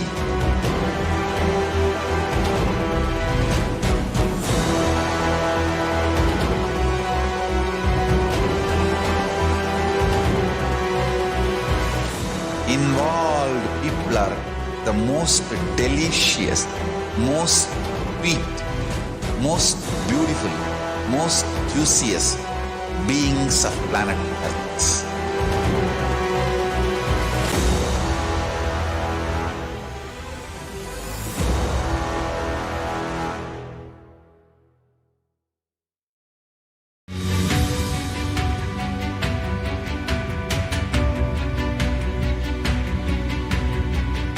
The moment you decide, your consciousness is the supreme identity you have.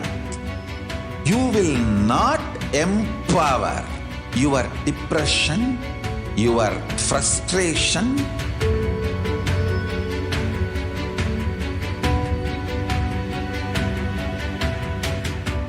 deal your problems, whether it is simple headache or depression or the worst suicidal patterns or life negativity, only through consciousness. Don't go for any other solution.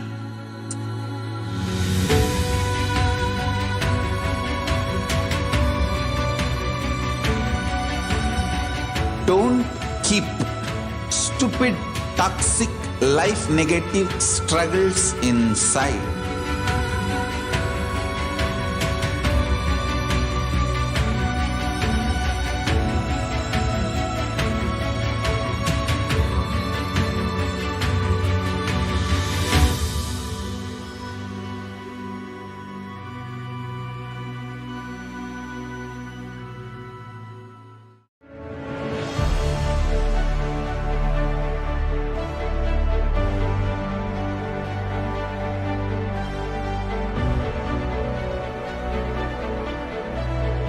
I am your Guru.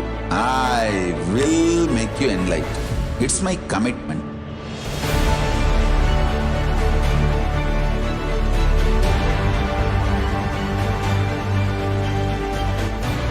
Till you become Paramashiva, I won't rest.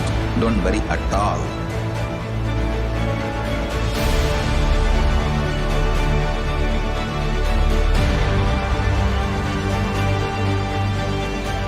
To all my disciples, I give you this as a boon. I'll swallow everything with which you are stuck and liberate you all.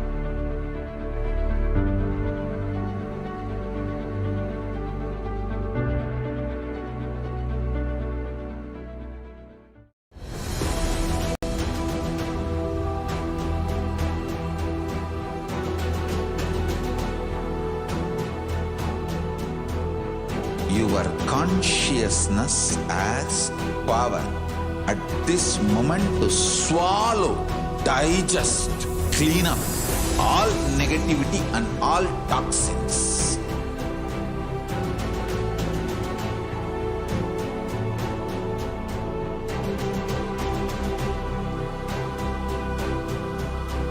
Develop a powerful will persistence.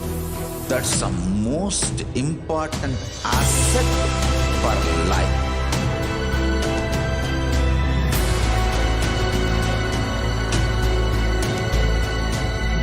I am not giving you some life positive blah blah. I am giving you the facts of life. I am triggering your consciousness.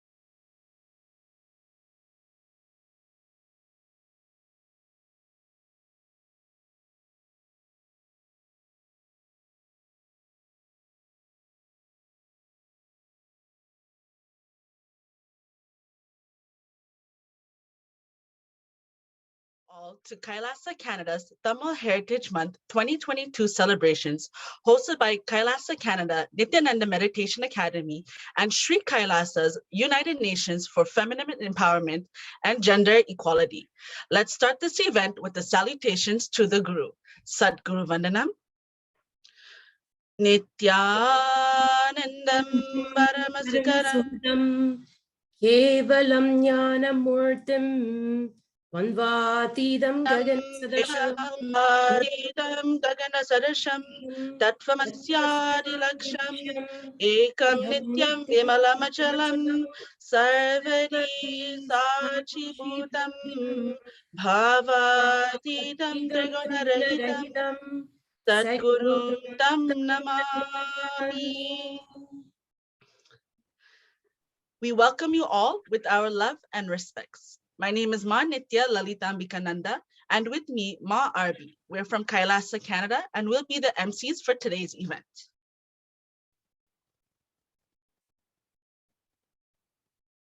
Now, we will take a look at our schedule for today's event. Very shortly, we will be receiving Arati from Kailasa, Toronto, followed by Tamil Thai Vantu.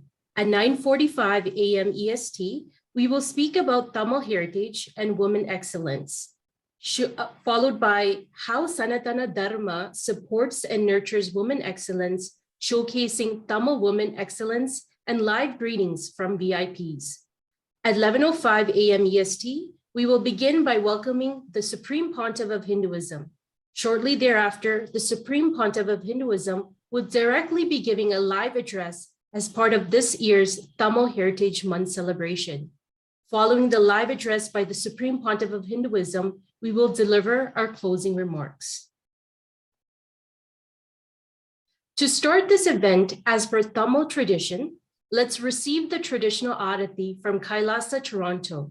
The Arati will be performed by Ma Badana Yanachimo, who is the temple lead of Kailasa, Toronto Temple.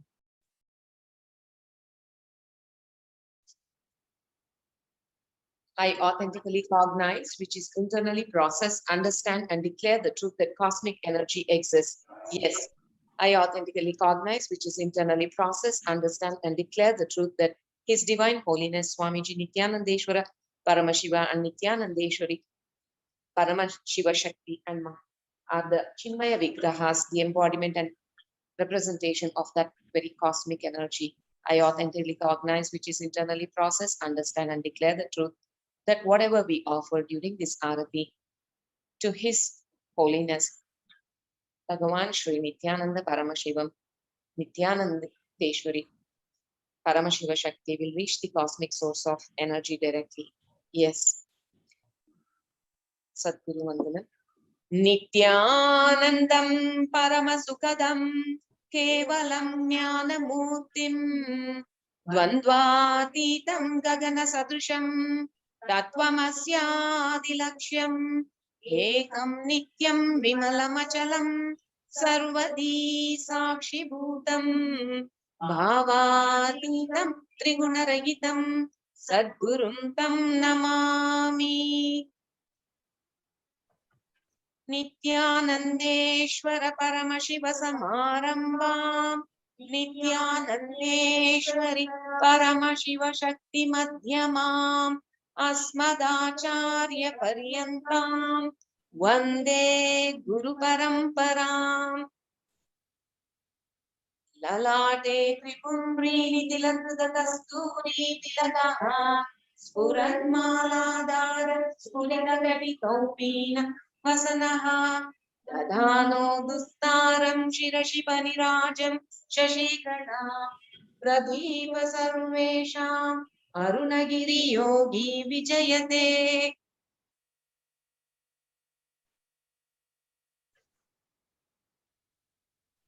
Achadrupaha Om Dhurat Dhurat Dhurantam Dhurvatayosman Dhurvaditam Dhurvayam Vayam Dhurvamasvam Devanamasi Sannitamam Patritamam Justatamam Vannitamam Devahutamamritamasiravidhanam Agashvamatramikratvatva Chaktisha Preshimabhirma Sandikta Matvahi Gumshikam Bhagavan Shri Nithyananda Paramashiva नित्यानन्देश्वरि परमशिवशक्ति धूपमाघ्रपयामि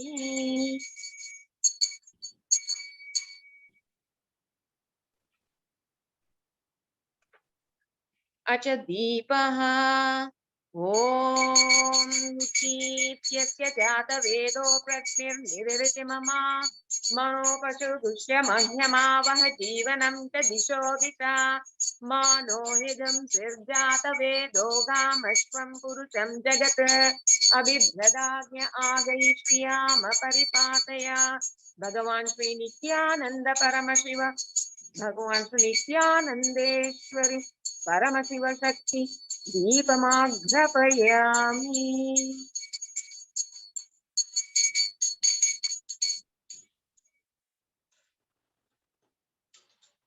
अच नैवेद्यम् ॐ मधुवातारुतायति मधुक्षरन्ति सिन्धवः माध्वेर्न सन्तोषति मधुनक्तमुतोषति मधुरस्पार्थिवगम्बुजः मधुध्योरस्तु न पित मधुवागमस्तु सूर्यः माद्विर्धावो भवन्तु नः मधु मधु मधु भगवान् श्री नित्यानन्देश्वर परमशिव नित्यानन्देश्वरि परमशिव शक्ति नैवेद्यं निवेदयामि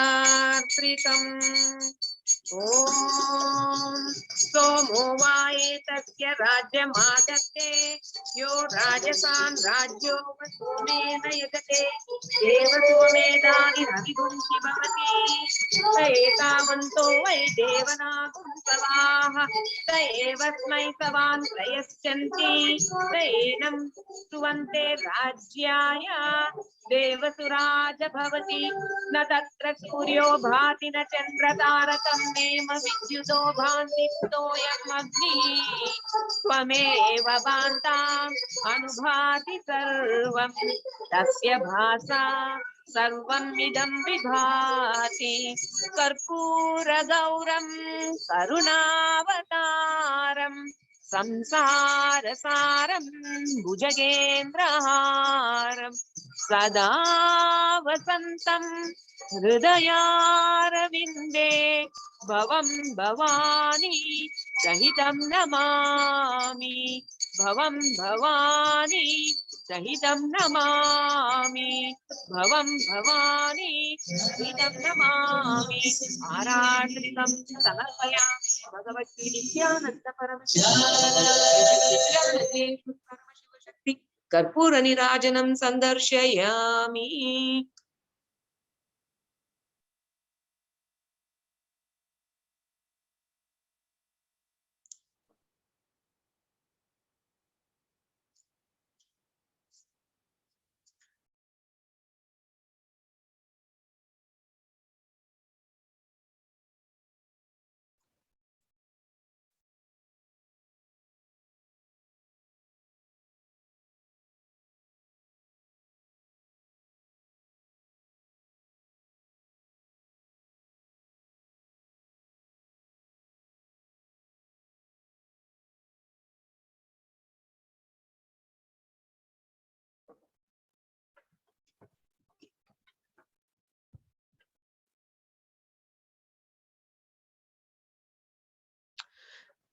The Tamil Thai Valku is also known as the Invocation to the Mother, performed by Sarika Navanathan.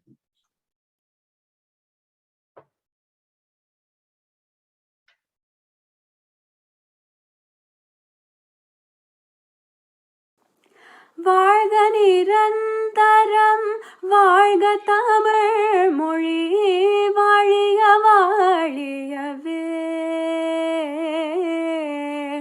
வானமளந்த தனித்து மளந்திடும் வன்மொழி வாழியவே கடல் வைப்பினும் தன்மனம் வீசி கொண்டு வாழியவே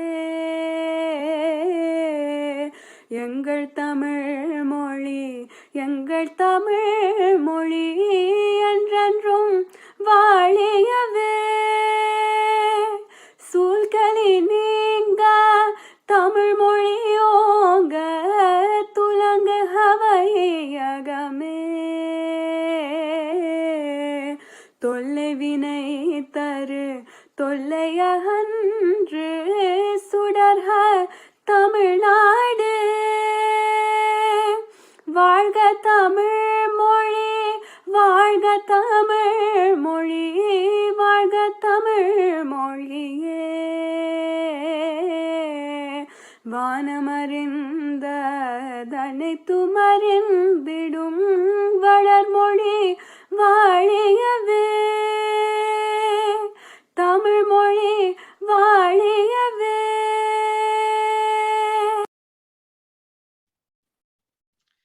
Thank you, Sarika, for your beautiful rendition of the Tamil Thai Valtu.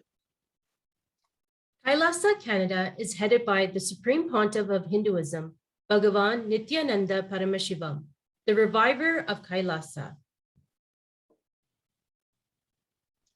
Kailasa Toronto's Nithyananda Meditation Academy started its Canadian roots in 2006. For the past 13 years, it has expanded its reach from East Coast to West Coast. Main service centers are running from Montreal, Ottawa, Toronto, Calgary, and Vancouver.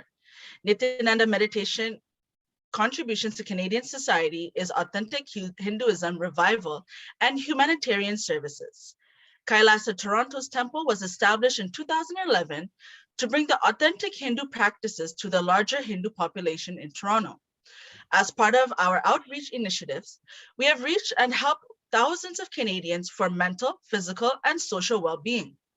All social outreaches was to reduce poverty, increase opportunity for people, and alleviate human suffering and fostering peace and fulfillment for everyone, irrespective of their nationality, religion, race, gender, or economical status. During this COVID pandemic, Kailasa Canada has continued all our outreach services with free 24-hour online programs to provide spiritual healing and mental healing solutions through empowerment for women, youth workshops, free online yoga, pujas, wealth counseling, family and relationship programs, and spiritual healing, as well as personalized pranayama and breathing techniques provided for healing seniors. Due to the unprecedented need of Canadians at this time, Kailasa Canada, through its centers coast to coast, have also paid special attention to supporting local food banks to provide to Canadians in need. Today marks another milestone for Kailasa Canada and for all Canadians in celebration of the Tamil Heritage Month. Today, we are blessed to bring together 22 women of excellence and 28 dignitaries and members of parliament, working together for the common goal of preserving and enriching the lives of all Tamil and Tamil Canadians, as well as benefiting from the unique contributions of the Tamil heritage. More than 300,000 Tamils today call Canada their home. And all of us have the great possibility and responsibility to keep the eternal science and the ultimate possibilities for humanity alive, the great future for Tamil Canadians. Kailasa's Toronto is an example of one of the ecosystems that celebrates women excellence. Here are some photos of women performing various seva and rituals like Abhishekam, Alangaram, Puja, Annadan. From various age groups, women are empowered. Kailasa Canada has its presence from East Coast to West Coast. The Supreme Pontiff of Hinduism shares, even before the formation of sand and stone, in this universe appeared the ancient Tamil civilization. Such a Tamil civilization, not only they flourish, they also enrich other communities to flourish. At one point, the whole world followed this tradition, culture, life science, and the Adi Shaivism, Adi Shaivite scientific conscious lifestyle existed. The Tamil king helped spread the sacred science of Adi Shaivism all over the world, all over the universe. If we want to understand the sacred science, we need to go back at least 20,000 years and study the history. Yes, this history of our land, Kumari Kandam, our ancient Tamil scriptures, Silapati Karam, refers to the existence of Kumari Kandam, extending from the Ganges and Himalayas in the north and ruling in the south. Let such kingdom live. As per the 2016 census, Tamil population of Canada is over 300,000. Tamil is the 16th most spoken immigrant language in Canada.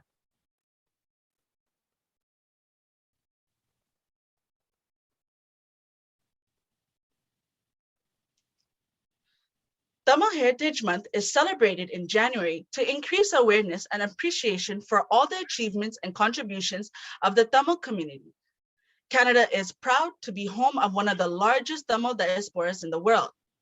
Tamils began migrating to Canada as early as 1940s. Since that time, Tamil Canadians have overcome tremendous obstacles and have made significant contributions to the growth and prosperity of Canada in politics, health, science, sports, business, and other fields. By proclaiming the month of January as Tamil Heritage Month, many provinces in Canada recognize the valuable contributions that Tamil Canadians have made to Canada's social, economic, political, and cultural fabric. Tamil Heritage Month is an opportunity to remember, celebrate, and educate future generations about the inspirational role that Tamil Canadians have played and continue to play in communities across Canada. This year revolves around the theme of Tamil Women Excellence, with the aim to showcase the strength and resilience of Tamil women who continue to contribute to our history and society. Tamil women in our society continue to persevere and work tirelessly to break barriers while building new identities for themselves and every Tamil woman around the world. Today, we will be honoring 22 Tamil women around the world under various categories to highlight their achievements. This gives an opportunity to inspire and educate Tamil women to share their success story and inspire our future generations. Now let's hear a short clip from the Supreme Pontiff of Hinduism, his address on International Women's Day 2021.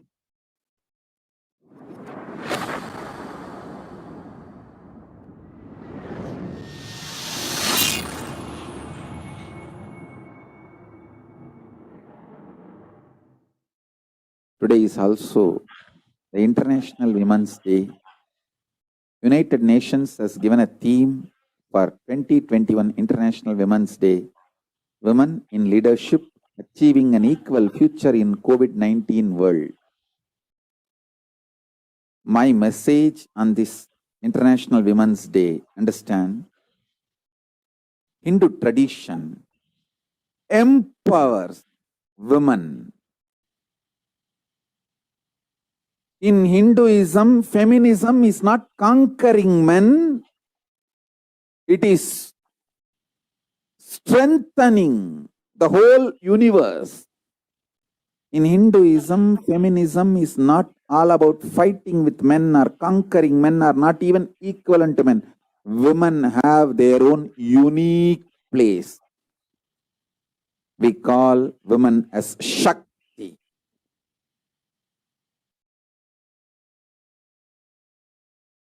Parashakti. Manifestations of Parashakti.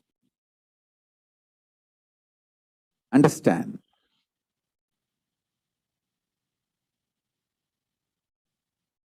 All the women all over the world, empower yourself with a spiritual strength.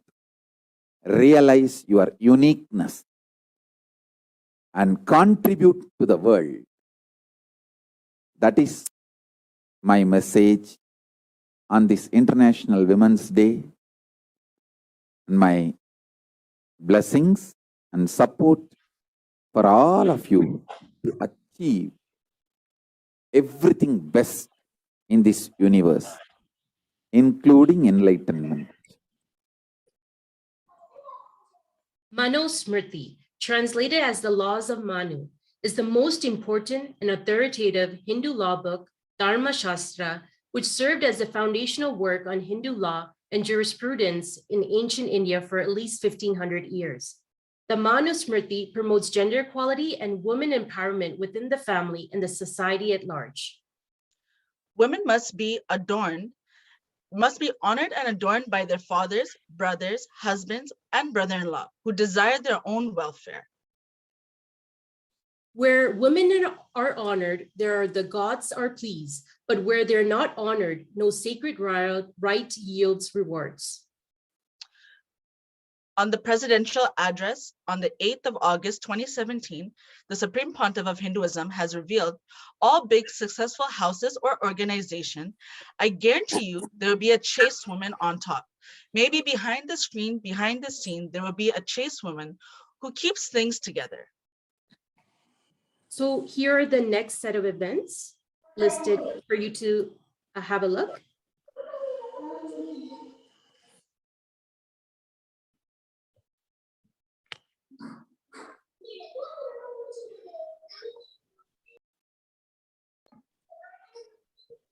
Today, we celebrate the divine feminine consciousness through all her manifestations. Devi Parashakti is the greatest example for all of us. Now, we will be sharing the award nominees. Let's welcome our award nominees, dignitaries, and parliamentarians. There are 5 award categories based on the divine feminine consciousness. The first award is the Devi Meenakshi Administration Award. Devi Meenakshi is endowed with extraordinary yogic powers, infinite qualities and energies. Also known as a warrior princess with a regal upbringing beyond even that of most valiant prince. She was the queen of the blessed Pandya Empire headquarters at Madurai city. Ruling for a considerably long period, she elevated the Meenakshi Samraj, rule of Meenakshi, with cosmic justice, extended divine empire in all directions, ruling with extraordinary administrative acumen. Devi Saraswati Arts and Culture Award. Devi Saraswati, the beholder of knowledge, music, arts, wisdom, and learning. All understandings from the ocean of knowledge starts with her. The next award is a Devi Mariamman Health Science Award. In Hindu tradition, Devi Mariamman, compassion, neem, and rain are very closely connected. Devi Mariamman is a healing and rejuvenation expression of the Cosmic Mother. The next award is Devi Annapurneshwari, Humanitarian Award. Devi Annapurneshwari is the goddess of food and nourishment, providing for the well-being of humanity. And Devi Kamakshi World Peace Award. Devi Kamakshi, through her incarnation in Kanchipuram, has brought down the science of creating enlightened beings through creating enlightened civilizations and holding the space for world peace. Now, let's welcome our award nominees, dignitaries, and parliamentarians who are present with us now to celebrate the Tamil Heritage Celebration 2022. Now, we welcome Her Worship Bonnie Crombie, Mayor from Mississauga, Ontario. We welcome you with our love and respects, and we kindly invite you to share your greetings.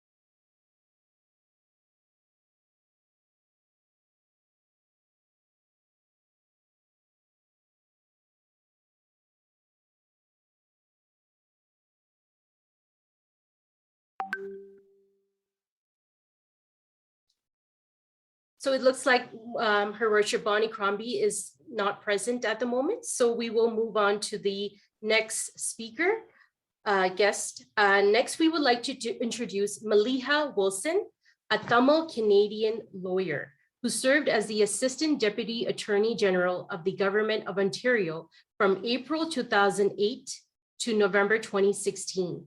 She was the first visible minority to hold that office. She currently serves as a senior counsel at the law firm Nava Wilson in Toronto, Ontario. Sri Kailasa is honored to present the Devi Meenakshi Award to Maliha Wilson.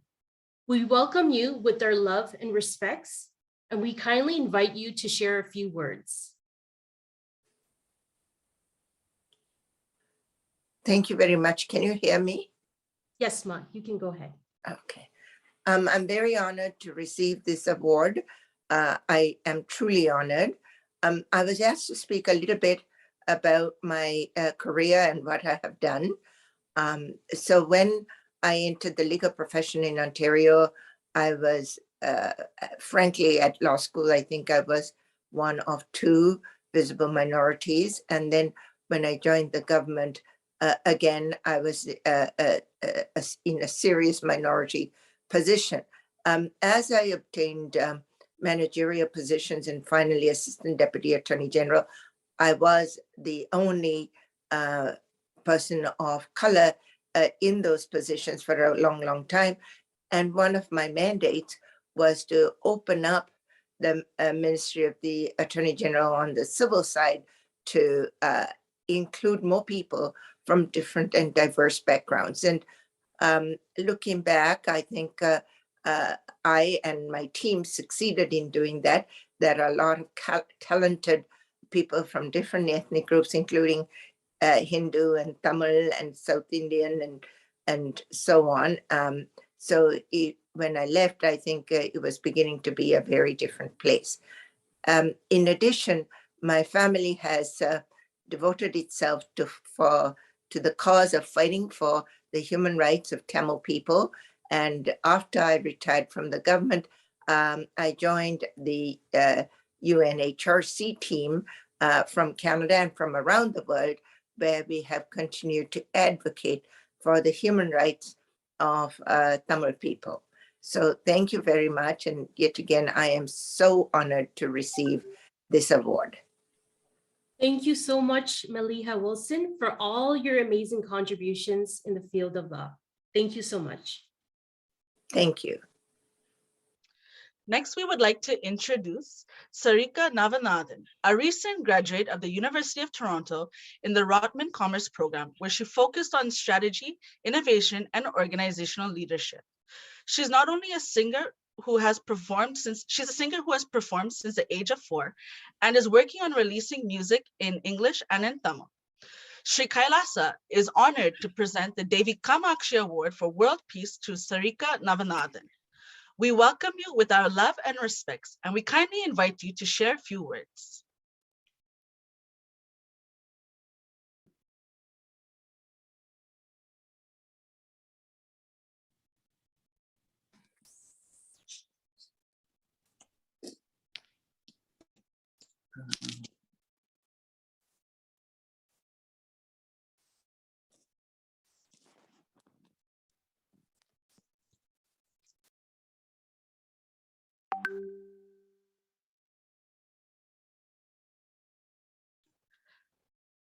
We'll be moving on to welcome the Honorable Whitney Isick, Associate Minister of the Status of Women from Alberta, on behalf of the Honorable Ron Orr, Minister of Culture.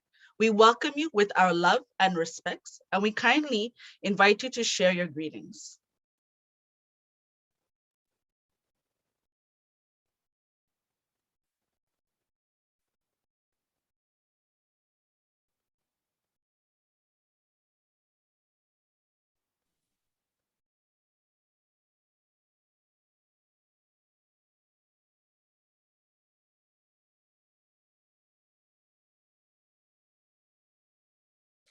Now we welcome Her Worship Bonnie Crombie, Mayor from Mississauga, Ontario. We welcome you with our love and respects, and we kindly invite you to share your greetings.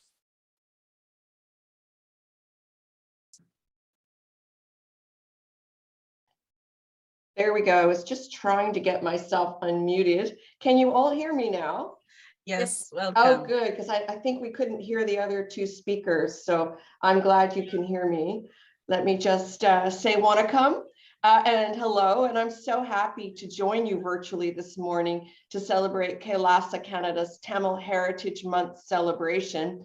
I'd like to start off by extending my warmest greetings to the Supreme Pontiff of Hinduism, His Divine Holiness Bhagavan Nithyananda Paramashivam, who will be joining us shortly. And I'd also like to acknowledge the leadership and volunteers from Kailasa Canada and Sri Kailasa, Uniting Nations for Feminine Empowerment and Gender Equity. Thank you for hosting this special event that brings the community together to celebrate the contributions that Tamil Canadians have made right across Canada while educating future generations on our vibrant Tamil diaspora. Excuse me. Also want to welcome all of the dignitaries and distinguished guests. I see so many friends on the screen. The Honorable Whitney Isick of Alberta, the Associate Minister for the Status of Women, Mike Hurley, the Mayor of Burnaby, BC, Catherine McGarry, my friend, the Mayor of Cambridge, Francis Scarpaleja, also a former colleague of mine from the House of Commons, the Mayor of Markham, Frank Scarpitti, and Patrick Brown, the Mayor of Brampton. This year, the Tamil Heritage Month theme is Tamil Women Excellence. And today we celebrate Tamil women in our community who continue to persevere and work tirelessly to break barriers while building new identities for themselves and every Tamil woman around the world. I'd like to take this opportunity to acknowledge the 21 Tamil women who are receiving awards today.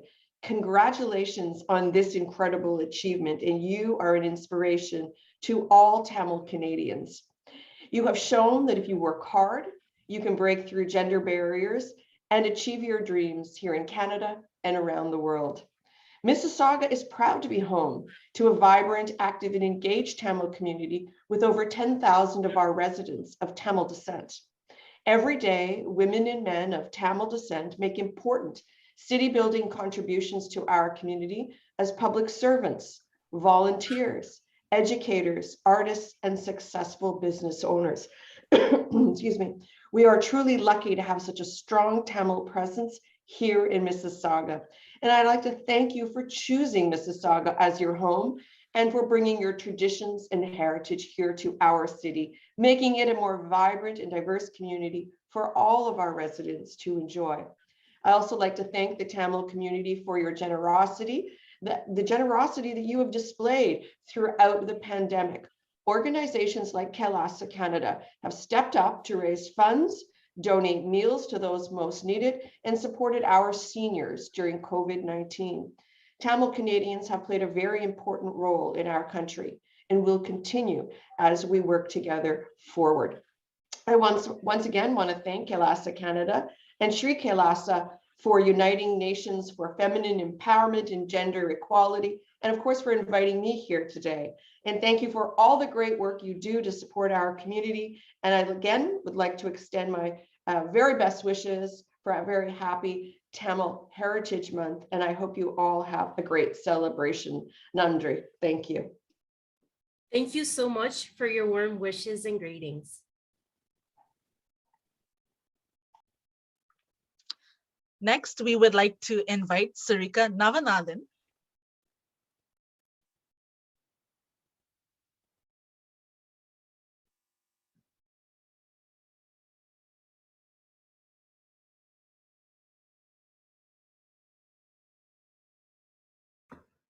Hello, can everyone hear me?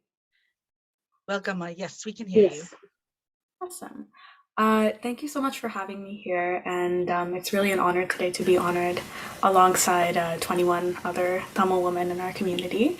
And for everyone on the call, it's really exciting that for a decade now, I think, we've gotten to celebrate Tamil Heritage Month in this country and in this province. So I'm always very, very happy and excited to join these kinds of events and celebrations. And in that sense, it's an honor to be awarded as well. Once again, alongside a lot of wonderful Tamil women who are doing so much for our community. And honestly, it's been a privilege to be a part of things. I see someone has put up like bullet points and, being a Tamil law student, being a president of different organizations over time and being involved in the community, and everything I've done through music, whether it's been traveling to India to compete or traveling around the world to perform, and even now the opportunity I get to teach students, it's all truly been a privilege, and I don't take that very lightly. Like I understand that those opportunities are unfortunately not available for a lot of young people and people my age in our community. So, it's, as a young person who is still figuring things out, I'm still a student, I'm still very much in school, and I'm still searching for those opportunities to figure out what is the best way I can give back to my community, and I'm continuing to learn and have my worldview shaped by that. I think it's important to be mindful of my privilege and, make sure that I use that to help other people and to make sure that young people feel like they can find a space for themselves as well and appreciate their Tamil identity, and especially when it comes to women, make sure that they can feel empowered to take on whatever they want to, despite a lot of the societal barriers and things that they face in our community, right? So I think initiatives like this, awards where you're recognizing women, and the whole theme of Tamil Heritage Month this year being recognizing Tamil women's excellence, it has been just wonderful to see. I don't know if anyone else has been around too much to different other events, but I've sat in and listened on several panels and wonderful events this month, and it's just been great and continuously impresses me how amazing Tamil women are. So honestly, just thank you so much for this award, and thank you so much for putting this initiative together where you're awarding Tamil women. Once again, I'm very, very honored to be here, and thank you so much. Thank you for your warm wishes, and we wish you success on all your future endeavors. Thank you so much.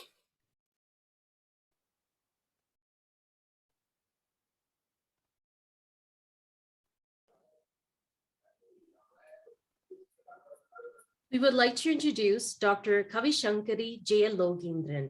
She was the head girl at Vincent Girls High School for the year 2009 and was awarded the Best Vincedit for the same year.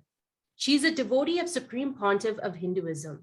She passed the Applied Sciences stream with the first class at Colombo Medical Faculty and a second class upper division with Drago Austin Gold Medal for surgery and a distinction in obstetrics and gynecology during her final MBBS exams with the blessings of the Supreme Pontiff of Hinduism.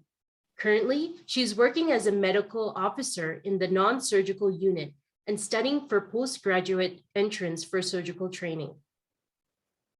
Sri Kailasa is honored to present Devi Mariamman Health Sciences Award to Dr. Kavishankari Jayalogendran. We welcome you with our love and respects. We kindly invite you to share a few words.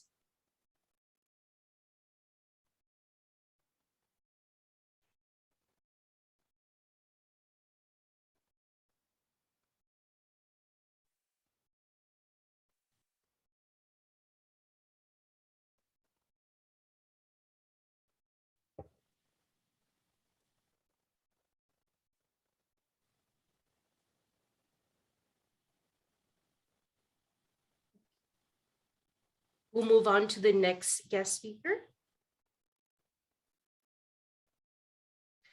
We welcome His Worship Frank Scarpitti, Mayor from City of Markham, Ontario. We welcome you with our love and respects, and we kindly invite you to share your greetings.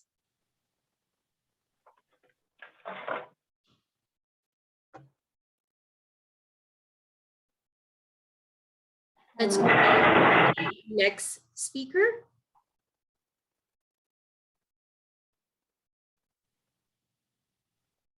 We would like to introduce Dr. Jamuna Krishnaraj from Chennai, India. She holds a double master's in English and in Hindi and a PhD in Hindi. She's a recipient of several awards for her accomplishments. She was an official guest delegate of the Ministry of External Affairs in the 11th International Hindi Conference held in Mauritius in 2018. She was also invited and honored by the Delhi Public Library of Ministry of Culture at Amritsar in 2019. Sri Kailasa is honored to present the Devi Saraswati Awards for Arts and Culture to Dr. Jamuna Krishnaraj. We welcome you with our love and respects, and we kindly invite you to share a few words. Hello, good evening to everybody. I'm feeling really excited that I have been chosen for the award. Today is Sani Pradosham Day and a very auspicious day for Shiva. And this being Kailasam, surely you all know the importance of Shani Pradosham. I'm Dr. Jamuna Krishna from India. I was very happy to know that people from not only Canada, but all over the world are aware and proud of our Hindu culture and heritage. I'm very glad that Kailasa, Canada is celebrating Tamil heritage and honoring women achievers from all over the world, and feel indeed proud and privileged that I have been chosen as one among them. As you all know, India is a vast country with varied languages and cultures, but the predicament is that most part of India is familiar with Hindi and not Tamil or its cultural heritage. So after completion of my doctorate in Hindi with my thesis being comparative literature of Tamil and Hindi, I decided to act as a bridge between the two languages, and hence my works comprise of a book on freedom fighters of Tamil Nadu, which won the government award for me.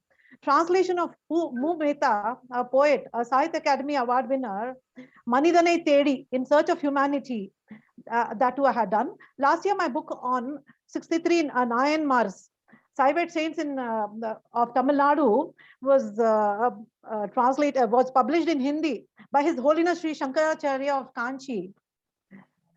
Short stories of Shiva Shankari, eminent Tamil writer, have also been translated by me into Hindi, Kalam Oru Naal Marum or Zamana Badlega.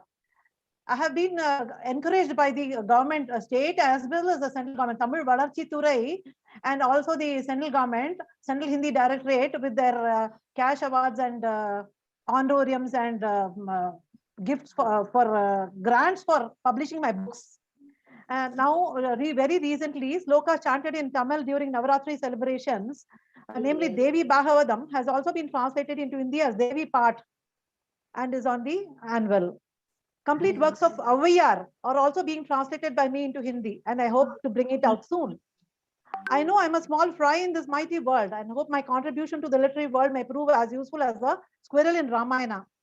I seek the blessings of all elders and the Almighty in my literary pursuit. I thank once again the organizers of this mega event for taking the trouble of contacting me and honoring me, for which I shall ever be grateful. Thank you once again.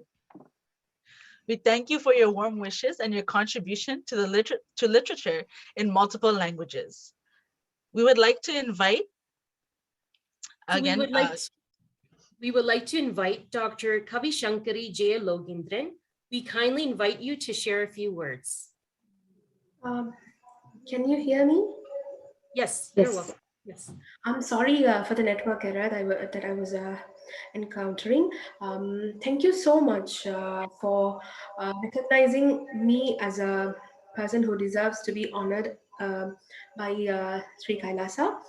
I'm Dr. Kavishankari Jenogendran, who's a person who's aspiring to become a surgeon. A general surgeon with a special interest in hepatopancreaticobiliary field and laparoscopic surgery. And I'm a devotee of Paramahamsa Sri Nithyananda Paramashivam, the Supreme Pontiff of Hinduism. And I became a devotee after seeing a miracle that happened in my mother's life, and which eventually took me to one of the prestigious medical faculties in Sri Lanka, the Colombo Medical Faculty. And I went through a lot of ordeals, a lot of ups and downs, where at each and every point, Swamiji was there with me, and he made me sail through. And if I'm a person who's aspiring to become a surgeon in a patriarchal society, that is mainly because of Swamiji's blessings. And I want to live Sanatana Dharma in my country, because the people here do really need me. And what Swamiji is giving, I mean, the love that Swamiji is giving to everyone. So I would like to serve the people of my country and live Sanatana Dharma and enrich everyone. That is what I really want. And having said that, I would like to also emphasize the fact that even amidst this patriarchal society, there are few men who had always stood beside me and who's always standing beside me, and I don't want to disappoint any of them. And once again, thank you so much for recognizing me as an aspiring surgeon and recognizing my achievements and making me a part of this grand event. And I congratulate all the other participants who are, getting the award today. And I hope that Kailasa Canada will come up with a lot of projects like this. And I hope all of us get Swamiji's blessings. And once again, thank you so much. Thank you for your amazing contribution, and we wish you well on your studies for your postgraduate entrance for surgical training. Thank you. We welcome His Worship Frank Scarpitti, Mayor from City of Markham, Ontario. We welcome you with our love and respects, and we kindly invite you to share your greetings.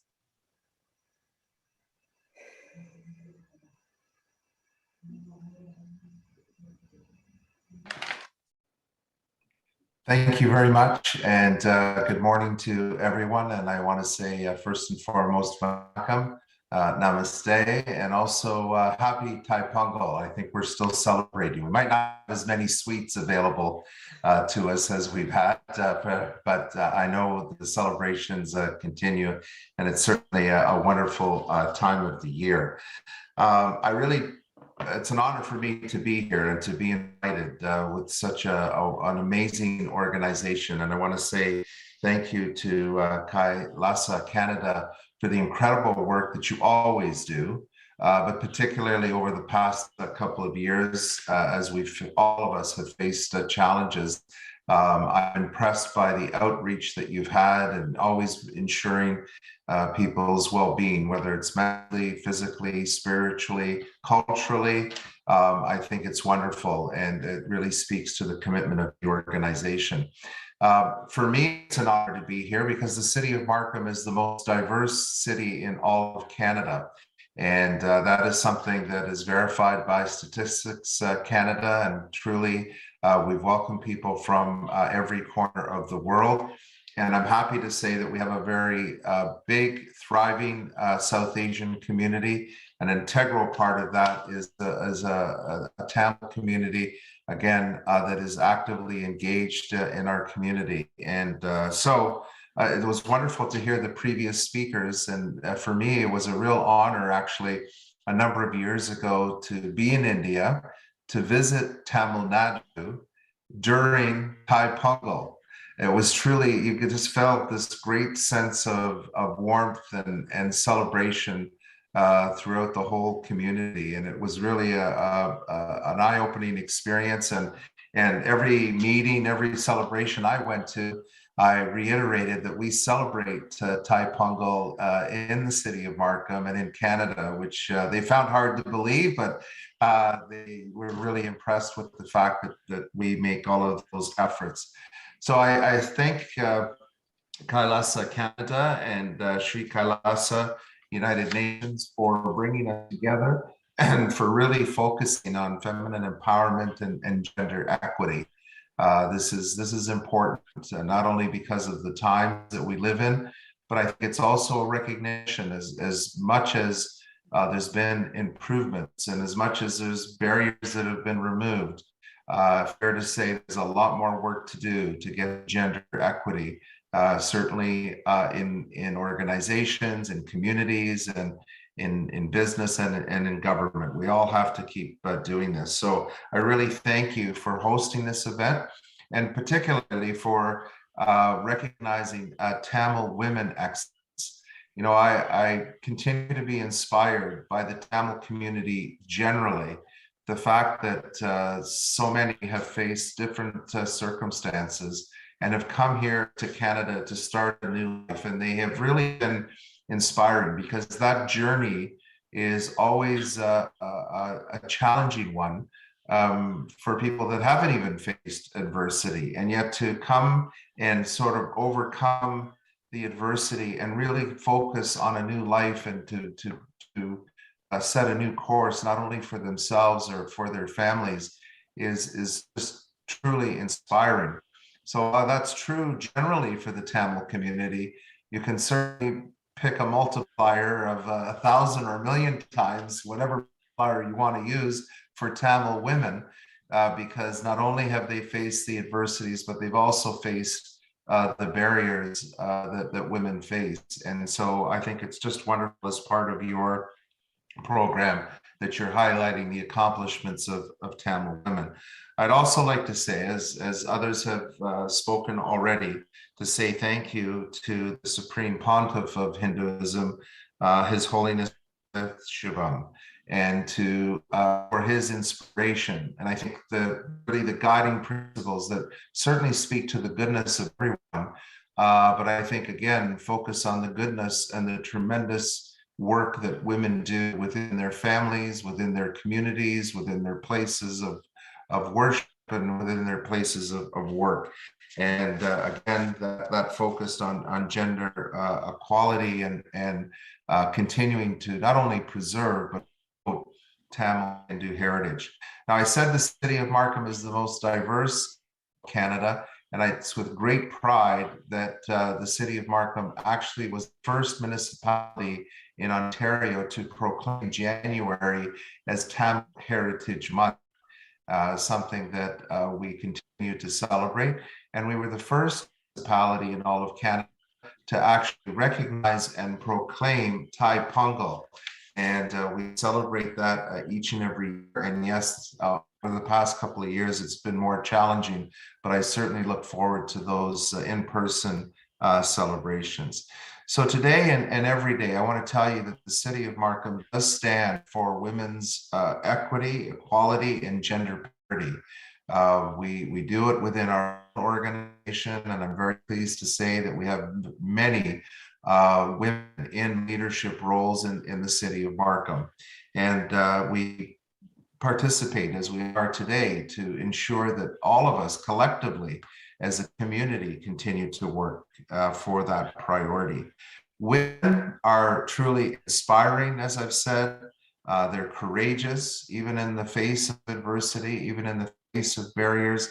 They continue with their bold action and really continue to create many exceptional leaders, leaders that are admired by both men and women, because they are trailblazers and have not anything stand in their way of their success, and truly making sure that equity and gender parity is a priority. So we celebrate the richness of the Tamil community. Embodied in that is the incredible leadership that Tamil women continue to pursue and provide for. And I think today's important that we recognize those women who've achieved, but as almost an important thing to also say that we stand united in nurturing and encouraging and supporting women, because we want more Tamil women to be on this list in future years. And although I can't give the specific now because we are going to have official, I'm very pleased the city of Markham, in collaboration with the Tamil South Asian Women Association, are going to be embarking, and we just found out the other day that we have received a grant for this initiative, but we will be embarking on an initiative to provide additional support for marginalized Tamil women and South Asian women in our community. And again, it speaks to our commitment to women, and in particular Tamil women in our community and in the South Asian community. So with that, thank you for the kind invitation to be here. Congratulations to all of the award recipients. You're on this list for a reason. And I know for some, it's always difficult to get the focus and the spotlight.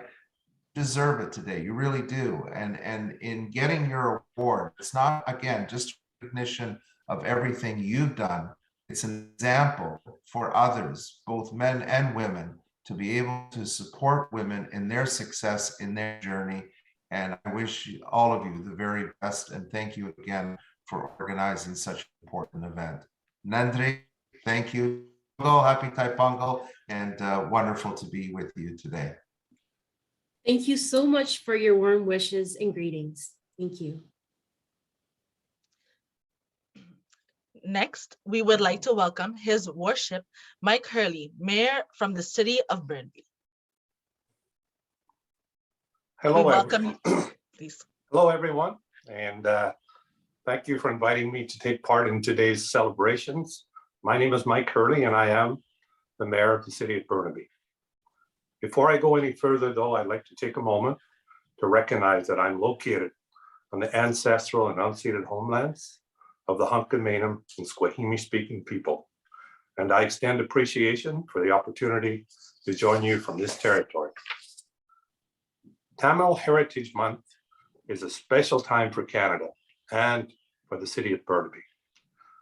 Tamil culture is one of the oldest traditions in the world, and Canada is proud to be home to one of the largest Tamil diasporas. And as one of Canada's most diverse cities, we are always eager to celebrate the wonderful cultures that make Burnaby such a unique place to live. Each year in January, Canada celebrates Tamil Heritage Month, a time for us all to recognize the Tamil community's spectacular achievements and accomplishments here in Canada. And we've seen some of that here before us. Tamil Canadians have overcome tremendous obstacles and have made significant contributions to the growth and prosperity of Canada in politics, health, science, sports, business, and other fields.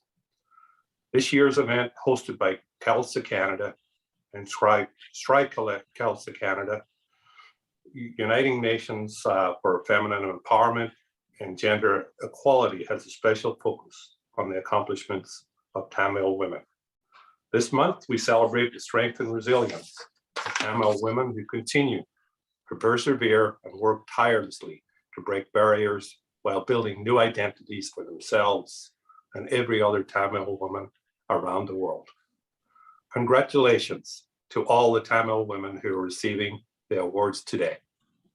As Mayor of Burnaby, I'd like to thank the Supreme Pontiff of Hinduism, His Divine Holiness, Bhagavan Nithyananda Paramashivam, for guiding Kailasa Canada to continue to work on feminine empowerment and gender equity while preserving the Tamil Hindu heritage. So once again, I'd just like to congratulate all the recipients of the awards today. It's tremendous to watch that and to see the growth of a great community. And we are always open to joining you every year to celebrate these wonderful achievements. So thank you very much once again for inviting me. Thank you. Thank you for your warm wishes and greetings. We would like to introduce Induga Devi Ganesh, an international boxing champion from Mullaitivu, Sri Lanka. She won a gold medal at an international boxing tournament in Pakistan in January of 2020. Sri Kailasa is honored to present Devi Saraswati Arts and Culture Award to Induga Devi Ganesh. As a front runner in the League of Boxing, your determination is an inspiration to all women around the world. Thank you and congratulations. Now, let's hear from the Honorable Pam Parsons, Minister responsible for Women and Gender Equality from Harbor Grace, Newfoundland and Labrador. Hello and greetings to my honored colleagues and respected guests from across Canada and around the world. I'm Pam Parsons, Minister responsible for Women and Gender Equality for the province of Newfoundland and Labrador here in Canada. Each year in January, Canada celebrates Tamil Heritage Month, a time for us all to recognize the Tamil community's achievements and accomplishments in Canada. I'm honored to bring greetings from Newfoundland and Labrador, where the Tamil community holds a very special place in our history. It was just 36 years ago that 155 Tamil women, men, and children were rescued off the coast of the island of Newfoundland, beginning a large immigrant movement into Canada. Our country is now proud to be home to one of the largest Tamil communities in the world. Tamil Canadians have overcome tremendous obstacles and have made significant contributions to the growth and prosperity of our beautiful country in politics, health, science, sports, business, and many other fields. One notable Tamil woman of excellence is Ritika Sitsabasan, who was elected in 2011 as the first Tamil Canadian Member of Parliament. Today's celebration showcases the strength and resilience of Tamil women like Ritika, and they continue to break down barriers for themselves and Tamil women around the world.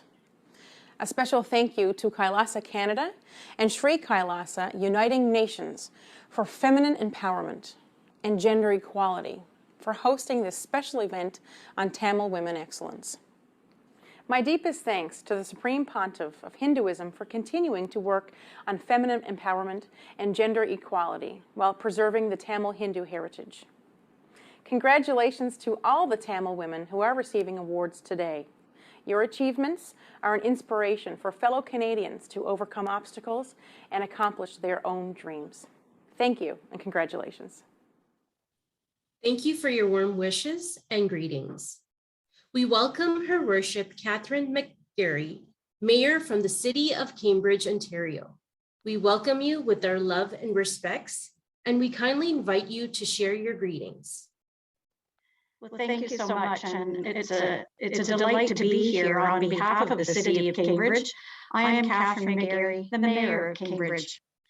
I really appreciate being able to see you all here today on this special day. And as we know, each year in January, Canada celebrates Tamil Heritage Month, a time for all of us to recognize the Tamil community's spectacular achievements and accomplishments right here in Canada. I think the importance of this recognition event is evident with the number of dignitaries from across Canada that are here today in honor of this event. As you know, and as we know here in Cambridge, Tamil culture is one of the oldest traditions in the world, and Canada is really proud to be home to one of the largest Tamil populations. Tamil Canadians have overcome tremendous obstacles and have made significant contributions to the growth and prosperity of Canada in politics, health, science, sports, business, and other fields. And as we celebrate the 21 women here today, you can see how diverse a number of sectors are influenced by these amazing women. So thank you, Kailasa Canada and Sri Kailasa United Nations for feminine empowerment and gender equality while hosting this special event on Tamil women excellence. I have to tell you, I'm so inspired hearing their stories and seeing what they can accomplish. This event really showcases the strength, but also the resilience of these 21 extraordinary Tamil women who continue to persevere and work tirelessly to break those barriers that they still experience while building new identities for themselves and every Tamil woman around the world. So congratulations to all of the Tamil women who are receiving the awards today. I'm just really blown away by the expertise that you bring to your sector.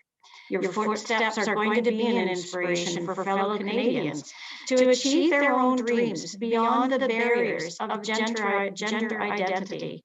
I can't imagine how many young Tamil women and girls right now are looking at the achievements that you bring and say, you know what, I can do that too. So it's incredible. Cambridge itself here in Ontario also has a vibrant Tamil community, which adds just so much to our diverse culture. So thank you for all of your outreach and support as well of our community during the pandemic. I've been, again, totally inspired and just so grateful that we've got such a giving community right here in Cambridge that has done their very best in order to ensure that we've got all that we need for all of our citizens here. So I wanted to end by thanking you again for inviting me to this incredible event And I would also like to thank the Supreme Pontiff of Hinduism, His Divine Holiness Bhagavan Nithyananda Paramashivam, for guiding Kailasa, Canada, and to continue the work on feminine empowerment, gender equality, while preserving this incredible Tamil Hindu heritage. Thank you so much, and best wishes from all of us here in the city of Cambridge. Thank you so much for your warm wishes and greetings. Next, we would like to introduce Kanjani Bharata Sasikumar, a professional engineer in Ontario from 2013. She worked on many healthcare industry challenging projects. She was honored by the studypar.com in Canada for her input and comments on from a judgment perspective of viewing and solving issues and bringing awareness amongst the Tamil community. Sri Kailasa is honored to present the Devi Meenakshi Administration Award to Kanjani Bharata Sasikumar. We welcome you with our love and respects, and we kindly invite you to share a few words with us. Good morning, everyone. My name is Kanjani Bharata Sasikumar. I'm a professional engineer in Ontario, Canada. I have worked on major projects like Humber River Hospital, Milton Hospital, St. Michael Hospital, Mackenzie Vaughan Hospital, and several other commercial building projects as an engineer in electrical and as a team lead. Currently, I'm working on a major heritage project in Canada. I am proud to say that I am a woman from the Tamil community who cares for the community and have been a part of Red Cross, Scouts and Guide, and volunteered for school radio stations and different community organizations in India as well as in Canada. I will continue my services to our community, especially to youth and seniors in need. I also care for the environment that I live in. My future goal is focusing on challenging projects, doing my services to the community and growing vegetables and fruits at home. I would like to thank Kailasa, Canada and Sri Kailasa United Nations for organizing this event and honoring all the women around the world who are excelling in different fields. I am very honored to receive this award. And I would like to thank Kailasa Nithyananda Paramashivam Toronto Adinam, which is the only location in Canada where the 63 legendary Nayanmars are placed and worshipped. Thank you, everyone. And I would like to congratulate all the award winners. Thank you. Thank you for inspiring women around the world, and we wish you well on all your future projects ahead. Thank you. Next, let's hear from the Honorable Rochelle Squirrels, Minister responsible for the status of women, Manitoba, on behalf of the Honorable Heather Stephenson, Premier of Manitoba. Good morning. As Minister responsible for the status of women, and on behalf of my colleagues at the Manitoba Legislature, I am honored to be able to share this message with you to commemorate Tamil Heritage Month and recognize Tamil women excellence. I want to acknowledge that I'm delivering these greetings from my home on Treaty 1 territory and in the heart of the Métis Nation. Historically, Tamil women have demonstrated strength and resilience and continue to do so. Your celebration here recognizes the legacy of those women who have come before and those who continue to work tirelessly, breaking barriers for themselves and every Tamil woman around the world. This morning's event is special, as you are honoring 21 remarkable women from your community for their distinguished service. It is heartwarming to know that you are recognizing them for their notable efforts and spirit of leadership. It is at gatherings such as this that we can take stock of our collective progress towards gender equality, to call for change, and to celebrate acts of courage and determination by women here at home in Manitoba and around the world. I believe that all of us here can imagine a world where all people have equal rights and opportunities. In this world, women and girls are not afraid of walking home late at night, and men and boys are not drawn into the gender roles of the past. In this world, gender equality is the norm. Men and women get paid equally for work of equal value and share the caregiving work at home. While there has been much advancement and progress for women in Manitoba, the reality is that many women continue to be denied their rights and opportunities to fully participate in society. We need to ensure that all women, women of color, Indigenous women, and women with disabilities also enjoy the benefits and rights afforded to other women. Until all women can enjoy public spaces, private spaces, and workplaces free from harassment and violence, and until we are in a society where teenage girls are not preyed upon and exploited, and until women are properly represented on boards and councils and in legislatures, then we must keep pressing for progress. Over the years, we have witnessed an unprecedented expansion of women's rights here in Manitoba and across the globe. More now than ever before, girls are reaping the benefits of higher education, more women have entered the labor market, and more women are in positions of leadership. Today's event reminds us that we all benefit when women and girls have the opportunities and the resources they need to succeed and reach their full potential. It is also a call to action for all of us to keep forging ahead to create space for women and girls in all areas of our communities.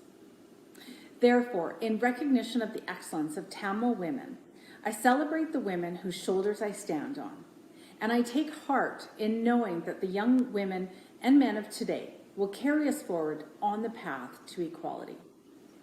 Thank you for being here to support Tamil Heritage Month and Tamil Women of Excellence. Have a wonderful event. Thank you. Thank you for your warm wishes and greetings. We welcome next His Worship Sean Collard, Mayor from Town of Ajax, Ontario. We welcome you with our love and respects, and we kindly invite you to share your greetings. Good morning, everyone. Can you hear me? Yes, we can hear you. Excellent. Thank you very much. Welcome.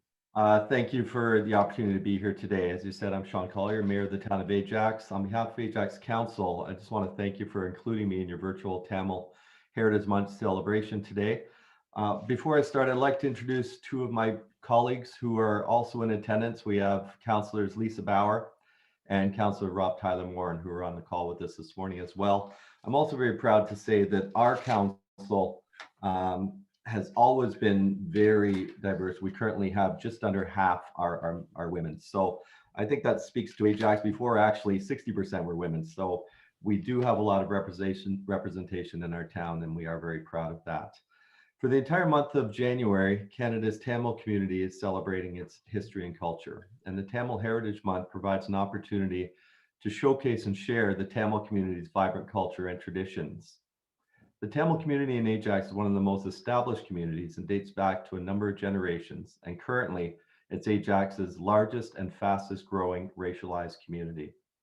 The town is home to a number of different Tamil community organizations which observe and celebrate the rich history of the Tamil people, while bringing knowledge and understanding of their ancient history to future generations through community programming. And diversity is one of our biggest strengths, and the Tamil community is one of the many cultures which continue to play an important role in the town of Ajax's vibrant and diverse community. This year's theme of Tamil Women Excellence creates space to acknowledge and honor the power and leadership of Tamil women who continuously strive towards breaking systemic and cultural gender barriers within our community. So my congratulations to all the Tamil women who are achieving awards today. I would like to thank the Supreme Pontiff of Hinduism, His Divine Holiness, Bhagavan Nithyananda Paramashivam, for guiding Kailasa, Canada to continue to work on feminine empowerment and gender equality while preserving the Tamil Hindu heritage. And thank you to Kailasa for this, to Kailasa Canada and Sri Kailasa Uniting Nations for feminine empowerment and gender equality for hosting this Tamil Women's Excellence event. It's my honor to be here to celebrate with you. Have a great day. Thank you. We thank you for your warm wishes and your greetings.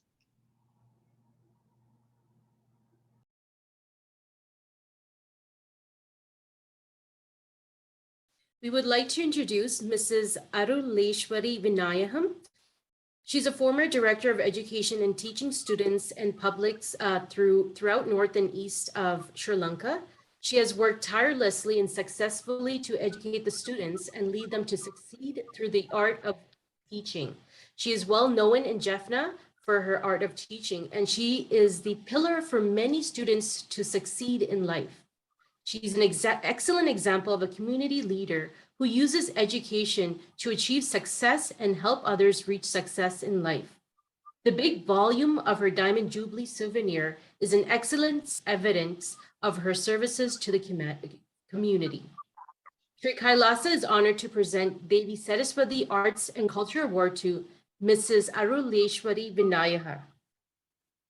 We welcome you with our love and respects, and we kindly invite you to share a few words. வணக்கம். அருளேஸ்வரி வீரநாயகம், ஓய்வு நிலை கல்வி பணிப்பாளர். 40 ஆண்டுகள் கல்வி பணியை வடக்கு கிழக்கு மாகாணம் எங்கும் சென்று கால நேரம் பாராது ஓய்வின்றி பணியாற்றி பல வெற்றிகளை கண்டுள்ளேன். ஆசிரியராக ஆரம்பித்து பல்வேறு படிநிலைகளில் தேவை அறிந்து பிரச்சனைகளை இனங்கண்டு தீர்வுகளை கண்டறிந்து திட்டமிட்டு நிறைவேற்றி வெற்றியை மதிப்பீடு செய்து ஆனந்தம் அடைந்திருக்கிறேன். ஆசிரியராக பணியாற்றிய காலத்தில் காமன்வெல்த் அசோசியேஷனால் science, maths and technology educators award வழங்கி கௌரவிக்கப்பட்டேன். கல்வி நிர்வாக சேவைக்கு உயர்ந்த போது கல்வியலாளர்களால் அபிவியர் கௌரவ சேவை விருது வழங்கி கௌரவிக்கப்பட்டேன். லயன்ஸ் கிளப், யூனிசெஃப் நிறுவனம், சேவ் த சில்ட்ரன் நிறுவனம் போன்றவை எனது சேவையை வெகுவாக பாராட்டியுள்ளார்கள். கல்வி பணிப்பாளராக நான் மிகவும் சிறப்பாக பணியாற்றிய போது அவசரகால நிலைமைகளில் அரும்பணியாற்றியுள்ளேன். 4 சந்தர்ப்பங்களை குறிப்பிடலாம். நிசா புயல் வெள்ளத்தால் பரீட்சை அண்மித்த காலத்தில் கற்றல் உபகரணங்கள் முழுவதையும் இழந்து தவித்த மாணவர்களுக்கு உதவியவை, வன்னிக்கு மக்கள் இடம்பெயர்ந்து முகாம்களில் மாணவர்கள் முடங்கி கற்றல் நடவடிக்கை இழந்து இருந்த போது, தொடர் ஊரடங்கு இங்கு அமுல்படுத்தப்பட்ட போது வீட்டு பாடசாலை செயற்திட்டத்தை முன்னெடுத்து சிறப்பாக நடைமுறைப்படுத்தியமை, வன்னியிலிருந்து வெறுங்கையோடு இடம்பெயர்ந்த ஆசிரியர் மாணவர்களுக்கு சகல வசதிகளையும் செய்து அவர்கள் உயர்நிலை அடையும் வரை அவர்களை பாதுகாத்தது, எமது கல்வி சமூகத்தை அன்போடு அரவணைத்து அவர்களுடன் இணைந்து இந்த பணிகளை அற்புதமாக செய்யக்கூடியதாக இருந்தது. இன்று நான் ஓய்வு பெற்ற நிலையிலும் ஓய்ந்து விடவில்லை. பாடசாலை மாணவர்கள் ஒழுக்கத்துடன் உடல் நலத்துடன் கற்றல் திறன் மேம்பாட்டோடு சிறப்பாக வாழ்வதற்கு நான் இயன்றவரை பணியாற்றி வருகின்றேன். கிராமங்கள் தோறும் சென்று மகளிரை வலுப்படுத்துதல், குடும்ப உறவை மேம்படுத்துதல் போன்ற செயல் திட்டங்களை முன்னெடுத்து வருகின்றேன். எனது இறுதி மூச்சு உள்ளவரை எனது சமுதாய பணி தொடரும் என்பது உறுதியாக எனக்கு இருக்கின்றது. தமிழ் பாரம்பரிய விழாவை கொண்டாடுகின்ற இந்த காலப்பகுதியிலே கைலாச கனடா அமைப்பினர் சிறந்த சேவையாளர்களை கௌரவித்து என்னையும் அதில் இணைத்து கௌரவித்துக் கொண்டிருப்பதை இட்டு நான் மிகவும் மகிழ்ச்சி அடைகின்றேன். கைலாச கனடா அமைப்பிற்கும் இயக்குனருக்கும் நிர்வாக உறுப்பினர்களுக்கும் நன்றி கூறுவதில் மகிழ்ச்சி அடைகிறேன், வாழ்த்துகின்றேன். வணக்கம். Thank you so much, Mrs. Vinayam, for bringing awareness of the importance of education and passing it on to the upcoming generation, and for your excellent contribution to the community. Thank you. We welcome His Worship Bob Young, Mayor from City of Leduc, Alberta. We welcome you with our love and respects. We kindly invite you to share your greetings. Hi, everyone. I'm Bob Young, Mayor for the City of Leduc. Thank you for inviting me to be here for Tamil Heritage Month celebrations. Tamil Canadians have overcome tremendous obstacles and have made significant contributions to the growth and prosperity of Canada in politics, health, science, sports, business, and other fields. Congratulations to all the very deserving award winners. This event showcases the strength and resilience of Tamil women who continue to persevere and work tirelessly to break barriers while building new identities for themselves and every Tamil woman around the world. I would like to thank Kailasa Canada and Sri Kailasa, Uniting Nations for Feminine Empowerment and Gender Equality, for hosting a special event on Tamil women excellence. I would like to thank the Supreme Pontiff for Hinduism, His Divine Holiness, Bhagavan Nithyananda Paramashivam, for building Kailasa Canada and continuing to work on feminine empowerment and gender equality while preserving the Tamil Hindu heritage. Thank you so much for allowing me to participate today. Thank you for your warm wishes and greetings. Next, we would like to introduce Saji Rani, an entrepreneur from Sri Lanka. She is the founder of Sadhu Products, and she was invited for a board meeting with Mukesh Ambani to share her business production. Nationwide in Sri Lanka, she won the second prize for Women Entrepreneur Competition. Sri Kailasa is honored to present the Devi Annapuneshwari Humanitarian Award to Saji Rani. We welcome you with our love and respects. We admire your entrepreneurship, and we thank you for giving new opportunities to women, for contributing towards the health of humanity. Next, we would like to welcome His Worship Craig Copeland, Mayor from the city of Cold Lake, Alberta. We welcome you with our love and respects, and we kindly invite you to share your greetings. All right, can you hear me okay? Yes, welcome. Oh, great. First of all, thank you for inviting me. I'd like to thank Kailasa Canada and Sri Kailasa Uniting Nations for Feminine Empowerment and Gender Equality for hosting today's event. It's fantastic, and you know, a great job by all the organizers. This is always a challenge to do all these things virtually, and hats off to you. You're doing a great job. Tamil Canadians have overcome tremendous obstacles, as we've heard, and it's fantastic that we can recognize the Tamil women, not only in Canada, but around the world, for their contributions in making our society a much better place to live in from what it once was. And so I'd like to congratulate all the Tamil women today that are being recognized. It's important to recognize women in our world for the contributions. We don't do enough of that, recognizing people. And it's also important to lay the foundation for the young people, not only Canada, but our communities locally and around the world, so that women can look at you and say, you know what, I can strive to do that now.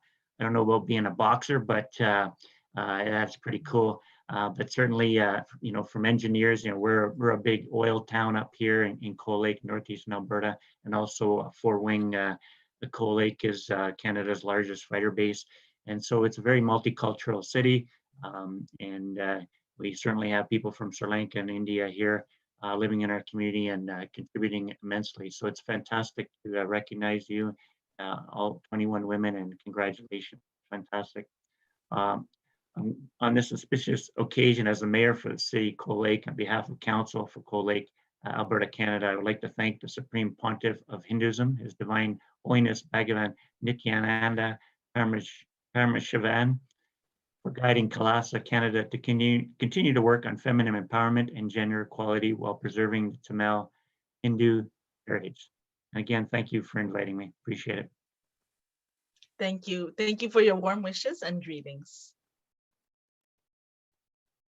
We would like to introduce Niveda Yana Prakasam, Innovation Soft Network Power Switching from Valmia, Sri Lanka. She's a third-year software engineering at Suntech campus, a co-founder of Innovation Soft Network Power Switching. She's a software and web developer and designer at Sun Micro Creators Limited. Sri Kailasa is honored to present Devi Kamakshi World Peace Award to Niveda Yana Prakasam. We appreciate your innovative spirit, and we wish you all the success in all your future endeavors. We warmly welcome Councillor Deidre Newman, who will be sharing greetings on behalf of Mayor Don Mitchell from City of Whitby, Ontario. We welcome you with our love and respects, and we kindly invite you to share your greetings. Thank you. Heartfelt greetings on behalf of Whitby Mayor Don Mitchell and Council. I wish to recognize Regional Councillor Steve Yamada, who is also with us. Happy Tamil Heritage Month. Thank you, Kailasa, Canada, and Sri Kailasa. I am honored to thank the Supreme Pontiff of Hinduism, His Divine Holiness Bhagavan Nithyananda Paramashivam. We appreciate the importance of this event, celebrating Tamil women excellence and your dedication to feminine empowerment and gender equality. Warmest congratulations to the outstanding Tamil women who have been recognized today. Before my public service, I served as a lawyer, often advocating for Tamil women, and I have come to appreciate the passion, spirit, and unwavering hard work of Tamil women to rise above difficult histories, to find hope and achieve dreams in Canada. Your dedication inspires us deeply and touches our heart. We wish you great success. Thank you. Thank you for your warm wishes and greetings. We would like to introduce Darshan Putraran Sigamani, Deputy Mayor of Nuwar Ilya Urban Councillor. This council system has been established in Sri Lanka by the British after many years. A few years before, she got the chance to enter into the council as the first Tamil woman. Sri Kailasa is honored to present the Devi Meenakshi Administration Award to Yadarshana Putra Sigamani. We welcome you with our love and respects, and we thank you for your contributions to the political field. And next, we welcome Councillor Paul Ainsley from the Scarborough Guildwood Ward. We welcome you with our love and respects, and we kindly invite you to share your greetings.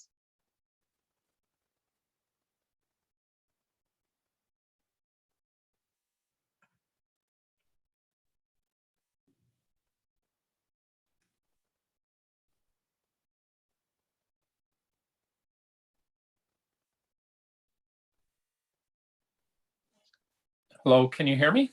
Yes, welcome. Good morning, everyone. Welcome. It's a great pleasure to be here, and all of the award recipients have done outstanding work. It's a real honor to be here this morning and recognize everyone, especially each year in January as Canada celebrates Tamil Heritage Month, a time for all of us to recognize Tamil community's spectacular achievements and accomplishments in Canada. The Tamil culture is one of the oldest traditions in the world, and I'm proud as a Toronto City Councillor to have the Greater Toronto Area as home to one of the largest Tamil communities outside of South Asia.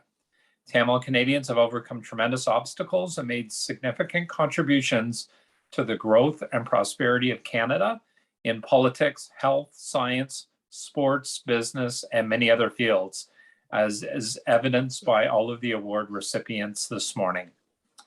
I would like to thank Kailasa Canada and Sri Kailasa United Nations for Feminine Empowerment and Gender Equality for hosting this special event on Women of Excellence. This event is truly showcasing the strength and resilience of women who continue to persevere and work tirelessly to break barriers while building new identities for themselves and every Tamil woman around the world. Congratulations to all of the women who are receiving awards today. Your footsteps will be an inspiration for fellow Canadians to achieve their own dreams beyond the barriers of gender identity.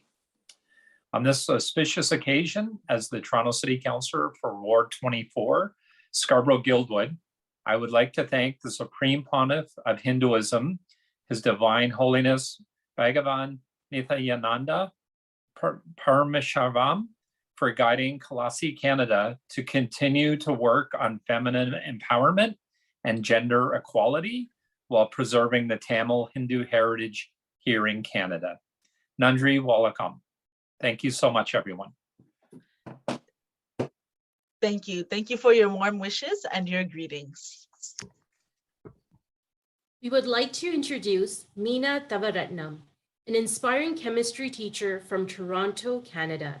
She graduated from Madras University and received a first-class degree in chemistry and a postgraduate diploma in education with a merit pass in Sri Lanka. She served the community for 27 years as a chemistry teacher. She received a gold medal from the Tamil scholar Palavar Ilathu Sivanandan.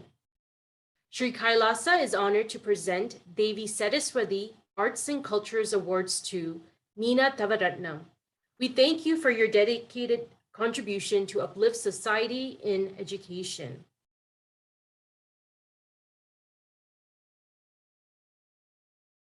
Each year in January, we thank His Worship Ed Holder, Mayor from City of London, Ontario, for your warm wishes and greetings. And these video greetings will be posted for everyone to see on our website. Thank you. each year. Next, we would like to introduce Mithuna Thailand, artist from Balatiko, Sri Lanka. She's a final year student in the Visual and Technological Arts at Swami Vibulananda's University. She grew up without parents in a children's home. Due to the Civil War, she had transitioned to many cities and group homes. In spite of her economical, social, racial, and gender limitations, she achieved acceptance in a well-known university. She didn't have enough resources to go to university, and she was inspired to draw. By looking at her photos and practicing, she started to sell her portraits, and this is how she paid for her university. Sri Kailasa is honored to present the Devi Saraswati Awards, Arts and Culture Awards to Mithuna Thailand. We welcome you with our love and respects. Here, we are showcasing some of Mithuna's spectacular portraits and drawings. Your creativity, courage, and will persistence to strive through adversity are an inspiration for all.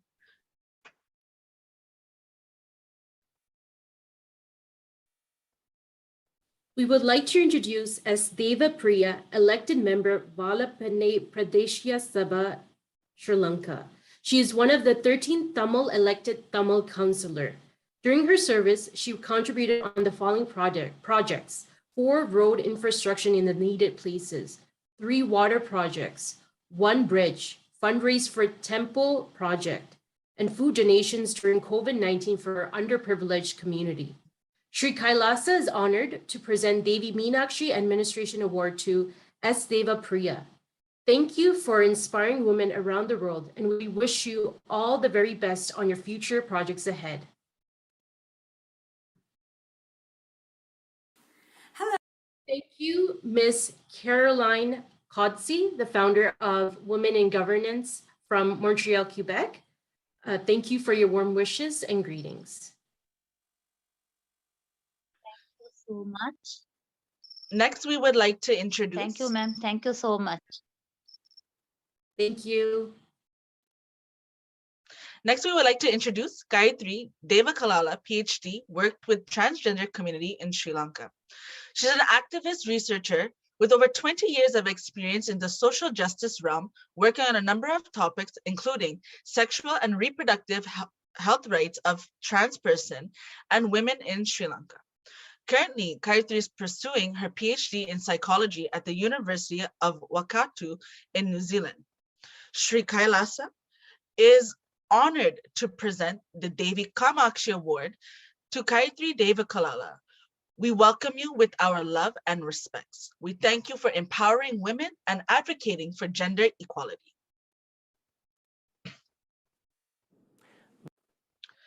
Next, we thank His Worship Stephen Boyer, Mayor of the City of Laval, Quebec, and Aline Dib, Associate Member for the Executive Committee responsible for intercultural relations.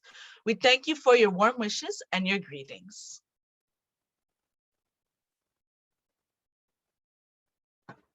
We would like to introduce N.K. Hemalada, innovative Tamil teacher from India. Teaching Tamil through technology during pandemic, she received recognition from the Honorable Prime Minister Shri Narendra Modi. She is the first government teacher in the world to create the virtual video presentation of 10th study. Sri Kailasa is honored to present Devi Saraswati Arts and Culture Awards to N.K. Hemalada. We thank you for your dedicated contribution to uplift society in Tamil education. Thank you.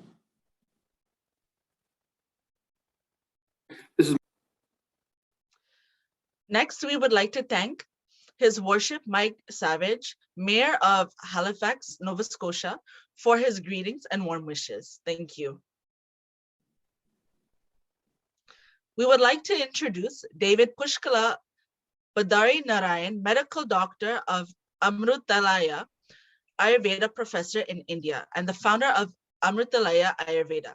Sri Kailasa is honored to present the Devi Mariamman Health Science Award to Dr. Pushkala Badra Narayan. We welcome you with our love and respects, and we thank you for your contribution for upholding the ancient practice of Ayurveda.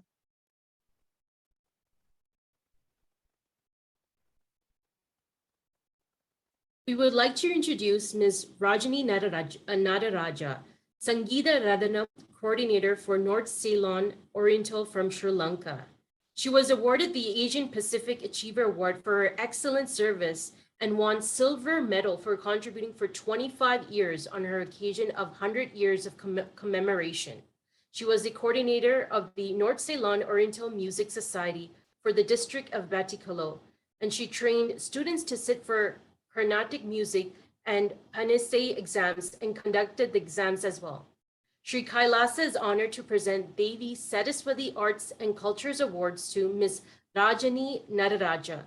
Congratulations and thank you for your contribution in aesthetic education and guiding future generation in Carnatic music. Next, we would like to introduce Radha Tiwar, Senior Product Manager in South India, Oxford University Press in Chennai, India. She has a PhD in English and is Senior Product Manager at Oxford University Press, a devout Hindu nationalist who cares for this nation's well-being more than anything else. Been working in various Hindu organizations to prevent conversions and help people who have been affected. Focuses towards the Delta community who's still striving to grow socially, financially in the society. Now at present, trying to build homes for the rural community who are either homeless or have houses in bad shape. Sri Kailasa is honored to present the Devi Kamakshi Peace Award to Radha Tiwar. We welcome you with our love and respects, and we thank you for your contributions in preserving Hinduism and empowering the community. We would like to introduce Dr. E. Sudha from Chennai, India. She has a master's in English literature and she holds masters in yoga and a gold medalist recipient. She studied on Devadasi of Andhra Pradesh and received scholarship from the Ministry of Culture Government of India. She's an advocate, social worker, lecturer on communication skills and stress management. Sri Kailasa is honored to present Devi Saraswati Arts and Culture Awards to Dr. E. Sudha. We thank you for preserving the Hindu culture through your advocacy and social work.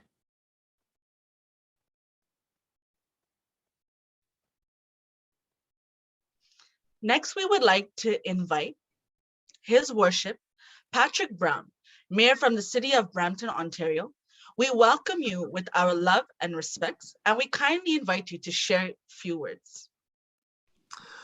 Well, thank you very much for including me in your program. And may I say a happy Thai Pongal and a happy Tamil Heritage Month.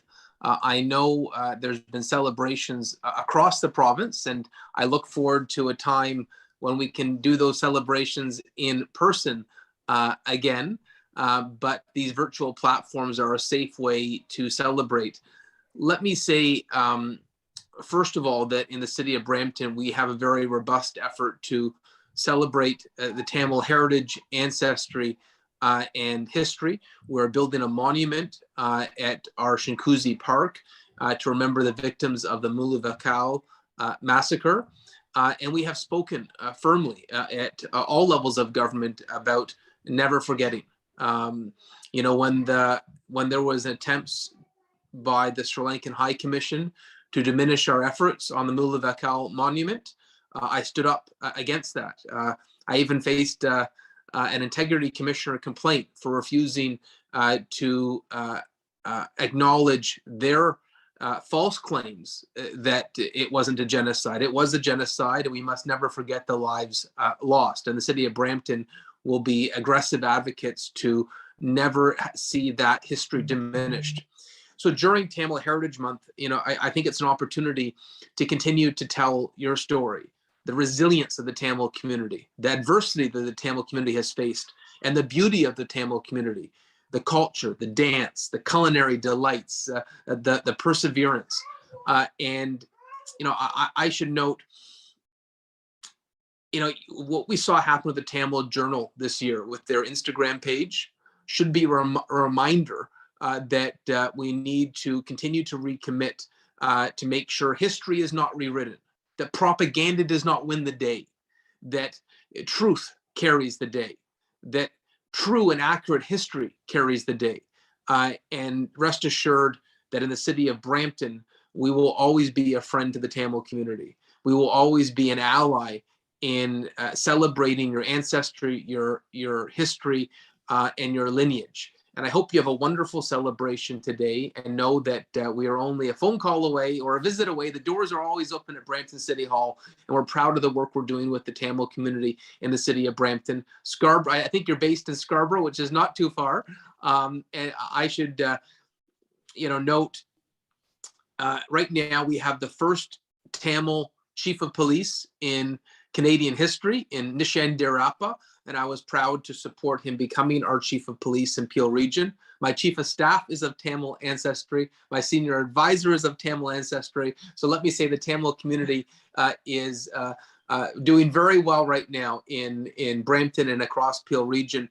And during my days in provincial politics, I was active supporters of MPP Logan Kanapathy and MPP VJ. And I have to say, seeing their work right now, whether it's with the Tamil Genocide Education Awareness Act for the school system or the Cultural Center, MPP Logan and VJ have done exceptional work, and I'm so proud to support their efforts as well.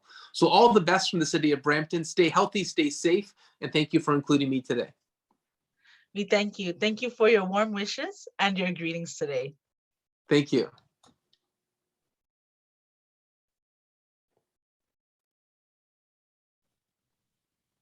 Next, we would like to introduce Indumati. She is the founder of Annapulayam, active social worker in the field of child welfare and women upliftment. Her core strength stems from the principles of universal gender equality and equitability society.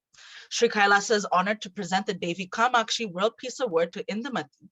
We thank you for your contributions to the welfare and the upliftment of women and gender equality.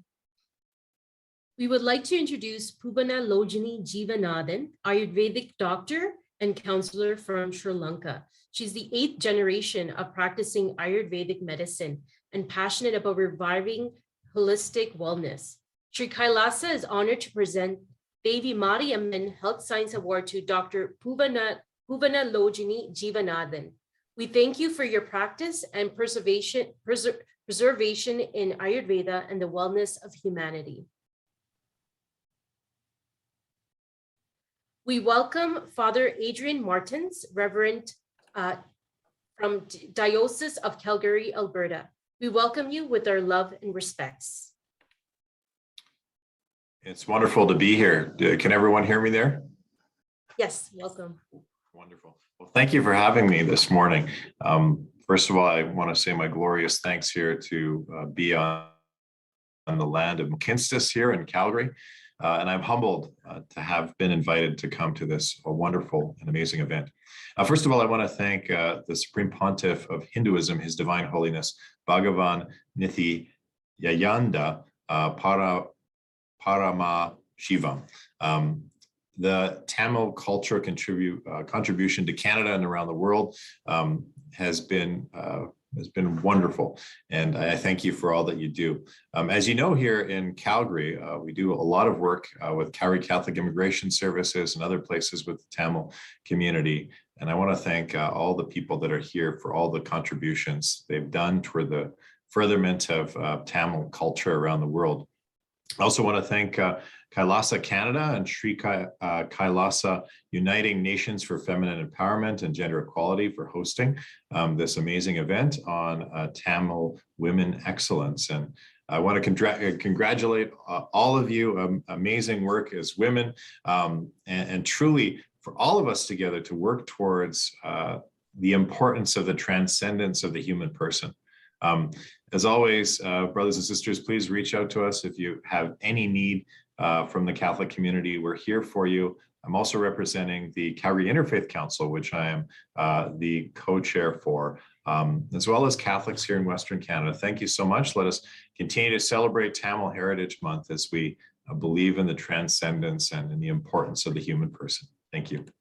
Thank you so much for your warm wishes and greetings. Next, we would like to introduce Sivajoti, a woman entrepreneur from Sri Lanka. She lost her whole family except her sister to the tsunami in 2004. She started her own business to produce packaged snacks. With the help of the entrepreneur loan, she expanded her business and presently is giving employment to the underprivileged people and women, and has been awarded for her contributions. Sri Kailasa is honored to present the Devi Annapuneshwari Humanitarian Award to Shiva Jyoti.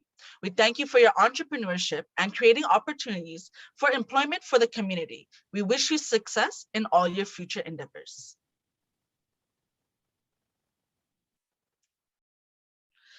Next, we would like to thank all of the dignitaries, parliamentarians, and religious leaders and other esteemed guests who has also joined us today.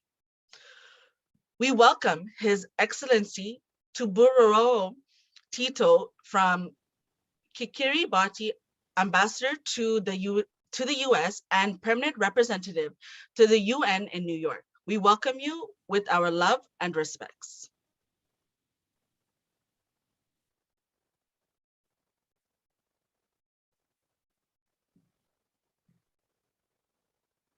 We welcome Ms. Naomi M. Gray, Assistant Minister, Afro-Asian Affairs from Monrovia, Republic of Liberia. We welcome you with our love and respects. We welcome Honorable Representative Dr. Divan Chandra Bose Sharman, Vice President of National Assembly from Paramaribo City of Republic of Suriname. We welcome you with our love and respects. We welcome Reverend Bishop Jambu Mulai, founder of Bishop and Christ Church, Nakasulango, South Sudan. We welcome you with our love and respects. We welcome the Honorable Francis Scarpa Ligia, MP of Lac Saint Louis, Quebec. We welcome you with our love and respects. Next, we welcome Councillor Chambers, Acting Deputy Mayor from the City of Winnipeg, Manitoba. On behalf of Mayor Brian Bowman, we welcome you with our love and respects. We welcome. Good morning. Good morning. Happy Tamil Heritage Day to all my dear friends from the Tamil community. I would like to thank the Supreme Pontiff of Hinduism, His Divine Holiness, Bhagavan Nithyananda Paramashivam, for guiding Kailasa Canada. I'm participating from Winnipeg, Manitoba, which is Treaty 1 territory, ancestral lands of the Anishinaabe, Cree, Ojibwe, Dene, and Dakota peoples, the birthplace of the Métis Nation and heart of the Métis Nation homeland. I'm so honored to participate in this grand celebration of Tamil Heritage Month 2022 celebrations. I'm told the theme for this year is feminine empowerment and gender equality. I also note that Tamil Heritage Month has been unanimously proclaimed by the House of Commons in Canada. And this year, as mentioned, specifically revolves around Tamil women of excellence. Tamil Canadians have overcome tremendous obstacles and have made significant contributions to the growth and prosperity of Canada in politics, health, education, sports, entrepreneurialism, and other fields.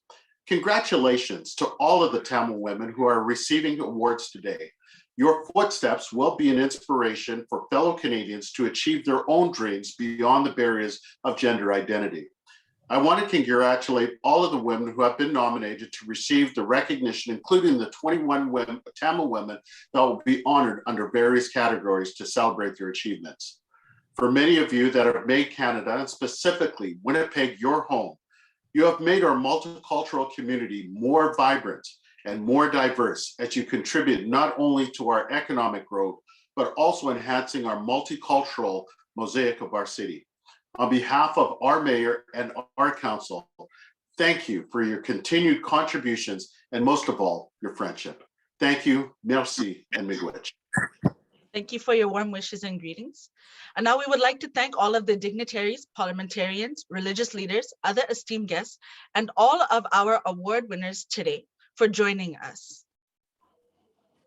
We would like to thank everyone, all the participants and viewers online from around the world and distinguished guests. With this, we would like to welcome the House of Representatives, Sri Kailasa, Ma Tushi, and Her Excellency Ma Vijayapriya Nithyananda, Permanent Ambassador of Kailasa to the United Nations, to introduce Sri Kailasa and the Supreme Pontiff of Hinduism before hearing Supreme Pontiff of Hinduism's address. Nithyananda. Nithyanandam, everyone. It's my pleasure and privilege to welcome each and every one of you to this great event Sri Kailasa is hosting to honor the Tamil heritage as well as the women excellence. Due to the time constraints, unfortunately, we were not able to accommodate most of you who were here to share further greetings.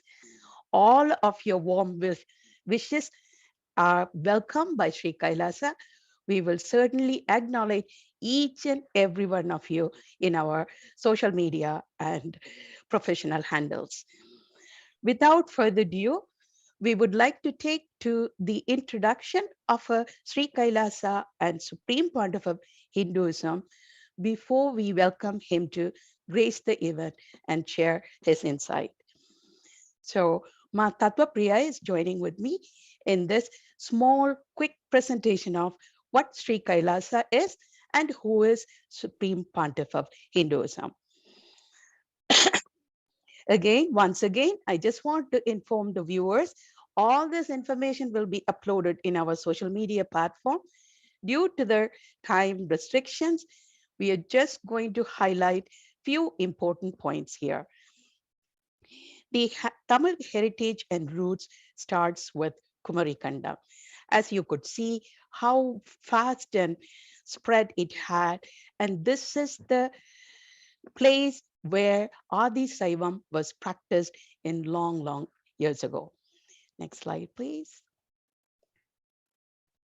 Adi Saiva communities worshipped Paramashiva most devotedly. They lived the lifestyle of Adi Saivism, which is graced by Paramashiva, possessed deeply insight in departments like geography, stats, theology, politics, economics, and chemistry. And they also had a deeper understanding about cosmos. They know the power of the cosmic source is the science of becoming one with it and merge with the cosmic source from which we came from.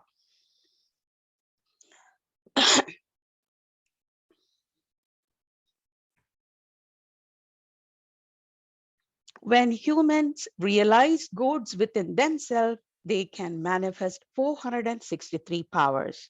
Not only they receive these science, they live the science and enrich others to live also.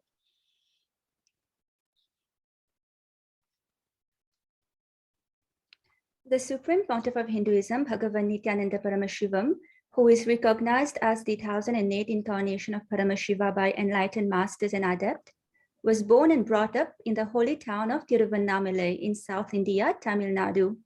He was brought up in the ID Saivat community and was thoroughly trained by various masters and gurus to revive Sri Kailasa nation, the enlightened Hindu civilization nation.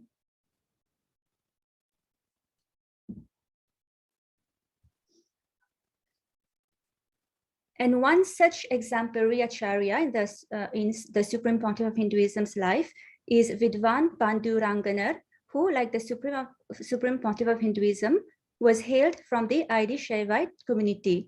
And he's the one who guided the Supreme Pontiff of Hinduism in the study of the Shaiva Siddhanta, the sacred Tamil text extolling the principles and glory of Paramashiva from a very young age.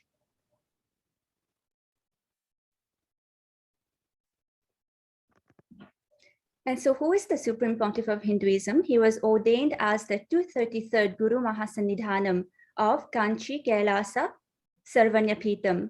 He is the present 293rd Guru Mahasannidhanam of Kailasa, of Kailasonata Shyamalapeetham. And he is the 1008 Acharya Mahamandireshwar, the head of all spiritual leaders of Atalakara, the ancient apex body of Hinduism.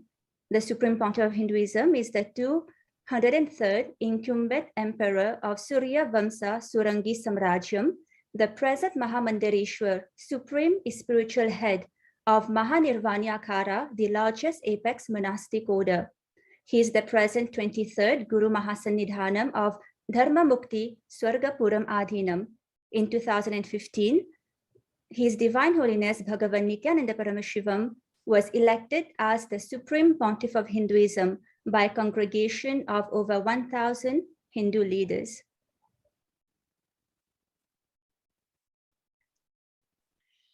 SPH was Supreme Pontiff of Hinduism, was coronated on April 27, 2012 as the 293rd Pontiff of Madurai Adhinam by the 292nd Pontiff Madurai Adhinam, Sri Arunagirinatha Jnana Sambandha Desika Paramachiva Swami.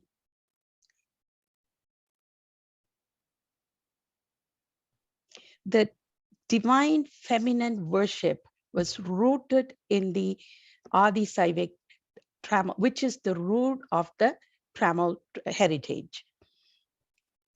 What you are seeing here is the three main dynasties, Pandyan, Chera, Chola, where they are the critical pieces in South Indian arts, architecture, and literature that we still today.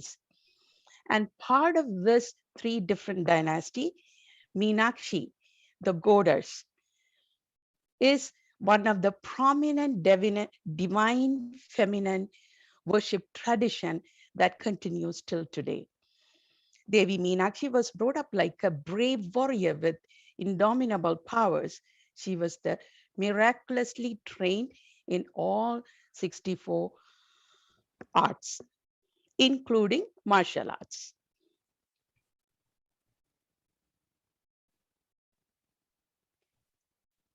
Devi Meenakshi was the perfect leader, administrator, and strategy planner. And she have mastered all the Vedic arts, and she taught that to all the people who lived in those eras. In fact, Rudrakanyas, who are among the elite of the ancient enlightened lineage, were doctors, nurses, healers, and great power manifestors. They rescued society in the time of crisis and calamities. Rudrakanya stood as the backbone of the society.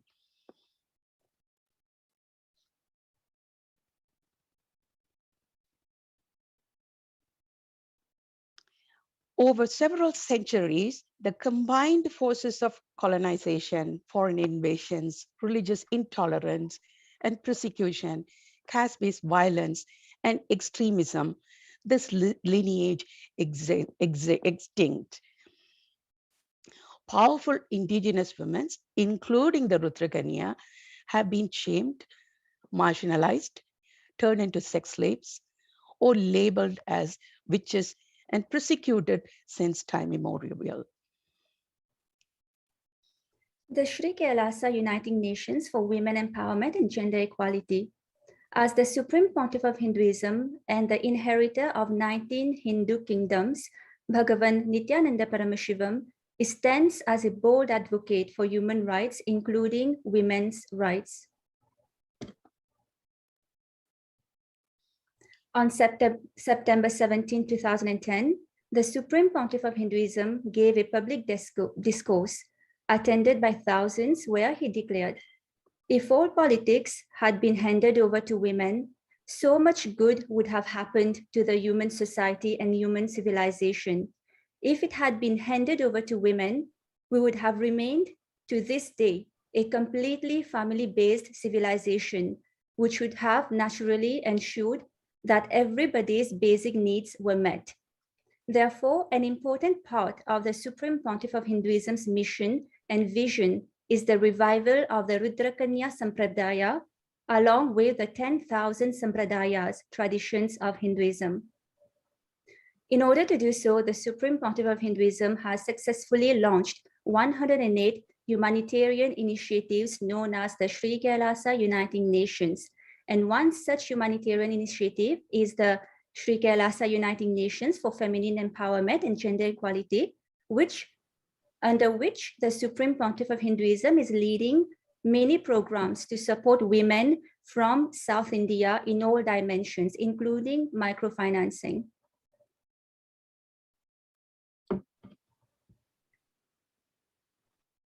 Additionally, the Supreme Pontiff of Hinduism continues to empower the indigenous women by teaching them to perform Hindu rituals, temple administration, and temple sciences, specifically in order to bridge the gender gap and to bring equal rights. The Supreme Pontiff of Hinduism actively initiates women into sannyas, monkhood, and ordains them as priests in his monastic order, the Nithyananda Sannyas Sampradaya. To empower and support women, the Supreme Pontiff of Hinduism has established de facto spiritual embassies across the world, where women and girls are empowered and naturally flourished into leaders.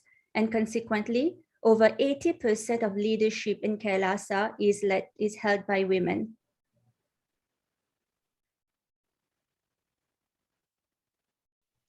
Next slide, please. Vijay Priyama.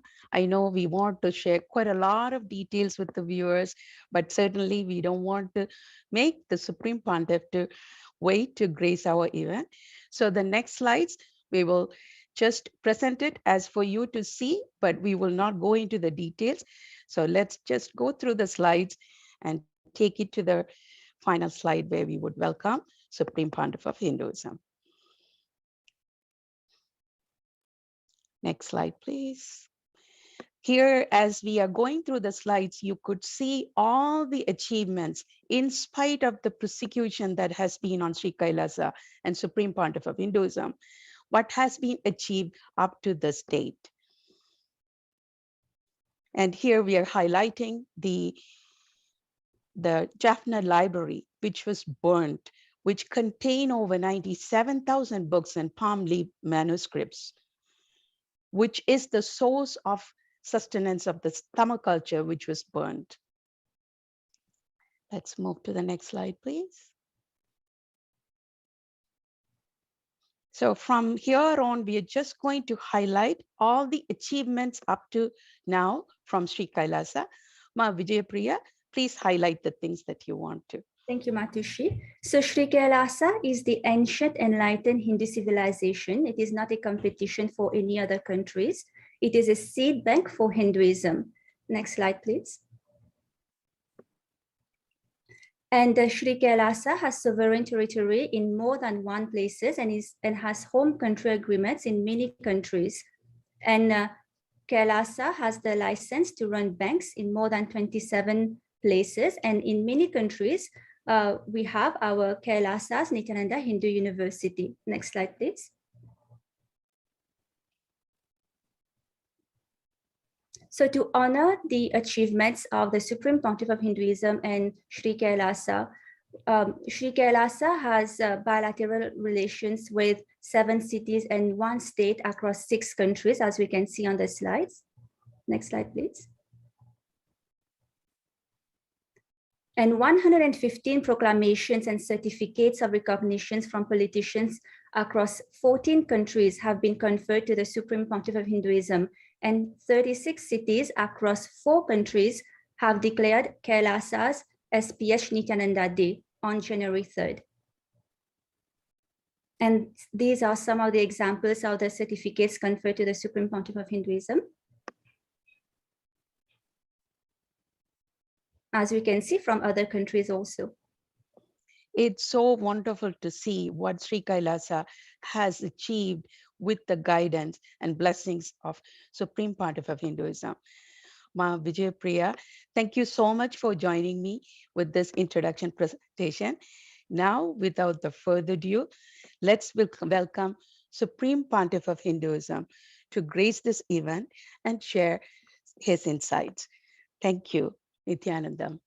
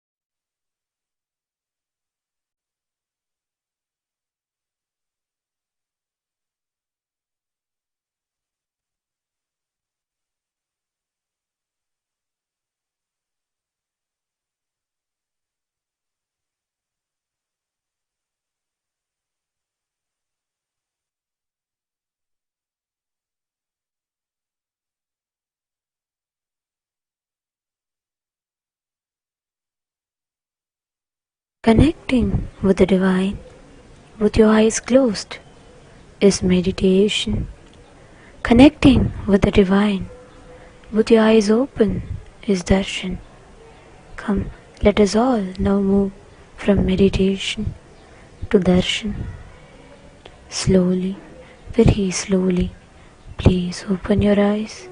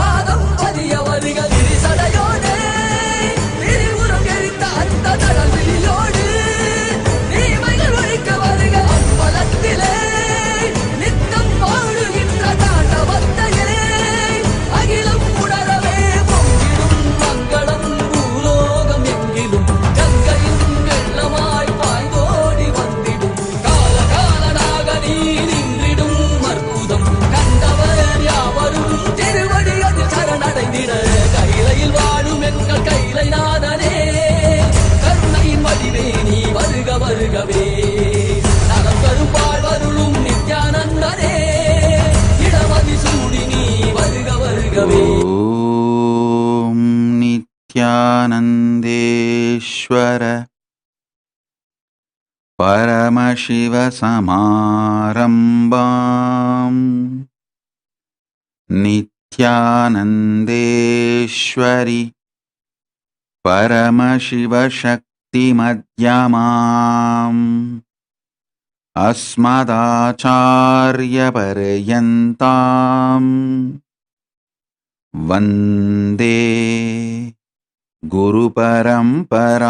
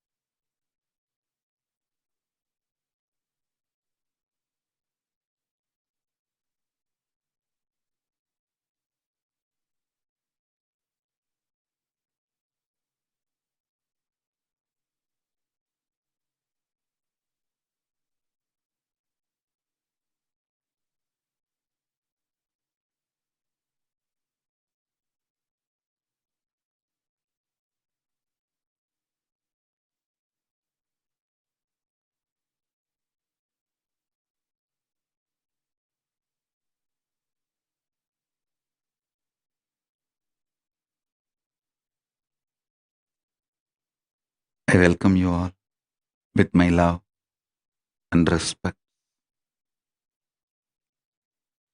I welcome all the dignitaries, statesmen, stateswomen, all the important guests, and all the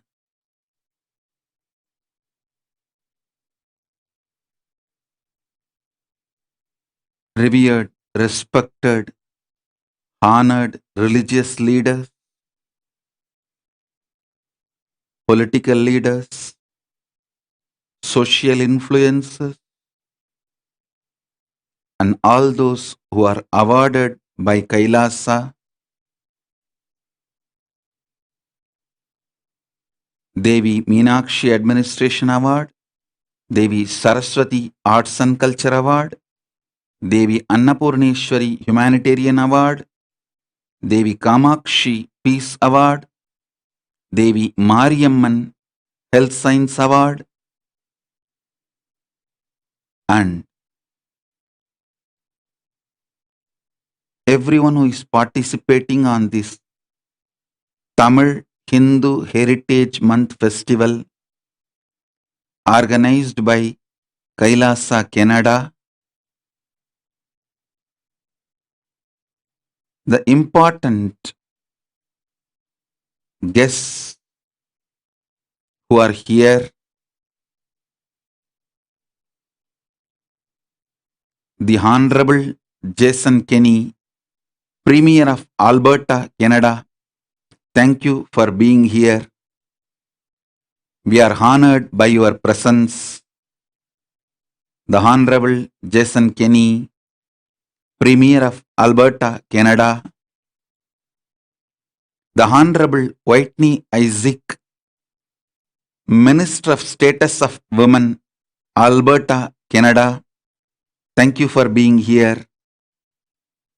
The Honorable Palm Persons, Minister for Women and Gender Equality, Canada. Thank you for being here. Honorable Representative and the Republic of Suriname, Dr. Devan Chandrabose Sharman, Thank you for representing Republic of Suriname. Thank you for being here. We are honored by your presence, Dr. Devan Chandra Bose. His Worship Frank Scarpetti, Mayor of Markham, Ontario, Canada. His Worship Patrick Brown, the City of Brampton, Ontario, Canada. Her Worship Bonnie Crombie, Mayor of Mississauga, Ontario, Canada. His Worship E.D. Holder, Mayor of London, Ontario, Canada. His Worship Mike Hurley, Mayor Burnaby, British Columbia. Her Worship Catherine McGarry, Mayor of Cambridge, Canada.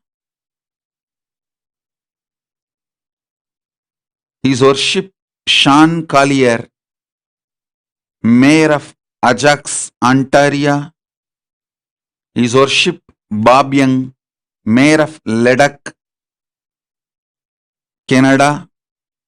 His Worship Craig Gopland, Mayor of Cold Lake, Canada. I welcome each one of you, and there's a long list of important guests. Due to shortage of time, I apologize for not reading out all the names, but I wanted to express our gratitude to all of you for being here. We are honored, thankful to all of you for being here. Thank you for being here.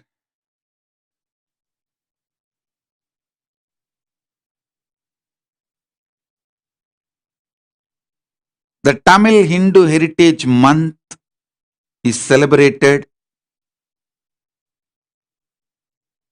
Especially this program is organized by Kailasa, Canada.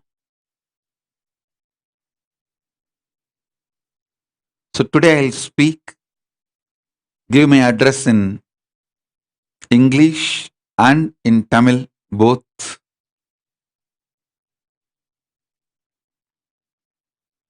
First of all, I wanted to congratulate all the recipients of the awards. Devi Meenakshi Administration Award, Devi Saraswati Arts and Culture Award, Devi Annapurneshwari Humanitarian Award, Devi Kamakshi World Peace Award, Devi Mariamman Health Science Award,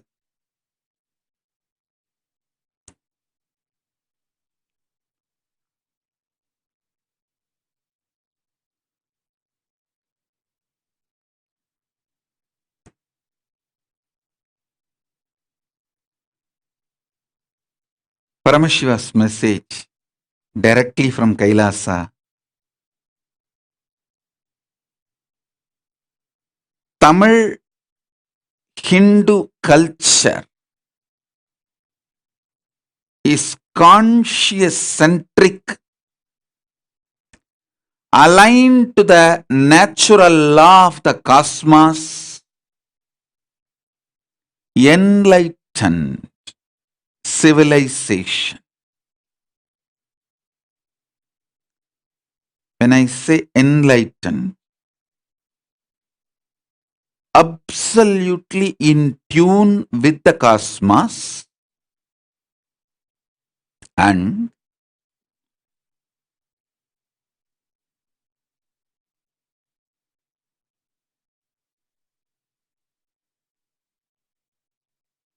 deeply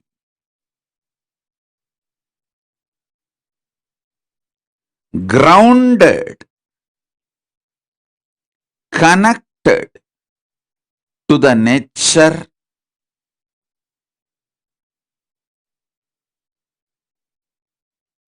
the all powerful, all knowing, omnipotent, omnipresent, omniscient, conscious intelligence centric, whether the way our diet structure, what we eat, is formed,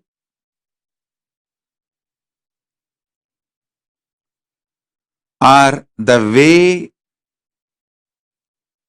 we grow our food, or the way we dress up, we jewel ourselves, our arts, music, dance, our concepts about life, religion, rituals, spirituality, celebrations, festivals, everything is enlightenment centered. We celebrate our existence as consciousness. We celebrate our existence in tune with the cosmos.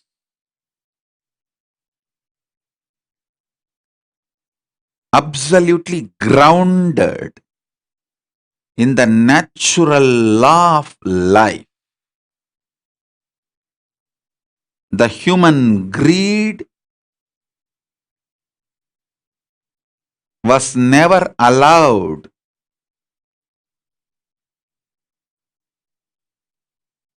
to destroy the nature and the natural flow of law of life.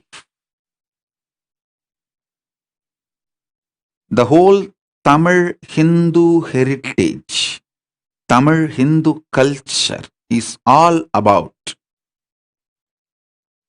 living with nature, flowing with nature, in tune with the natural law of the cosmos, in tune with the natural law of the universe. So please understand,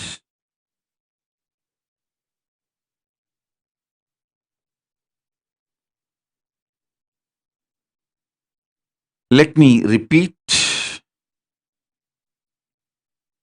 please understand, this Tamil Hindu culture as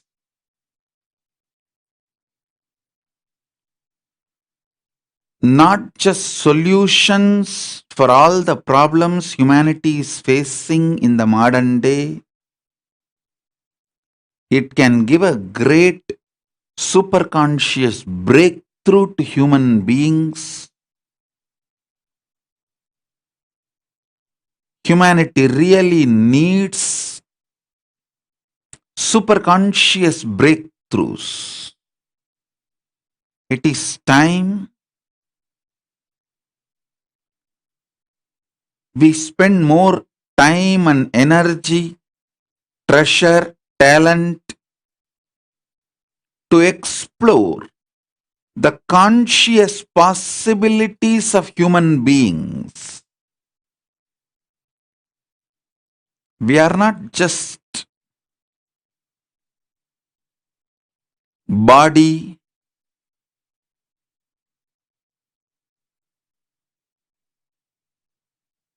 we are not just this physical frame alone, which is trained, civilized, and educated. Say, educated to take up a job and pay the bills. Almost like all education all over the world is focusing on jobination of the people, which is practically indirect enslavement of the human beings. Tamil Hindu heritage is all about enlightening human beings, liberating people, giving superconscious possibilities and letting people explore life. It is the culture which respects creativity, innovation, exploration, the various possibilities and powers of the consciousness, whether in the field of medicine, health, longevity, superconscious abilities, possibilities, and powers of human beings. In every level, the ageless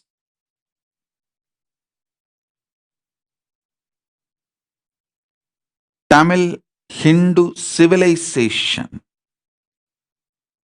which was originated,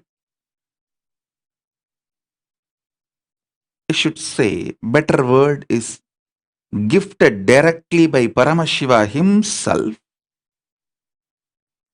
Paramashiva, the Almighty himself, assumed the Nijavatara, the human body, in the name of Irayanar, Sundaresa Peruman. He himself delivered this Tamil Hindu culture, which is absolutely enlightenment centric.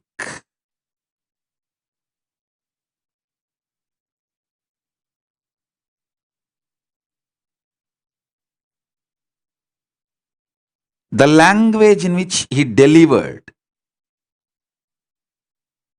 the whole knowledge and the source of knowledge is Tamil. Tamil has three forms. Tamil in its script form is called Grantha script. When that Tamil language is used between human beings, fellow human beings, it's called the language Tamil. When the same Tamil was used to communicate with the beings from different planes, the beings from vertical time zones, Kailasa. I want all of you to know, beings from other dimensions were never aliens for Tamil Hindu culture. They were very much part of our culture. Human beings used to regularly go to the higher dimensions and vertical time zones. And the people, beings from those time zones used to regularly visit planet Earth, this dimension. They were very much part of us. There was no aliens in Tamil Hindu heritage. in Tamil Hindu culture. Only recently, maybe last 1,000 years, when we lost touch with them, when we stopped going and they stopped coming and the communication system got broken, destroyed, we feel they are aliens and their visits are miracles, are just fantasy stories. No, it's neither myth nor miracle or fantasy stories. It was a lifestyle for Tamil Hindu culture. So the method, vibration, the language modulation through which Tamilians communicated with the vertical time zone beings is evolved as Sanskrit. So please understand, Grantha, script, Sanskrit, verbalization, Tamil, verbalization, all the three is from the source called Tamili. So the language Tamili is not just a language, it's a culture. Only if you understand the culture of Tamil, you will even understand the basic definition of the language Tamil.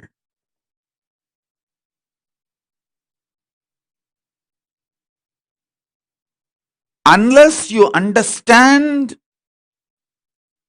the culture of Tamil, you can't understand the language called Tamil. That is the reason the modern day, even sincere people who are interested in Tamil culture are struggling between the question,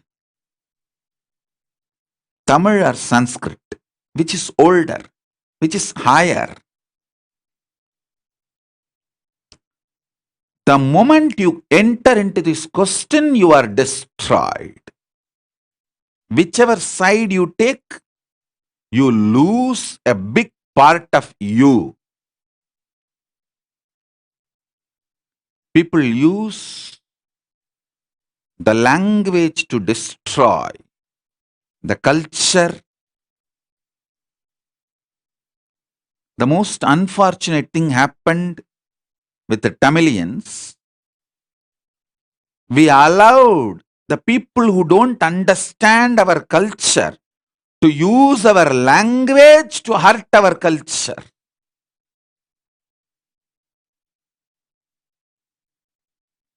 Tamilin சாரமும் சத்தியமும் நித்தியமும் மூப்பும் முதிர்வும் முனைப்பும் ஞானமும் சர்வஞத்துவமும் நித்திய யவ்வனத்துவ நிறை சக்தியும் சூரியன் போல் நிரந்தரமாய் சூரிய உதயம் போல் தினந்தோறும் புதுமையாய் பூத்திருக்கும் தமிழ் பெரு கலாச்சாரத்தின் முழுமையை அறியாததனால் சிலர் தமிழ் மொழியியல் கொண்டு தமிழ் இறையியல் அழிக்க முயற்சிக்கின்றார்.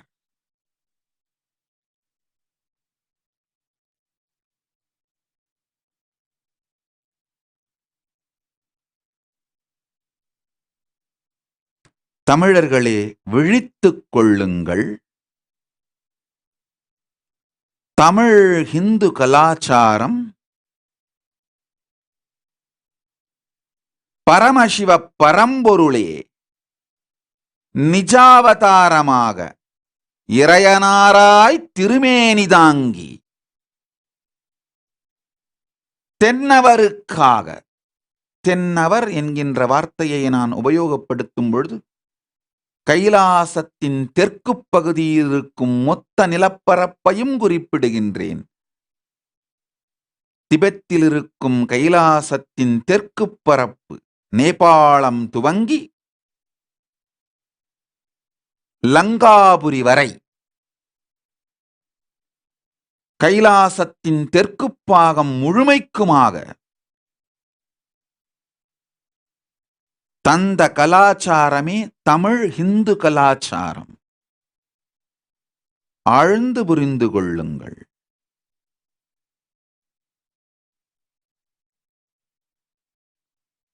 பெருமானே நேரடியாக நிஜாவதாரமாக வந்து இறையனாராய் இன்று இருக்கும் மதுரையில் தலைமை பீடம் கொண்டு அதற்கும் தெற்காக அழியாது அக்காலத்து இருந்த குமரிக்கண்டத்தின் எல்லை வரை ஆஸ்திரேலியாவிற்கும் கீழாக குமரிக்கண்டத்தின் எல்லையில்தான் நான் குறிப்பிடுகிற இலங்கை அமைந்திருந்தது. எல்லை சுருங்கும் பொழுது எல்லையின் எல்லையில் இருக்கும் நாட்டை மீண்டும் இலங்கை என்றழைத்தார்கள். எல்கை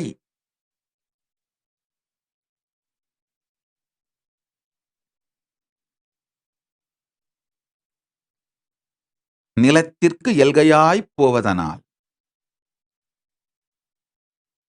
அந்த பூமியை இலங்கை எனும் பெயராலே அழைக்கும் வழக்கம் வந்தது. பெயர்க்காரணங்கள் பல உண்டு, இதுவும் ஒரு காரணம். எம்பெருமான்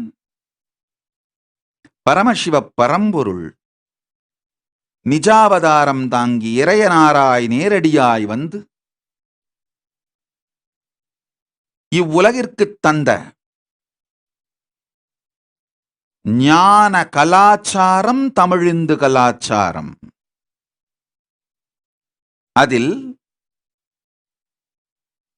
மனிதர்கள் தங்களோடு உரையாடுவதற்காக மலர்ந்திட்ட மொழி தமிழ், மனிதர்கள் வடித்து வைப்பதற்காக வரிவடிவு கொண்ட வட்டெழுத்து முறை கிரந்தம்,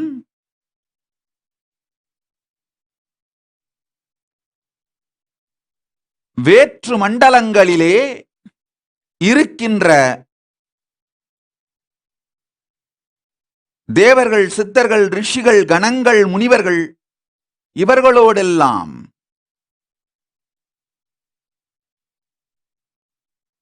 உரையாடவும் உணர்வாடவும் தொடர்பில் இருக்கவும் மலர்ந்திட்ட தமிழின் ஒரு பாகமே இன்றைய சமஸ்கிருதம். நன்றாக புரிந்து கொள்ளுங்கள். இறையனார் தமிழிந்து கலாச்சாரத்தை இந்த பூமிக்கு அளித்த பொழுது, மனிதர்களுக்கு அளித்த பொழுது, கைலாசம், புவர்லோகம், சுவர்லோகம், தபோலோகம், பிரம்மலோகம் போன்ற வேற்று மண்டலங்களிலிருந்து ஜீவன்கள் இந்த பூமிக்கு வருவதும், இந்த பூமியில் இருக்கின்ற மனிதர்கள் அந்த மண்டலங்களுக்கு செல்வதும் சாதாரணமான இயற்கையான ஒரு வாழ்க்கை முறையாக இருந்தது. அதனால்தான் தமிழ் இந்துக்களுக்கு யாருமே வேற்றோர் அல்ல. வேற்றோர் இல்லாத பேர் இனம், பெருங்குடி. யாதும் ஊரே யாவரும் கேளிர். இது வெறும் இந்த பூமியில் இருக்கும் ஊர்களுக்கு மாத்திரம் கிடையாது, எல்லா மண்டலங்களிலும் இருக்கும் ஊர்களுக்கும் சேர்ந்த வார்த்தை. பல மண்டலங்களிலிருந்தும்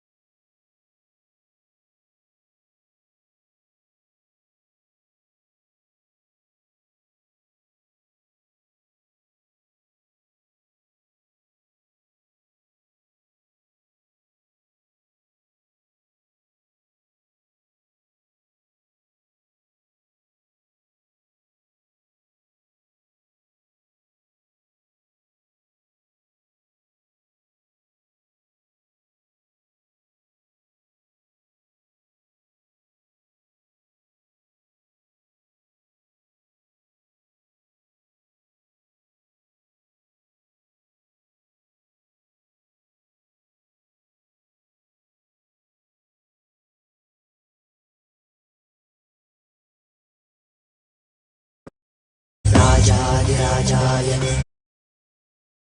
वयं वै श्रवणाय कुर्महे कामे कामाय मह्यं कामेश्वरो वै श्रवणो ददातु कुबेराय वै श्रवणाय महाराजाय नमः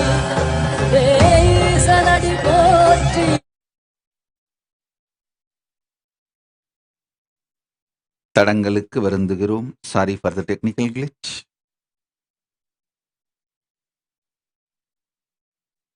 தமிழ் இந்து கலாச்சாரத்தில் வாழ்வியல் முறையில் பூமியில் இருக்கும் மனிதர்கள் வேற்று மண்டலங்களுக்கு ஸ்வர்கலோகம், தபோலோகம், சத்தியலோகம், கைலாசம் போன்ற வேற்று மண்டலங்களுக்கு செல்வதும் அங்கிருக்கும் ஜீவன்கள், உயிர்கள் இந்த பூமண்டலத்திற்கு வருவதும் இயல்பான சாதாரணமான வாழ்க்கை முறையாக இருந்தது. அதனால்தான் சித்தர்கள், ரிஷிகள், முனிகள், கணங்கள் இவர்களை நாம் வேற்றவர்களாகவே கருதவில்லை.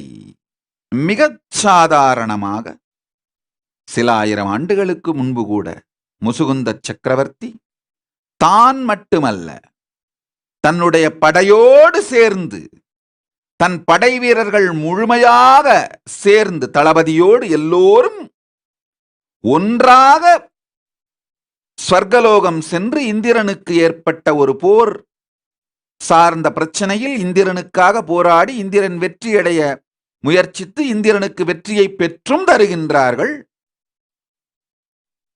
பிறகு இந்திரன், நான் ஏதாவது உங்களுக்கு கைமாறு செய்ய வேண்டும், எதையாவது கேளுங்கள் என்று சொல்ல, முசுகுந்த சக்கரவர்த்தி தன்னோடு வந்திருந்த தளபதிகள், படை வீரர்கள், மந்திரிமார்கள் எல்லோரோடும் கலந்தாலோசித்து கடைசியில் சோழ நாட்டில் இல்லாத எதுவுமே இந்த ஸ்வர்கலோகத்தில் இல்லை என்று கண்டுபிடித்து, ஸ்வர்கலோகத்திலிருந்து நன்கொடையாக ஒரு பெரிய விஷயமாக அளிப்பதற்கு சோழ நாட்டிற்கு எதுவுமே இல்லை என்கின்ற முடிவுக்கு வந்து, ஆனால் இந்திரன் மனம் வருந்தக்கூடாதே என்பதற்காக, இந்திரா, எங்கள் நாட்டில் மூலமாக நாங்கள் வழிபடுகின்ற பரமசிவ பரம்பொருள் புற்று வடிவாக திருவாரூரிலே எழுந்தருளியிருக்கின்றார். அவருக்கு திருமேனி வடிவத்தில் தியாகராஜ பெருமானாக நீங்கள் வழிபடுகின்ற இந்த திருமேனியை அழியுங்கள், நாங்கள் அவரை உற்சவராக வைத்து வழிபட வேண்டும். இதை வேண்டுமானால் செய்யுங்கள். ஏனென்றால் நீங்கள் வைத்திருக்கும் திருமேனி பெருமானே அளித்தது. எங்களுக்கும் அவர் திருமேனி தந்தார், புற்றிடம் வடிவாக எழுந்தருளியிருக்கின்றார். உங்களுக்கு அவர் அளித்திருக்கும் திருமேனி தியாகராஜ பெருமான் சோமாஸ்கந்த திருமேனி, அதை வேண்டுமானால் கொடுங்கள் என்று கேட்க, இந்திரன் அதை பிரிய மனமில்லாது 7 திருமேனிகள் செய்து இறுதியில் 7ஐயும் அளிக்க, இவைகளெல்லாம் கதைகள் அல்ல, இவைகள் வரலாறு. மீனாட்சி தான் மட்டுமல்ல, தன் படையோடு சேர்ந்தே கைலாசம் செல்லுகின்றாள். தன் திக்விஜயத்தின் பொழுது, திக்விஜயம் என்பது வெறும் இந்த பூமண்டலத்தில் மாத்திரம் நடக்கின்ற விஷயம் அல்ல. தமிழ் இந்து கலாச்சாரத்திலே 14 லோகங்களிலும் நடத்த வேண்டியது திக்விஜயம்.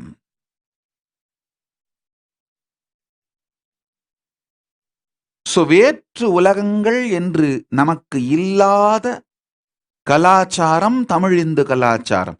தமிழ் இந்து கலாச்சாரத்தை புரிந்தால்தான், அதை அறிந்து கொண்டால்தான் நான் சொல்லுகின்ற இந்த தமிழ், கிரந்தம், சம்ஸ்கிருதம் மூன்றும் ஒரே மொழி என்கின்ற உண்மையே புரியும். நாம கூட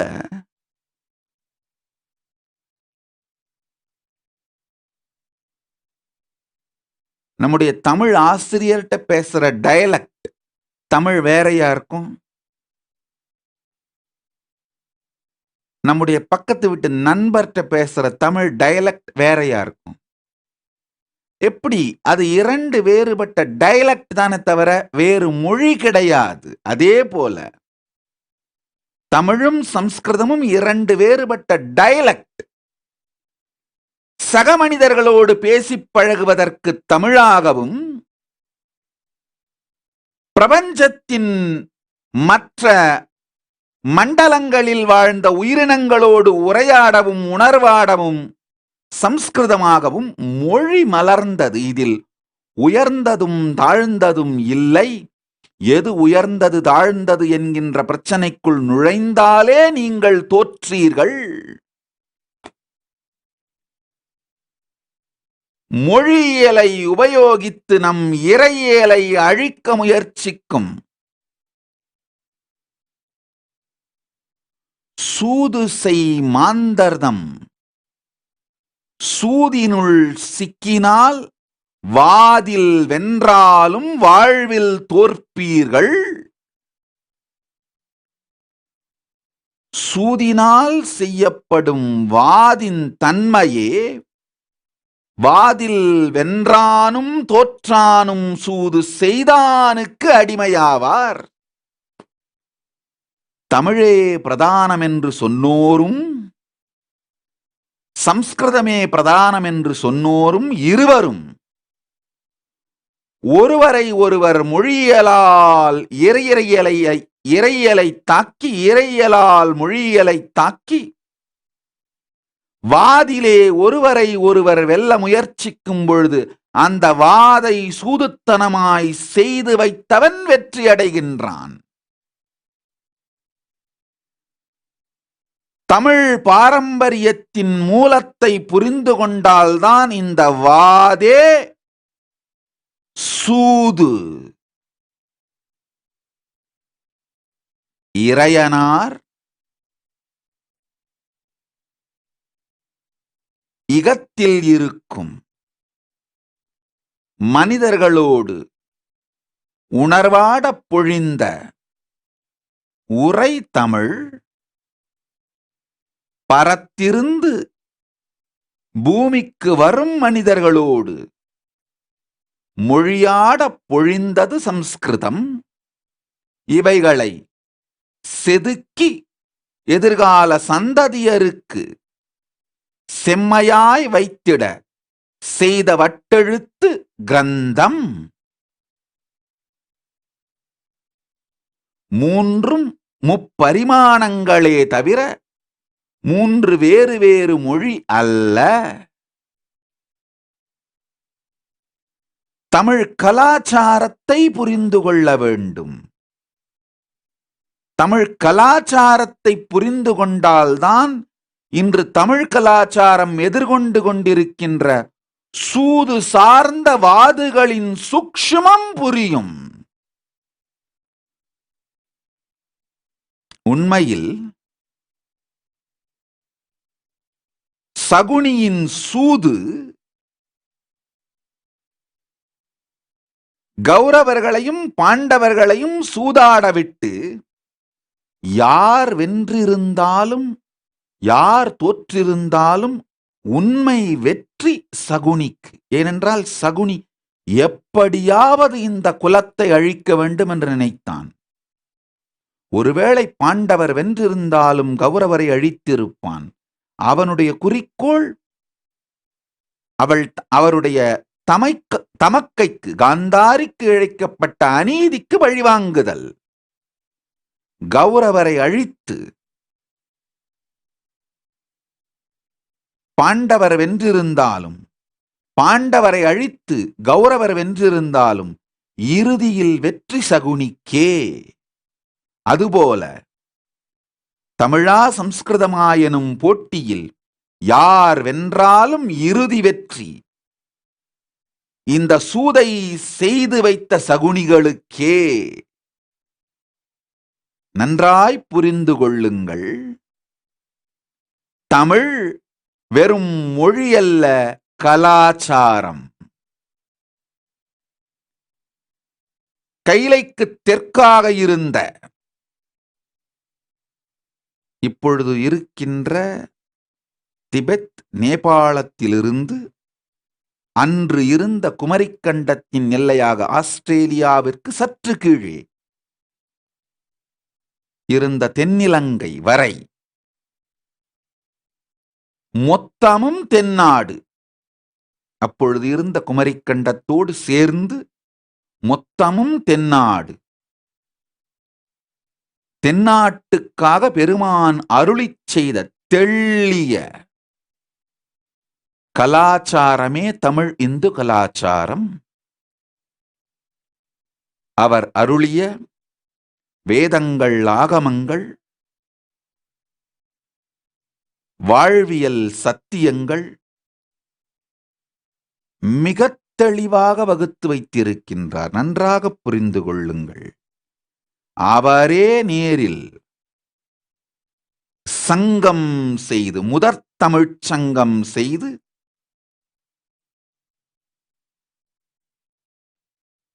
மொழி மாத்திரமல்லாது வாழ்வியல் கலாச்சாரத்தையும் இன்று இருக்கின்ற மதுரையில், இன்று மீனாட்சி ஆலயம் இருக்கின்ற மதுரையில் அமர்ந்து நிலைநிறுத்துகின்றார். அன்று அது வடமதுரை என்று அழைக்கப்பட்டது. ஏனென்றால் இதற்கும் கீழாக மூழ்கிப்போன குமரிக்கண்டத்திற்குள் இன்னொரு மதுரை இருந்தது. அதனால் அது தென்மதுரையாகவும் இது வடமதுரையாகவும் இருந்தது. ஆனால் இப்பொழுது இருக்கின்ற தென்மதுரைதான் இறையனார் எழுந்தருளியிருந்து முதற்சங்கம் அமைத்து தமிழியை உலகிற்குத் தந்து தென்னாடு விளங்க அருளாட்சியும் அரசாட்சியும் மொழியாட்சியும் பொருளாட்சியும் அத்துணை ஆட்சி முறைகளையும் முறையாக வகுத்து ஆண்டு அருளிய கலாச்சாரம் தமிழ் இந்து கலாச்சாரம். கடைசி பிரளயத்தின் பொழுது, குமரிக்கண்டம் மூழ்கிய அந்த பிரளயத்தின் பொழுது மனுவின் கப்பலை விஷ்ணு மத்ஸ்யாவதாரம் தாங்கி இழுத்து வந்து நிறுத்திய இடம்தான் இப்போதைய பாண்டிய நாடு, கோடியக்கரை. அதனால்தான் அதற்கு கோடியக்கரை என்று பெயர். மச்ச வடிவத்திலே, மீன் வடிவத்திலே விஷ்ணு வந்து மனுவின் கப்பலை காத்து எச்சமிருந்த நாகரீகத்தை மீண்டும் மலரச் செய்வதற்கு உதவியதனாலே அந்த மீனையேதான் தங்கள் கொடியின் சின்னமாக பாண்டியர்கள் ஏற்றுக்கொண்டார்கள். பண்டைய தேசம் பாண்டிய தேசம். இப்பொழுதைய பிரளயத்திற்கு பிறகு மீண்டெழுப்பப்பட்ட மிக பண்டைய தேசம் பாண்டிய தேசம்.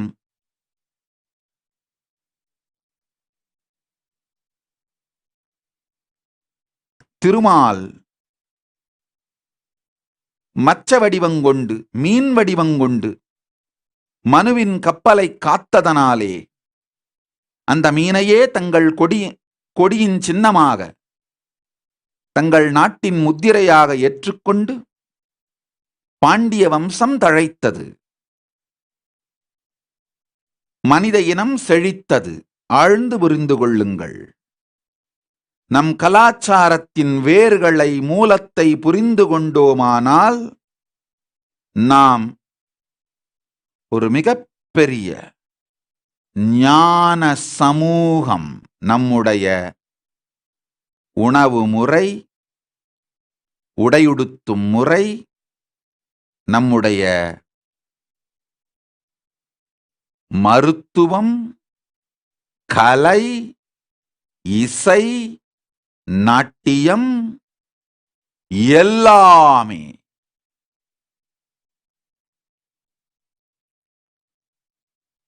நாடு செய்யும் முறை, நாடு நடத்தும் முறை, வீடு செய்யும் முறை, வீடு நடத்தும் முறை, தன் உயிர் கூடு செய்யும் முறை, உயிர் நடத்தும் முறை, இவையெல்லாமே மிக உயர்ந்த பிரபஞ்சத்தின் ஞானத்தை சார்ந்து அதன் சத்தியத்தின் மீது கட்டெழுப்பப்பட்ட மிகப்பெரிய கலாச்சாரம் தமிழ் இந்து கலாச்சாரம். தமிழ் மொழியியலை வைத்து இறையியலை எதிர்ப்போரும், இறையியலை வைத்து மொழியியலை எதிர்ப்போரும் இருவருமே நம் இருவரையும் தோற்கடிக்க சூது செய்தோர் வாதில் பட்டு நம்மில் யார் வென்றாலும் உண்மையில் வெற்றி சூது செய்தோர்க்கே என்பதை அறியாமல் விளையாடிக் கொண்டிருக்கும் சிறியோர்.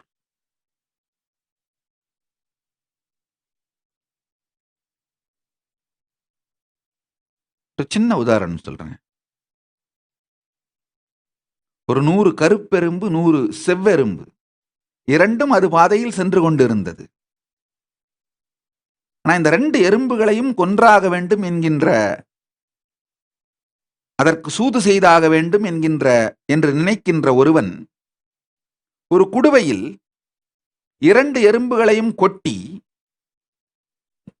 வேக வேகமாக குலுக்கி குடுவையிலிருந்து அவைகளை கொட்டி விடுகின்றான். தங்களை சுற்றி நிகழ்ந்த மிகப்பெரிய அதிர்விற்கு, ஒரு மிகப்பெரிய புரியாத ஒரு விதமான தாக்குதலுக்கு கருப்பெரும்புகள் தான் காரணம் என்று செவ்வெரும்புகள் நினைத்து,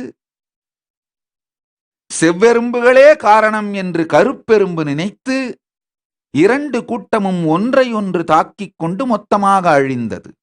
உண்மையில் இங்கு எதிரி குலுக்கி கொட்டியவன். அது புரியாததனால் செவ்வெரும்பு கூட்டமும் கருப்பெரும்பு கூட்டமும் ஒன்றை ஒன்று அழித்துக் கொண்டு அவர்களுடைய பொது எதிரிக்கு வெற்றியை தந்தன. அதேபோல்தான் தமிழா சம்ஸ்கிருதமா என்று பிரச்சனையில் சிக்கிய தமிழ் இனம் ஒன்றை ஒன்று கொன்று கொண்டு இந்த பிரச்சனையை உருவாக்கிய பொது எதிரிக்கு வெற்றியை அளித்துக் கொண்டிருக்கிறது என்பதை புரிந்து கொள்ளாமல் தமிழ் இனம் பெருந்தவறு செய்து கொண்டிருக்கின்றது. கிரந்தமும் தமிழும் சம்ஸ்கிருதமும் மூலமாக தமிழில் இருந்தே மலர்ந்த வேறு வேறு பரிமாணங்கள் நம் தமிழ் கலாச்சாரம் உருவான போது இருந்த அமைப்பு, சூழல், இவைகளின் காரணங்களை புரிந்தால்தான் நான் சொல்லுகின்ற இந்த சத்தியங்களின் ஆழம் புரியும். இதை புரிந்து கொண்டு முழுமையான பிரபஞ்ச ஞானத்தை அடிப்படையாக கொண்ட நம்முடைய உயிர்களின் உயிர்த்தன்மையின் சாத்தியங்களை சத்தியமாக்கி வைக்கின்ற, நம் உயிரை மலரச் செய்கின்ற தமிழ் இந்து கலாச்சாரத்தை உணர்ந்து கொண்டோமானால் தமிழ் கிரந்த சம்ஸ்கிருத பிரச்சனைகளுக்கு முடிவு வந்து நம்முடைய உண்மையான கலாச்சாரத்தை உயிர்மையோடு மலர வைப்போம். நன்றாக புரிந்து கொள்ளுங்கள்.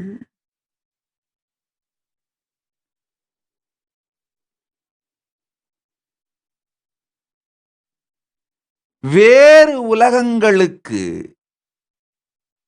இந்திரலோகம் போன்ற வேறு உலகங்களுக்கு படை திரட்டிச் சென்று அவர்களுக்கெல்லாம் போரில் உதவி செய்து வெற்றியடையச் செய்த நம் இனம்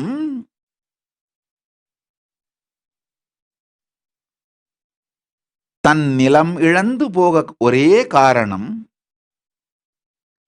நம் கலாச்சாரத்தின் மூலத்தையும் முழுமையையும் புரிந்து கொள்ளாமல் மொழியியல் சார்ந்து இறையியலை அழிக்க முயற்சிப்போரையும் இறையியலை தூக்கிப் பிடித்து மொழியியலை அழிக்க முயற்சிப்போரையும் நாம் அனுமதித்ததே நம் அழிவுக்கு காரணம். பல வேற்று மண்டலங்களுக்கு செல்வதும் வருவதும் புதிரோ புதுமையோ கதையோ அல்ல. தமிழ் இந்துக்களுக்கு இது வாழ்க்கை முறை.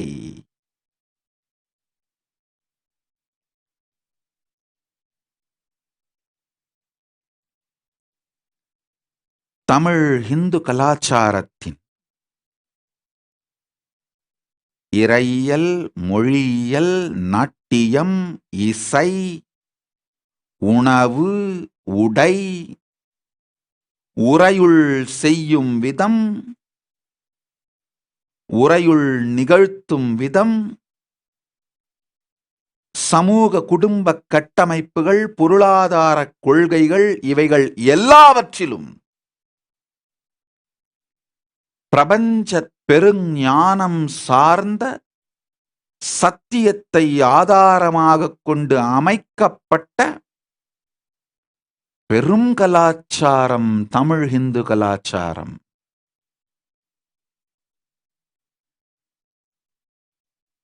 உலகம் இன்று எதிர்கொண்டு கொண்டிருக்கின்ற எல்லா பிரச்சனைகளுக்கும் தீர்வு தமிழ் இந்து கலாச்சாரத்தின் மறுமலர்ச்சி. அது மட்டுமல்ல, உலகத்திற்கு உணர்வு சார்ந்த, ஆன்ம பலம் சார்ந்த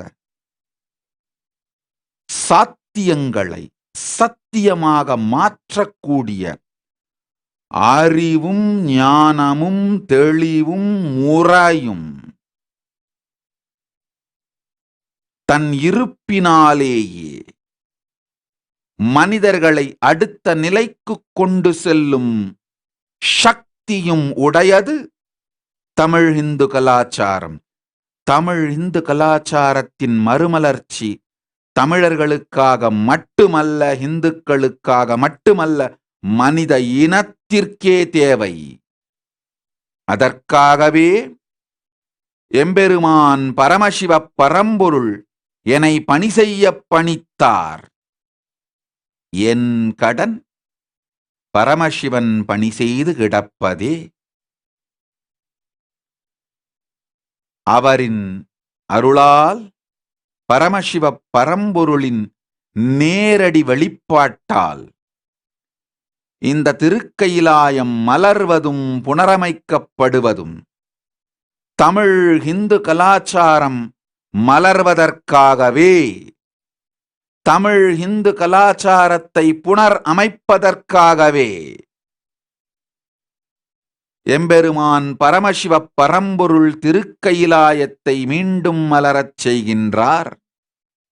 இந்த கைலாச தேசம் மீண்டும் மலர்வதற்கான காரணம் தமிழ் இந்து கலாச்சாரத்தை புனரமைக்கவே. தமிழ் இந்து கலாச்சாரத்தை மீண்டும் மலரச் செய்யவே. நன்றாய் புரிந்து கொள்ளுங்கள்.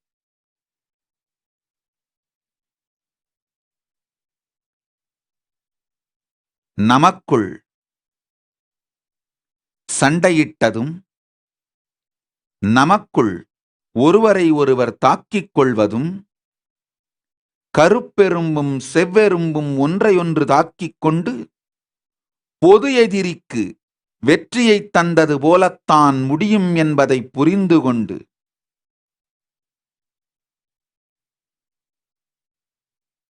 ஒன்றாய் நின்று தமிழிந்து கலாச்சாரத்தை உயிர்ப்பிப்போம். திபெத்தியர்களை பார்த்து கற்றுக்கொள்வோம்.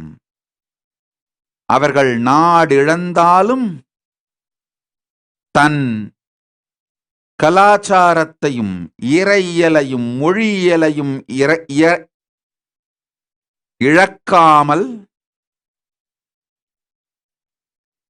தங்கள் மொழியியல் இறையியல் அனைத்தையும் கலாச்சாரம் அனைத்தையும் உயிரோடு வைத்திருப்பதனால் மீண்டும் நாடு பெறும் சாத்தியத்திற்கு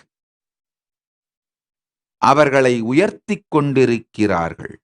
அதேபோல்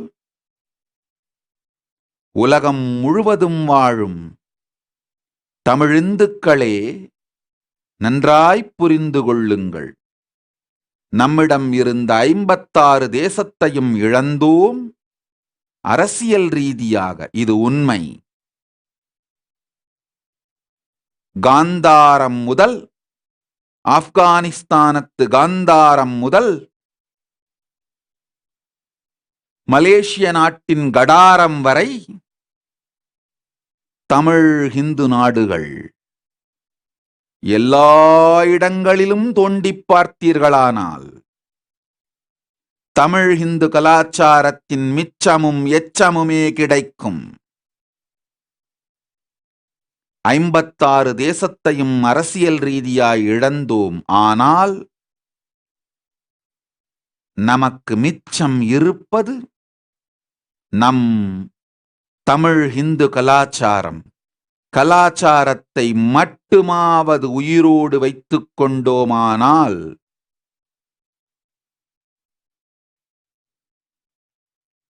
மீண்டும் நாடு பெறுவதற்கான சாத்தியம் உண்டு.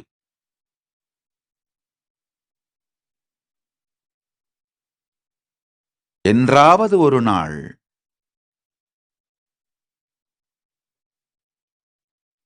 எங்காவது ஒரு மூலையில் தமிழ்த் தேசம் அமையும் வாய்ப்பு உண்டு. இந்த கைலாசமே தமிழ் ஹிந்து கலாச்சாரம் மலர்ந்து தமிழ்த் தேசம் மலர்ந்திடுவதற்கான மிகப் பெரும் முயற்சி. பரமசிவப் பரம்பொருளின் பேரருளால் அதை செய்துவிட்டோம். சிறப்புற உலகிற்கு சென்று அதை சேர்க்கும் பெருங்கடமையை செய்து கொண்டும் இருக்கின்றோம். உலகிற்கெல்லாம் நன்மை செய்து உயிர்களுக்கெல்லாம் அன்பே தந்து நன்மையே செய்த தமிழிந்து கலாச்சாரமே நீ வாழ்க. என்றென்றும் இந்த பூவுலகில் மனிதர்களை நல்வாழ்வு வாழ வைத்து வாழ்க வாழ்க வாழ்க. நீ வாழ்ந்து மக்கள் எல்லோரும் நல்வாழ்வு வாழ்ந்து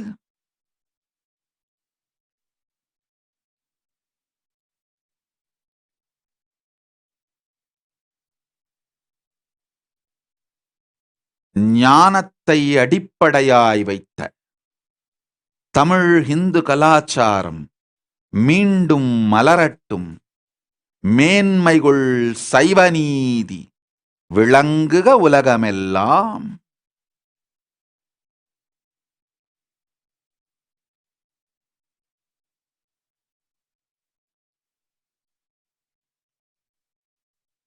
கைலாசத்தின் மறுமலர்ச்சி இந்த தமிழ் ஹிந்து கலாச்சாரத்தை மீண்டும் புனரமைக்கவே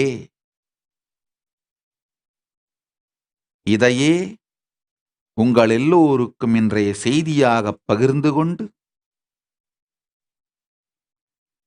எல்லோரும் நித்யானந்தத்தில் நிறைந்து நித்யானந்தத்தில் கரைந்து நித்யானந்தத்தில் மலர்ந்து நித்யானந்தமாகிட ஆசீர்வதிக்கின்றேன்.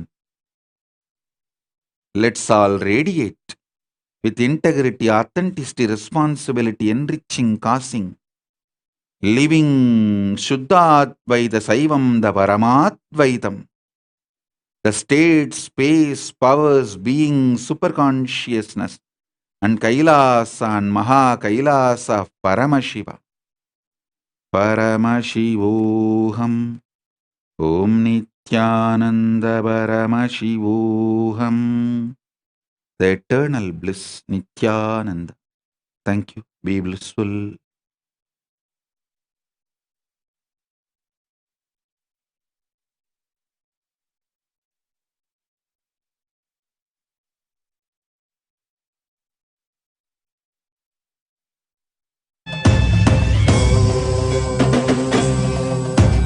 राजाधिराजाय प्रषड्यशालिने नमो वयं वै श्रवणाय कुर्महे श्यामे कामाय मह्यपुष्पामेश्वरो वै श्रवणो ददातु कुबेराय वैश्रवणाय महाराजाय नमः சனடி போற்றி சிவன் சேவடி போற்றி நேயத்தே நின்றறி மலனடி போற்றி ஆயப்பிறப்பருக்கும் மன்னனடி போற்றி சீரார் பெருந்துரை நம் தேவனடி போ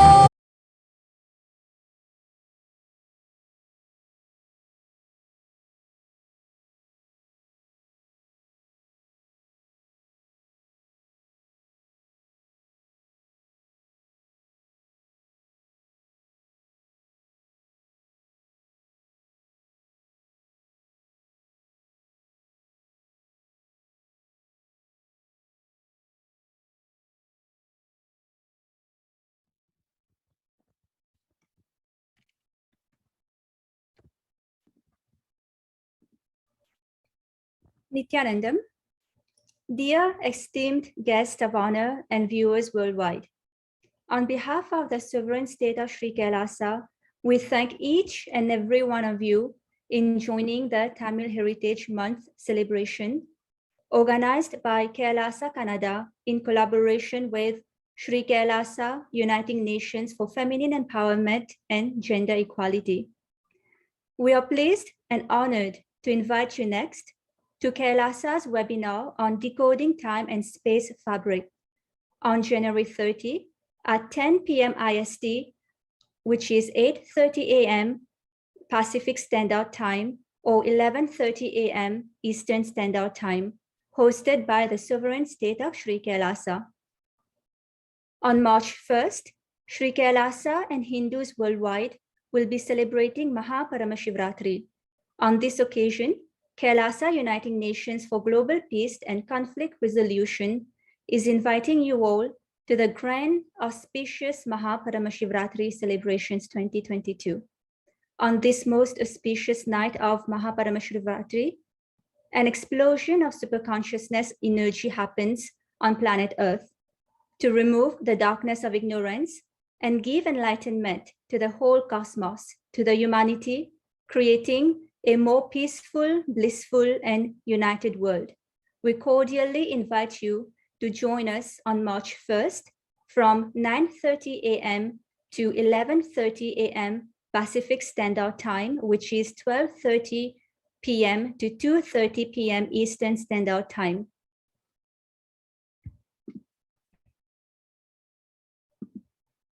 And finally, we have, after 3 years, the most awaited program, Paramashivoham Level 3, to manifest the deeper experience of the 25 states of consciousness, the vertical time zones, and power manifestation.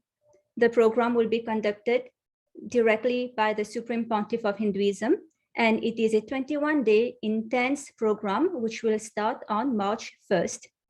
We invite you to visit the links projected on the screen or the Supreme Pontiff of Hinduism's official Facebook page. And once again, thank you for joining us. We extend our heartfelt gratitude and our best wishes to all of you for a peaceful and a prosperous new year. Nithyanandam.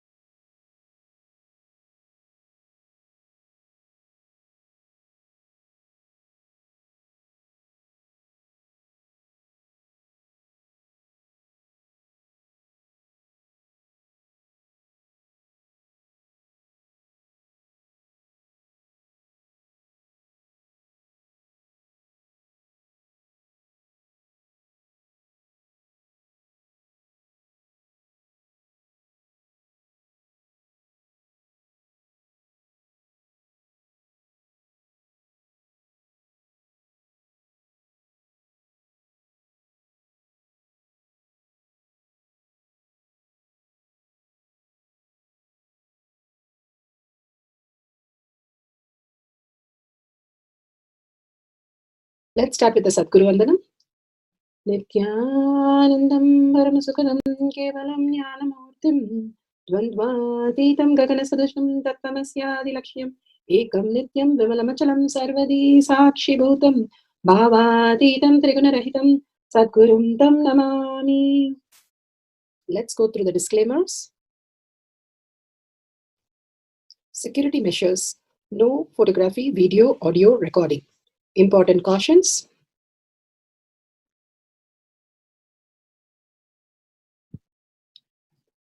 Please be aware of the important cautions.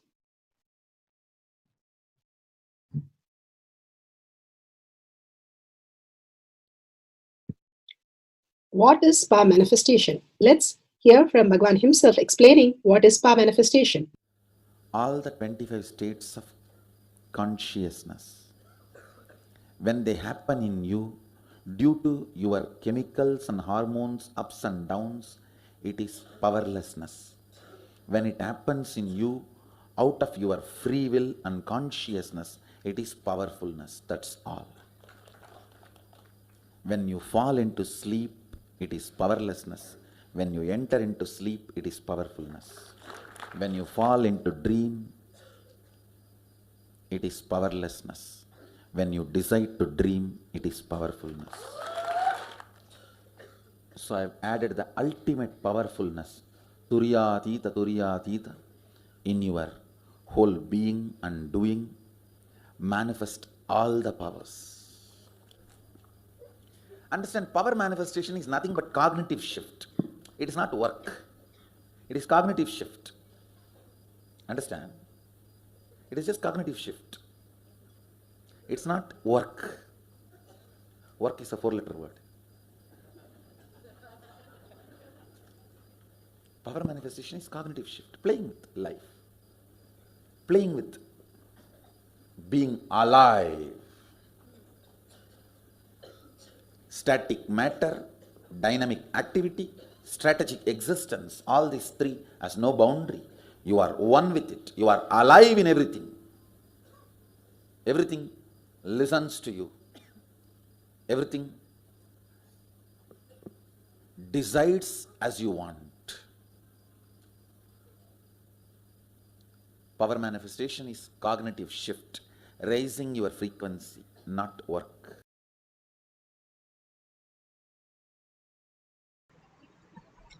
beautifully Bhagavan explained what is power manifestation is raising your frequency, nothing to do with work, and everything listening to you, everybody listening to you, what happening, whatever happens as you want as your reality, all your desires getting fulfilled, you becoming the kalpatru of your life.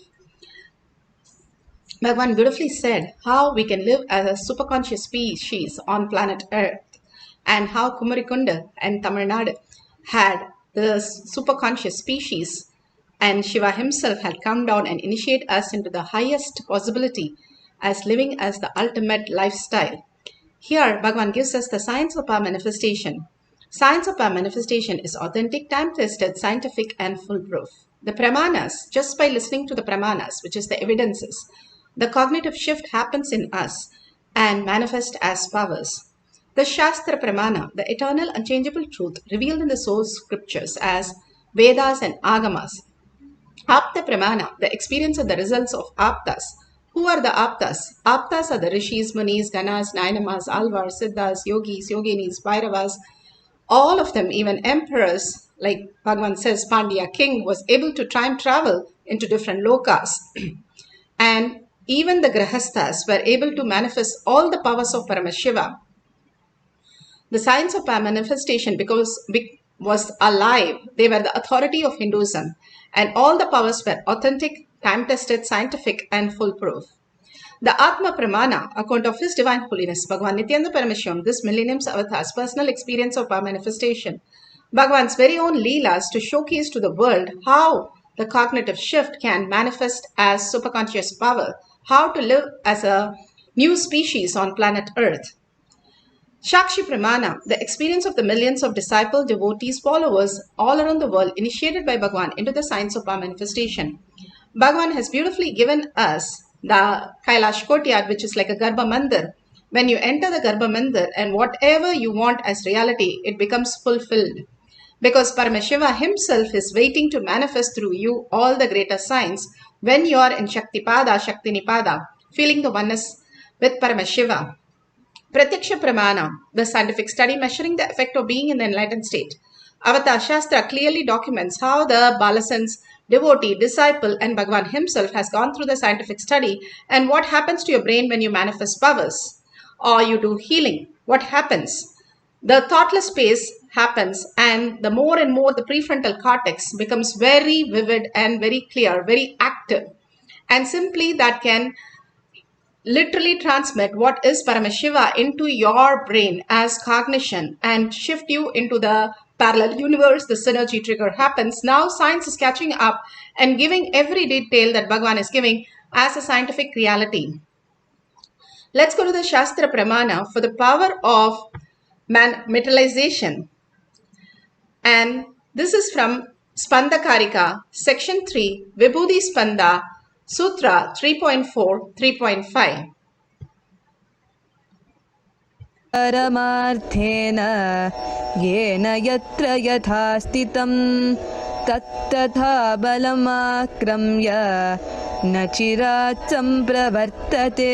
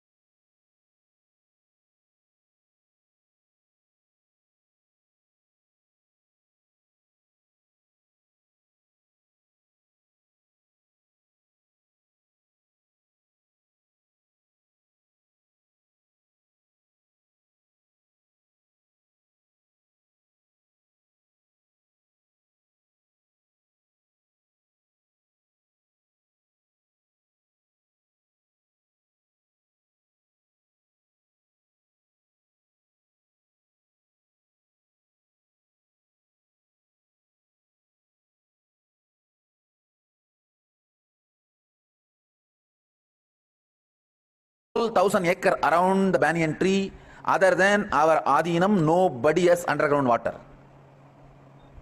Around 20 properties are there all around the Adinam.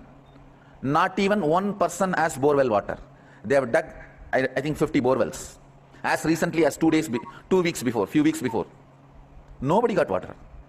Inside our property, we got water in 500 feet, 6-inch water. Then our neighbor put the borewell just 50 feet away. 1,000 feet, no water. I don't know whether directly comes from Ganga, special connection to... No. Even I am wondering. No, it's not that I don't want them to have water. I told them, you tell me that when you are free, I will come and bless it and let you also have water. It's not that I don't want them to have water, but I'm telling you the reality as it is happening now. Nobody has water all around. These guys told me that, Swamiji, we need at least 10 more borewells. I said, all right, you tell me where all is convenient for you to build a tank. I will put the point. They said, no, Swamiji, first you have to say where the water is. Then we will dig the borewell and we will build the tank. I said, no, that is outside. That is outside. You tell me where you want the water. Then finally I walked around and they said, this place will be good for over a tank as per the master plan. All right, then. Put the walking stick and Trishul, take the water. Amazing. Sorry, there was a mute was on. I did not see it. I'll just go back and I'll just quickly go over what I was saying again. I complete for not watching the mute button. Okay, here Bhagavan beautifully says how we can experience the oneness with Paramashiva. That is what Mahadvait was explaining, the Guru Pramana. How you surrender to the Guru, you simply raise yourself as the ultimate reality. And when Krishna showed the crow as a blue crow, Arjuna was able to look at the crow completely as in blue because he decided to just trust what his Guru said. Bhagavan has beautifully said our whole self has infinite power and endless power, he calls it, and simply it is possible for us to tap. That is how Mahavatar Baba lives, and how all these great samadhis, we have the great Mahatmas in the samadhi for 700 years, for 1,000 years, alive and radiating much stronger than the strong nuclear force. When we go near that, we can feel the vibration, we can feel how our desires are simply become real. Same way, when we go to a temple, we start praying to Paramashiva saying, my exam has to get fine and please make sure I pass the exam. When we are kids, we do that, and many a times it just becomes fine. Even though we have not studied, we get the exact paper, exact questions, and it becomes perfectly fine. Because completely we know that if we go to that temple and pray that, simply it will happen. And all of us have the favorite deity, how we have a favorite doctor. If we go and listen to the doctor, we know that we will be fine. All this is because of how we project the future, which we are deciding. When we decide that Paramashiva is real in life, rather than our patterns, saying that, oh, I cannot do this, oh, this is materialization, I can maximum materialize a vibhuti or kumkum, but I cannot materialize a deity, I don't think I can travel to Loka. All this predetermined becomes your life. I can only manifest this much wealth, I cannot be health, this is a problem. Everywhere we have all our future defined, and then we run towards that, fulfilling that. That is what Bhagavan says, if you take bath in a sewage water, you cannot smell like sandalwood. All that we need to do is drop all the identity, that is the arrogance, that is the ego, and drop all the identity, hold that Paramashiva is real and start working towards that. What is Paramashiva? Ultimate auspiciousness, ultimate abundance, ultimate love, and the ultimate that we can experience. Hold that as your powerful cognition, because Paramashiva himself has come as our Guru and said it is possible to have the ultimate energy. If he says it and he has experienced that, we can also experience. If you go to in the house, they say for some remedy for your knee pain, you will not accept. But when you go to a chiropractor and he gives a full detailed report and says, okay, this is what you have to do, exercise, and you will simply believe, because you know you have trust in that person for what that person stands for. Same way, when you have Guru Pramana as your life target, that whatever Guru says is your life, is your reality. Whenever you live that, every word that Guru says will become real in your life. That is what happens when the Balasans sit with Bhagavan. All that happens is they know what Swamiji says is correct, Bhagavan says is correct. And simply they just decide, Bhagavan has said it, it has to happen. Where is it? And they are in that context, and simply they see the reality happen. Then Madhvit was explaining the Ganga, how was Ganga brought to planet Earth. Bhagirath prayed and he was a king and he prayed because his uncles, 60,000 uncles were destroyed because of Kapila Maharishi, who was disturbed by them, and he simply through the third eye destroyed and made them as ashes. And because of the curse, he want to rectify that curse. So he goes and prays to Shiva, and he asked Shiva to bring Ganga to planet Earth, and he does a penance, and then he says, who will hold Ganga, and tells Brahma to give the Ganga slowly. And still she was so ferocious, and then he prayed to Shiva, Bhagirath, to hold Ganga in Shiva Jata. That is why Shiva ties the Jata. Bhagavan beautifully says, when I tie the Jata, everything settles down. So when he ties the Jata, simply everything settles down and a stream comes out of the Jata. And Bhagavan says, Devi is only half the body and Ganga flows all over my body. And simply the beautiful space of Ganga is so beautiful that she purifies everything that she touches. And that is why people go and take bath in Ganga. All our that obsessive compulsive pattern is just dissolved in Ganga.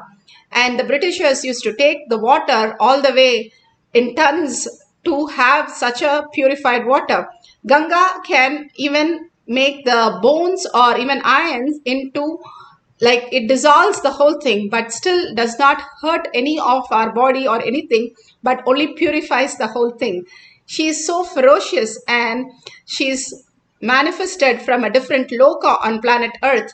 And Bhagavan beautifully spoke in Atma Pramana, how Adi Kailash, so beautiful in many places. We have no issue of the water because wherever Bhagavan touches, Ganga comes.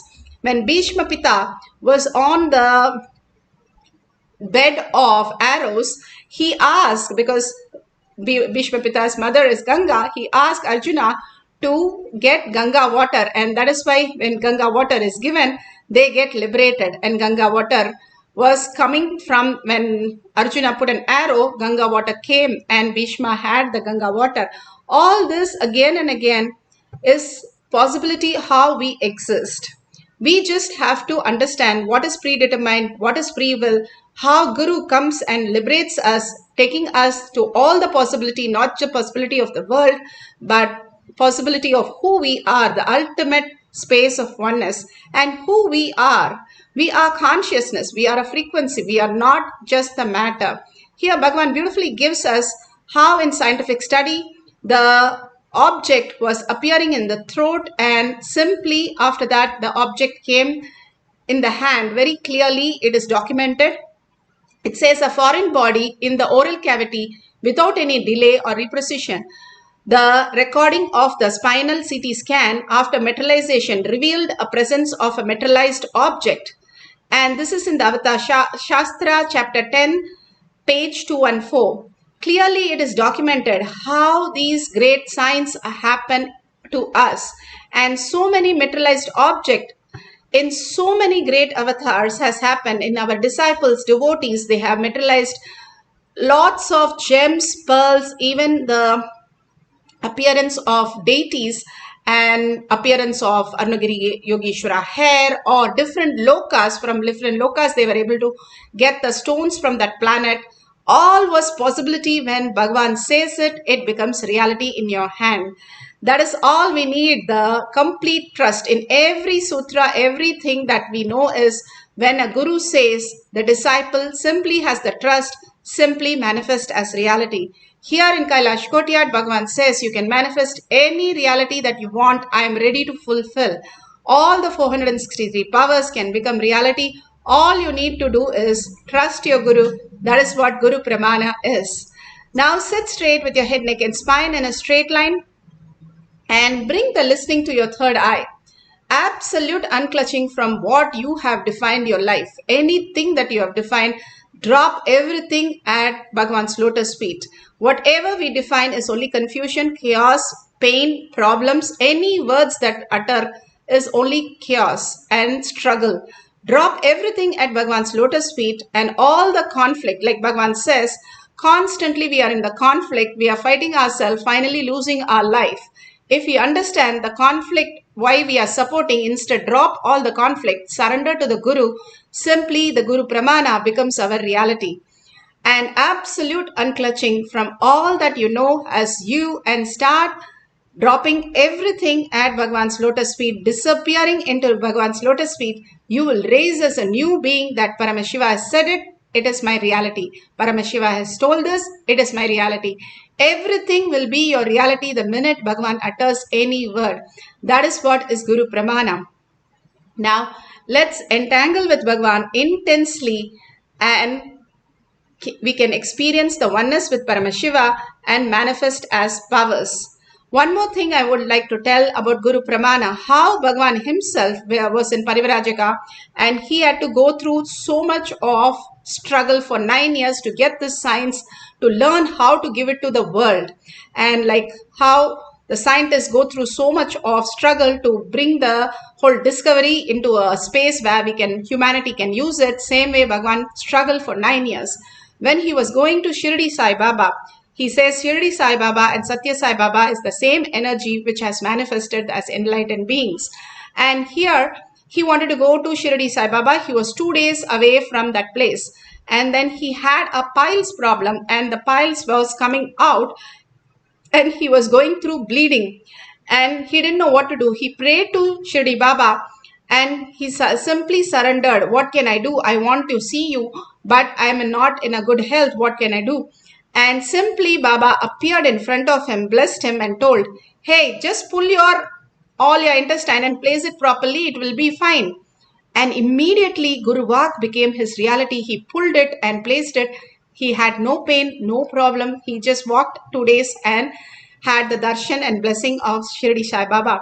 All this again and again Bhagavan plays the Leela to showcase even at the extreme situation.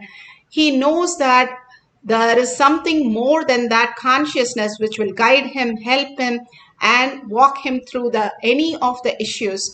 Even as the worst emergency, he only trusted that Paramashiva will take care, Baba will take care, and simply Baba came and solved the whole thing and he was able to see that Paramashiva, who has come down as Baba, just manifested as reality because the trust, whether it is a cup of coffee that he wanted to drink or something such serious problem, he only trusted that Paramashiva is real.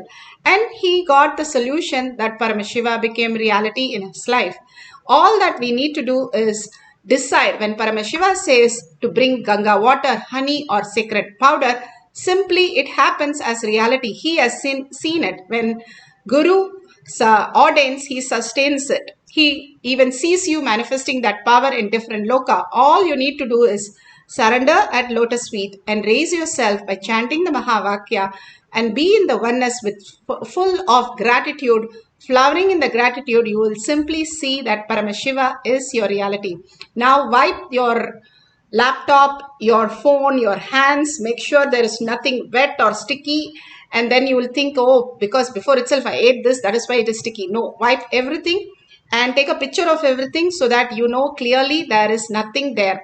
And then simply sit as Paramashiva, Parashakti.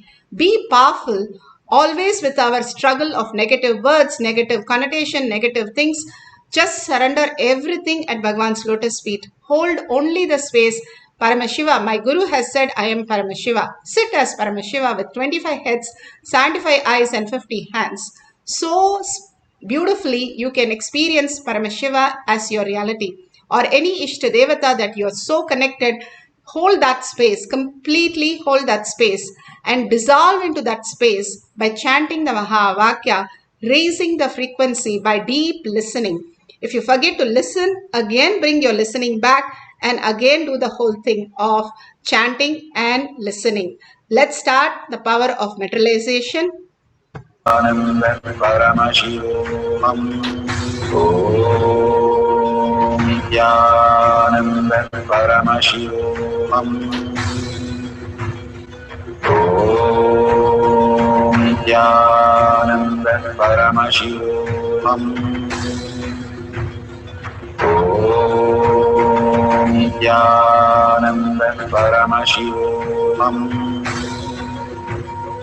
Om Nithyananda Paramashivoham.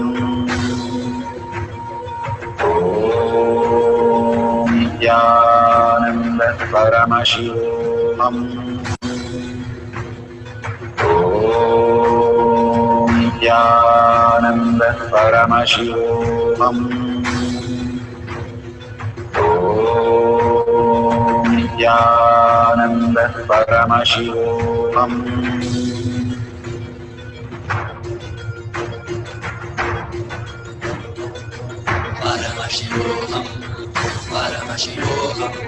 Let Paramashiva's third eye manifest in all our third eyes. Let the Amrita pour, let the Varni open up, manifest in all of us.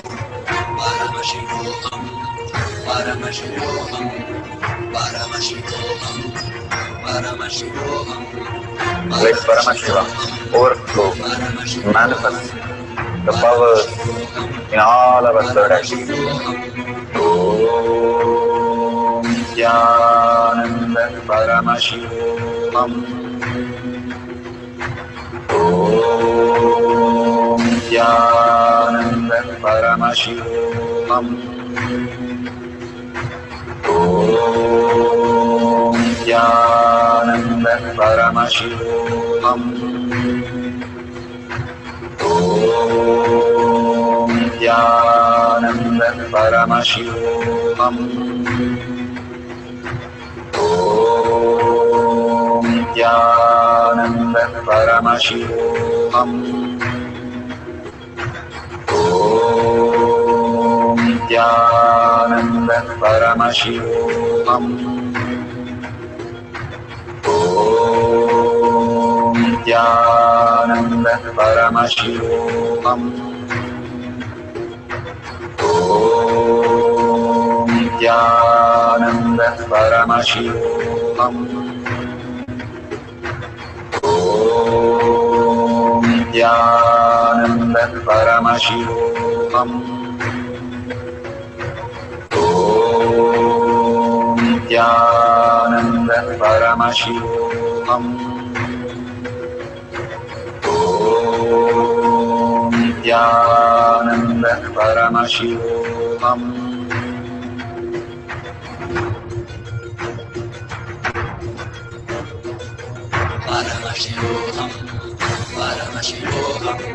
Let Paramashiva's third eye manifest in all our third eyes. Let the Amrita pour, let the Varni open up, manifest in all of us.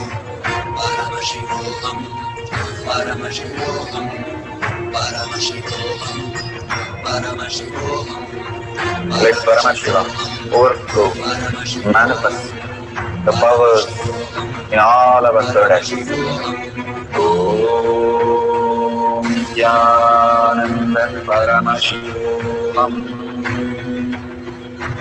Om Nithyananda Paramashivoham.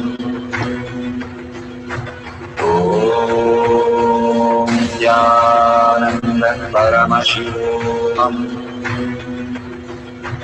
Om Nithyananda Paramashivoham. Om Nithyananda Paramashivoham. Om Nithyananda Paramashivoham. Om Nithyananda Paramashivoham. Om Nityananda Paramashivoham. Om Nityananda Paramashivoham. Om Nityananda Paramashivoham. Om Nityananda Paramashivoham. Om Nityananda Paramashivoham. Om Nityananda Paramashivoham. Om Nityananda Paramashivoham. Om Nityananda Paramashivoham. Om Nityananda Paramashivoham. Om Nityananda Paramashivoham. Om Nityananda Paramashivoham. Om Nityananda Paramashivoham. Om Nityananda Paramashivoham.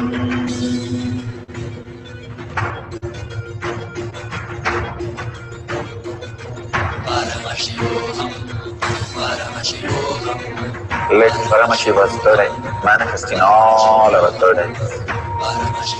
Let the Amrita pour, let the Varni open up.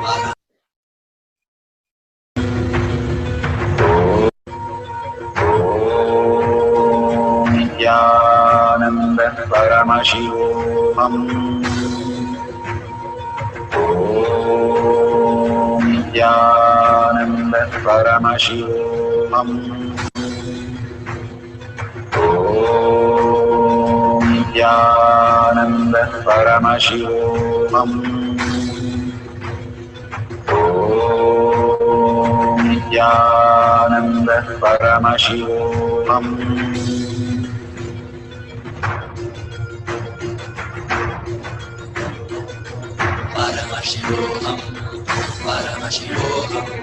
Let Paramashiva's third eye manifest in all our third eyes. Let the Amrita pour, let the Varni open up, manifest in all of us.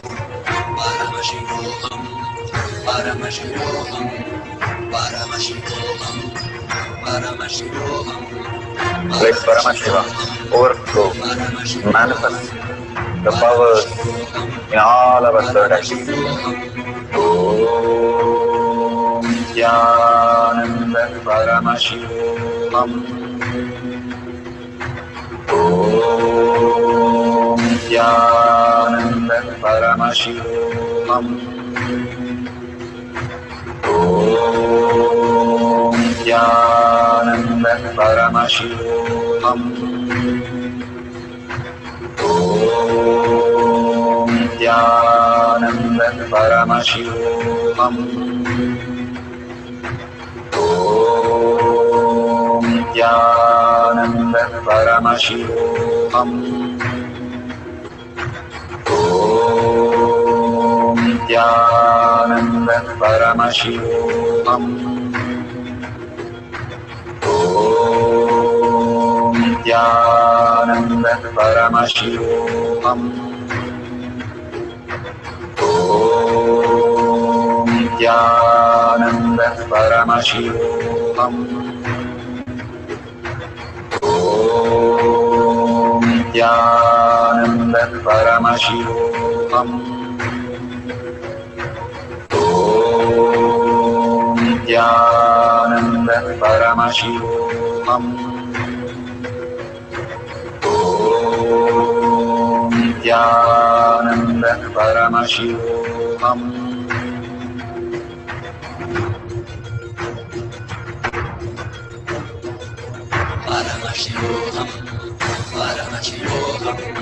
Let Paramashiva's third eye manifest in all our third eyes.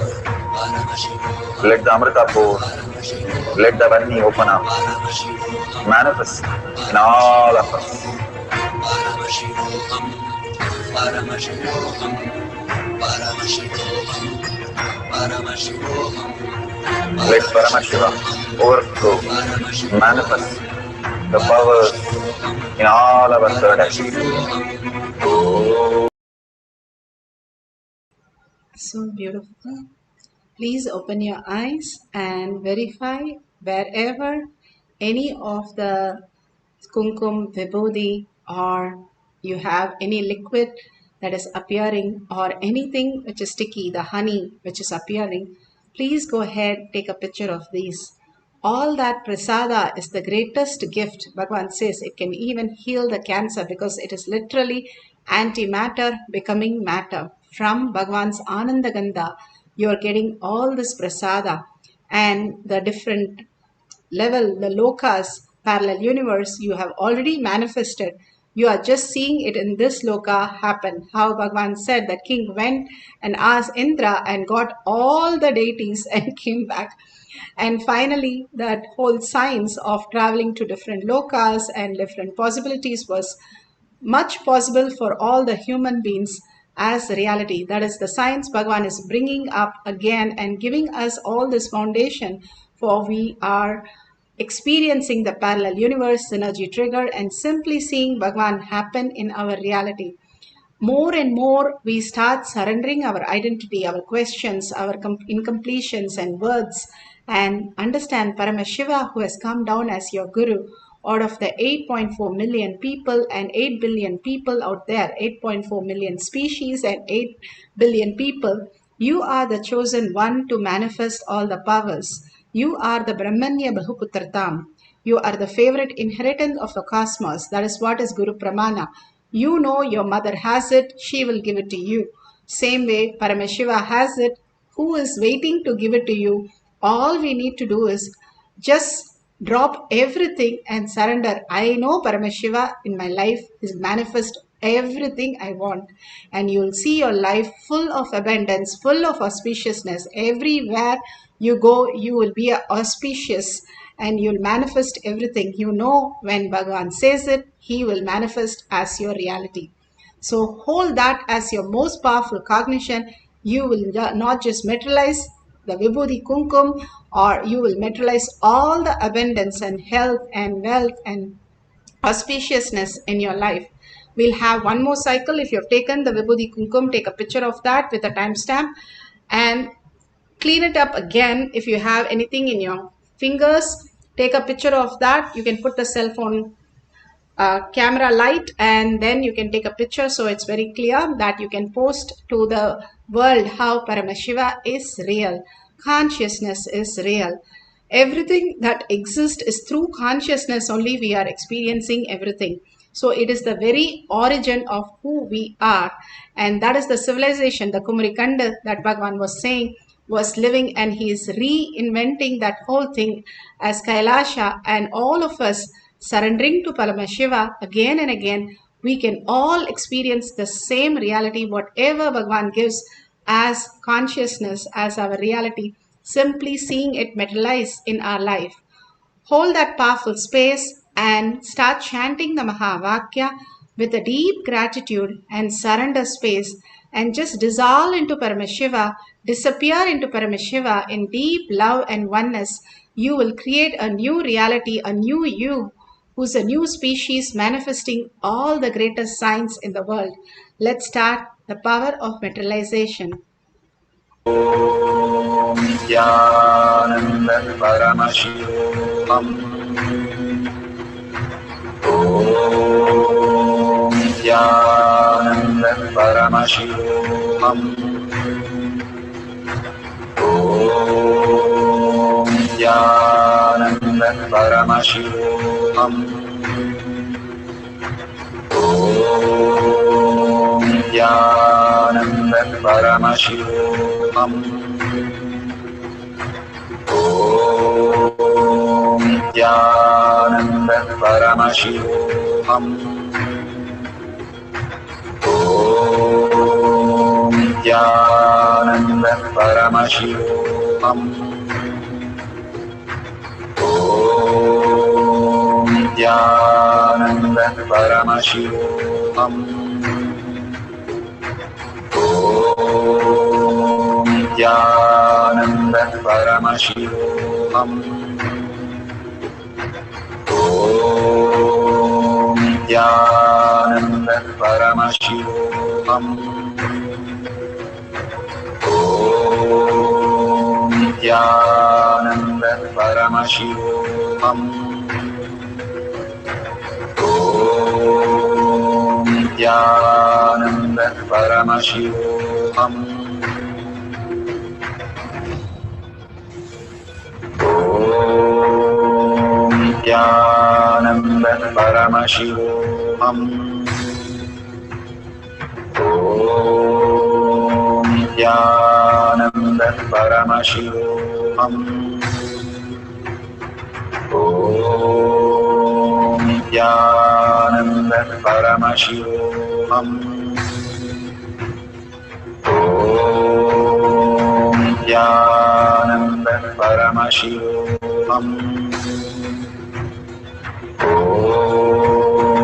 Nithyananda Paramashivoham. Om Nithyananda Paramashivoham. Om Nithyananda Paramashivoham. Om Nithyananda Paramashivoham. Om Nithyananda Paramashivoham.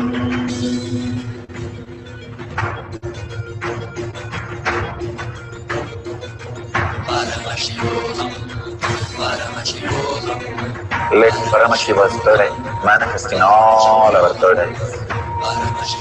Let the Amrita pour, let the Om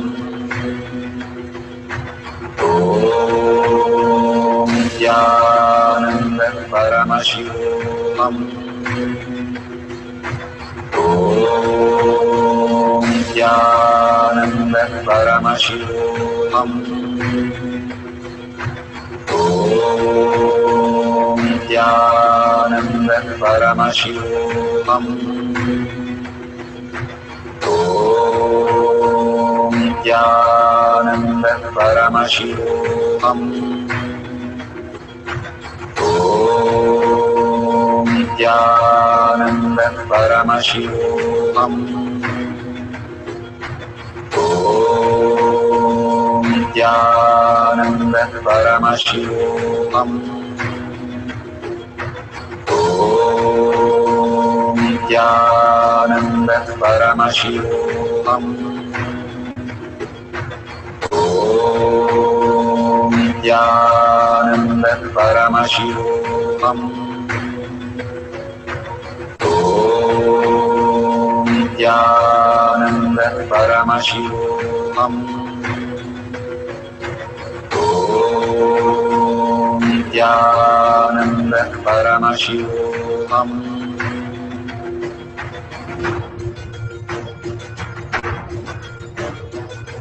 Paramashivoham, Paramashivoham, Let Paramashiva's third eye manifest in all our third eyes.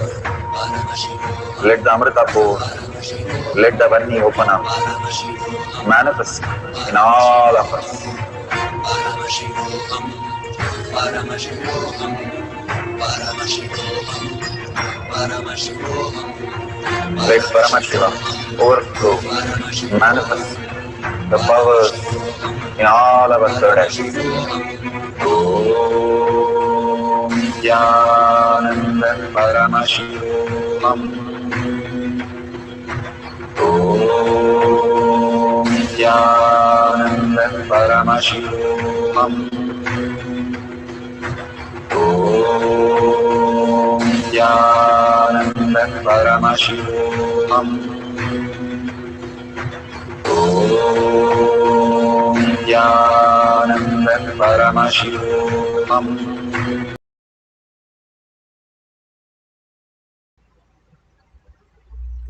Open your eyes gently. Slowly open your eyes, and whatever prasada you have received, please go ahead and take a picture of that, and you can use it for healing yourself, or anywhere you want to keep it, you can keep that prasada also. And whatever your experience from Bhagwan's satsang, initiation, and all this darshan, go ahead and share to the world. Anything you share in the world multiplies, Bhagwan says. Even as a child, when we learn how to share things, it always multiplies. Now, the sharing all the violence is what we have learned right now, but dropping all that, sharing all these great signs to the world, Paramashiva is real, consciousness is real, and enriching and causing more and more people into experiencing that oneness with Paramashiva, especially your friends and family, is so important, where you start understanding that Paramashiva is real and he is in everyone that you are around with. And more you see everyone as Paramashiva, as your reality. That is why all this sharing gives us a profound space shift of how we look at life. Every exercise that Bhagavan gives us, when we do it with simple integrity, simple obedience, we create a huge shift in our cognition and manifest all the abundance, auspiciousness, and beautiful space of oneness in us. So let's surrender all this at Bhagavan's lotus feet, all the powerful cognition, manifestation, and whatever Bhagwan is showering on us, let's offer at Bhagwan's lotus feet. And if you see the $sign at the end of the chat in YouTube, go ahead and contribute whatever you feel for Kailasa. And whatever you contribute is just your pure love and gratitude to Bhagwan. The donations that you're doing will build a Kailasa inside you. Again and again, Bhagwan is giving us the opportunity to offer at his lotus feet all this, and again raise in the space of Kailasa. So with this, let's thank Bhagwan in deep gratitude and thank all of you in all the social media manifesting the powers of Paramashiva with simple integrity, simple obedience, the Jnanapada, for following the Jnanapada every single day, manifesting the powers of Paramashiva beautifully that Bhagwan has given for all of us.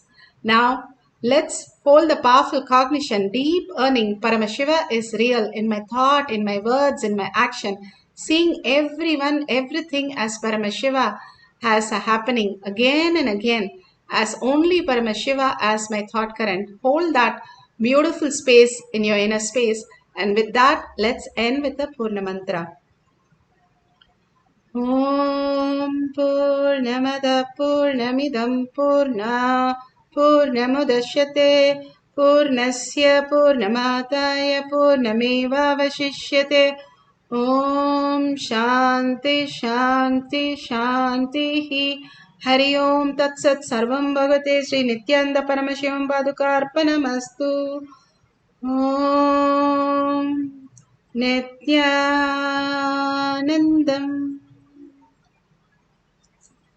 Thank you so much. We'll have the next session after the darshan of Kalabhairava, and after that we'll have a power manifestation session. You can log in for that. Thank you. Nithyanandam.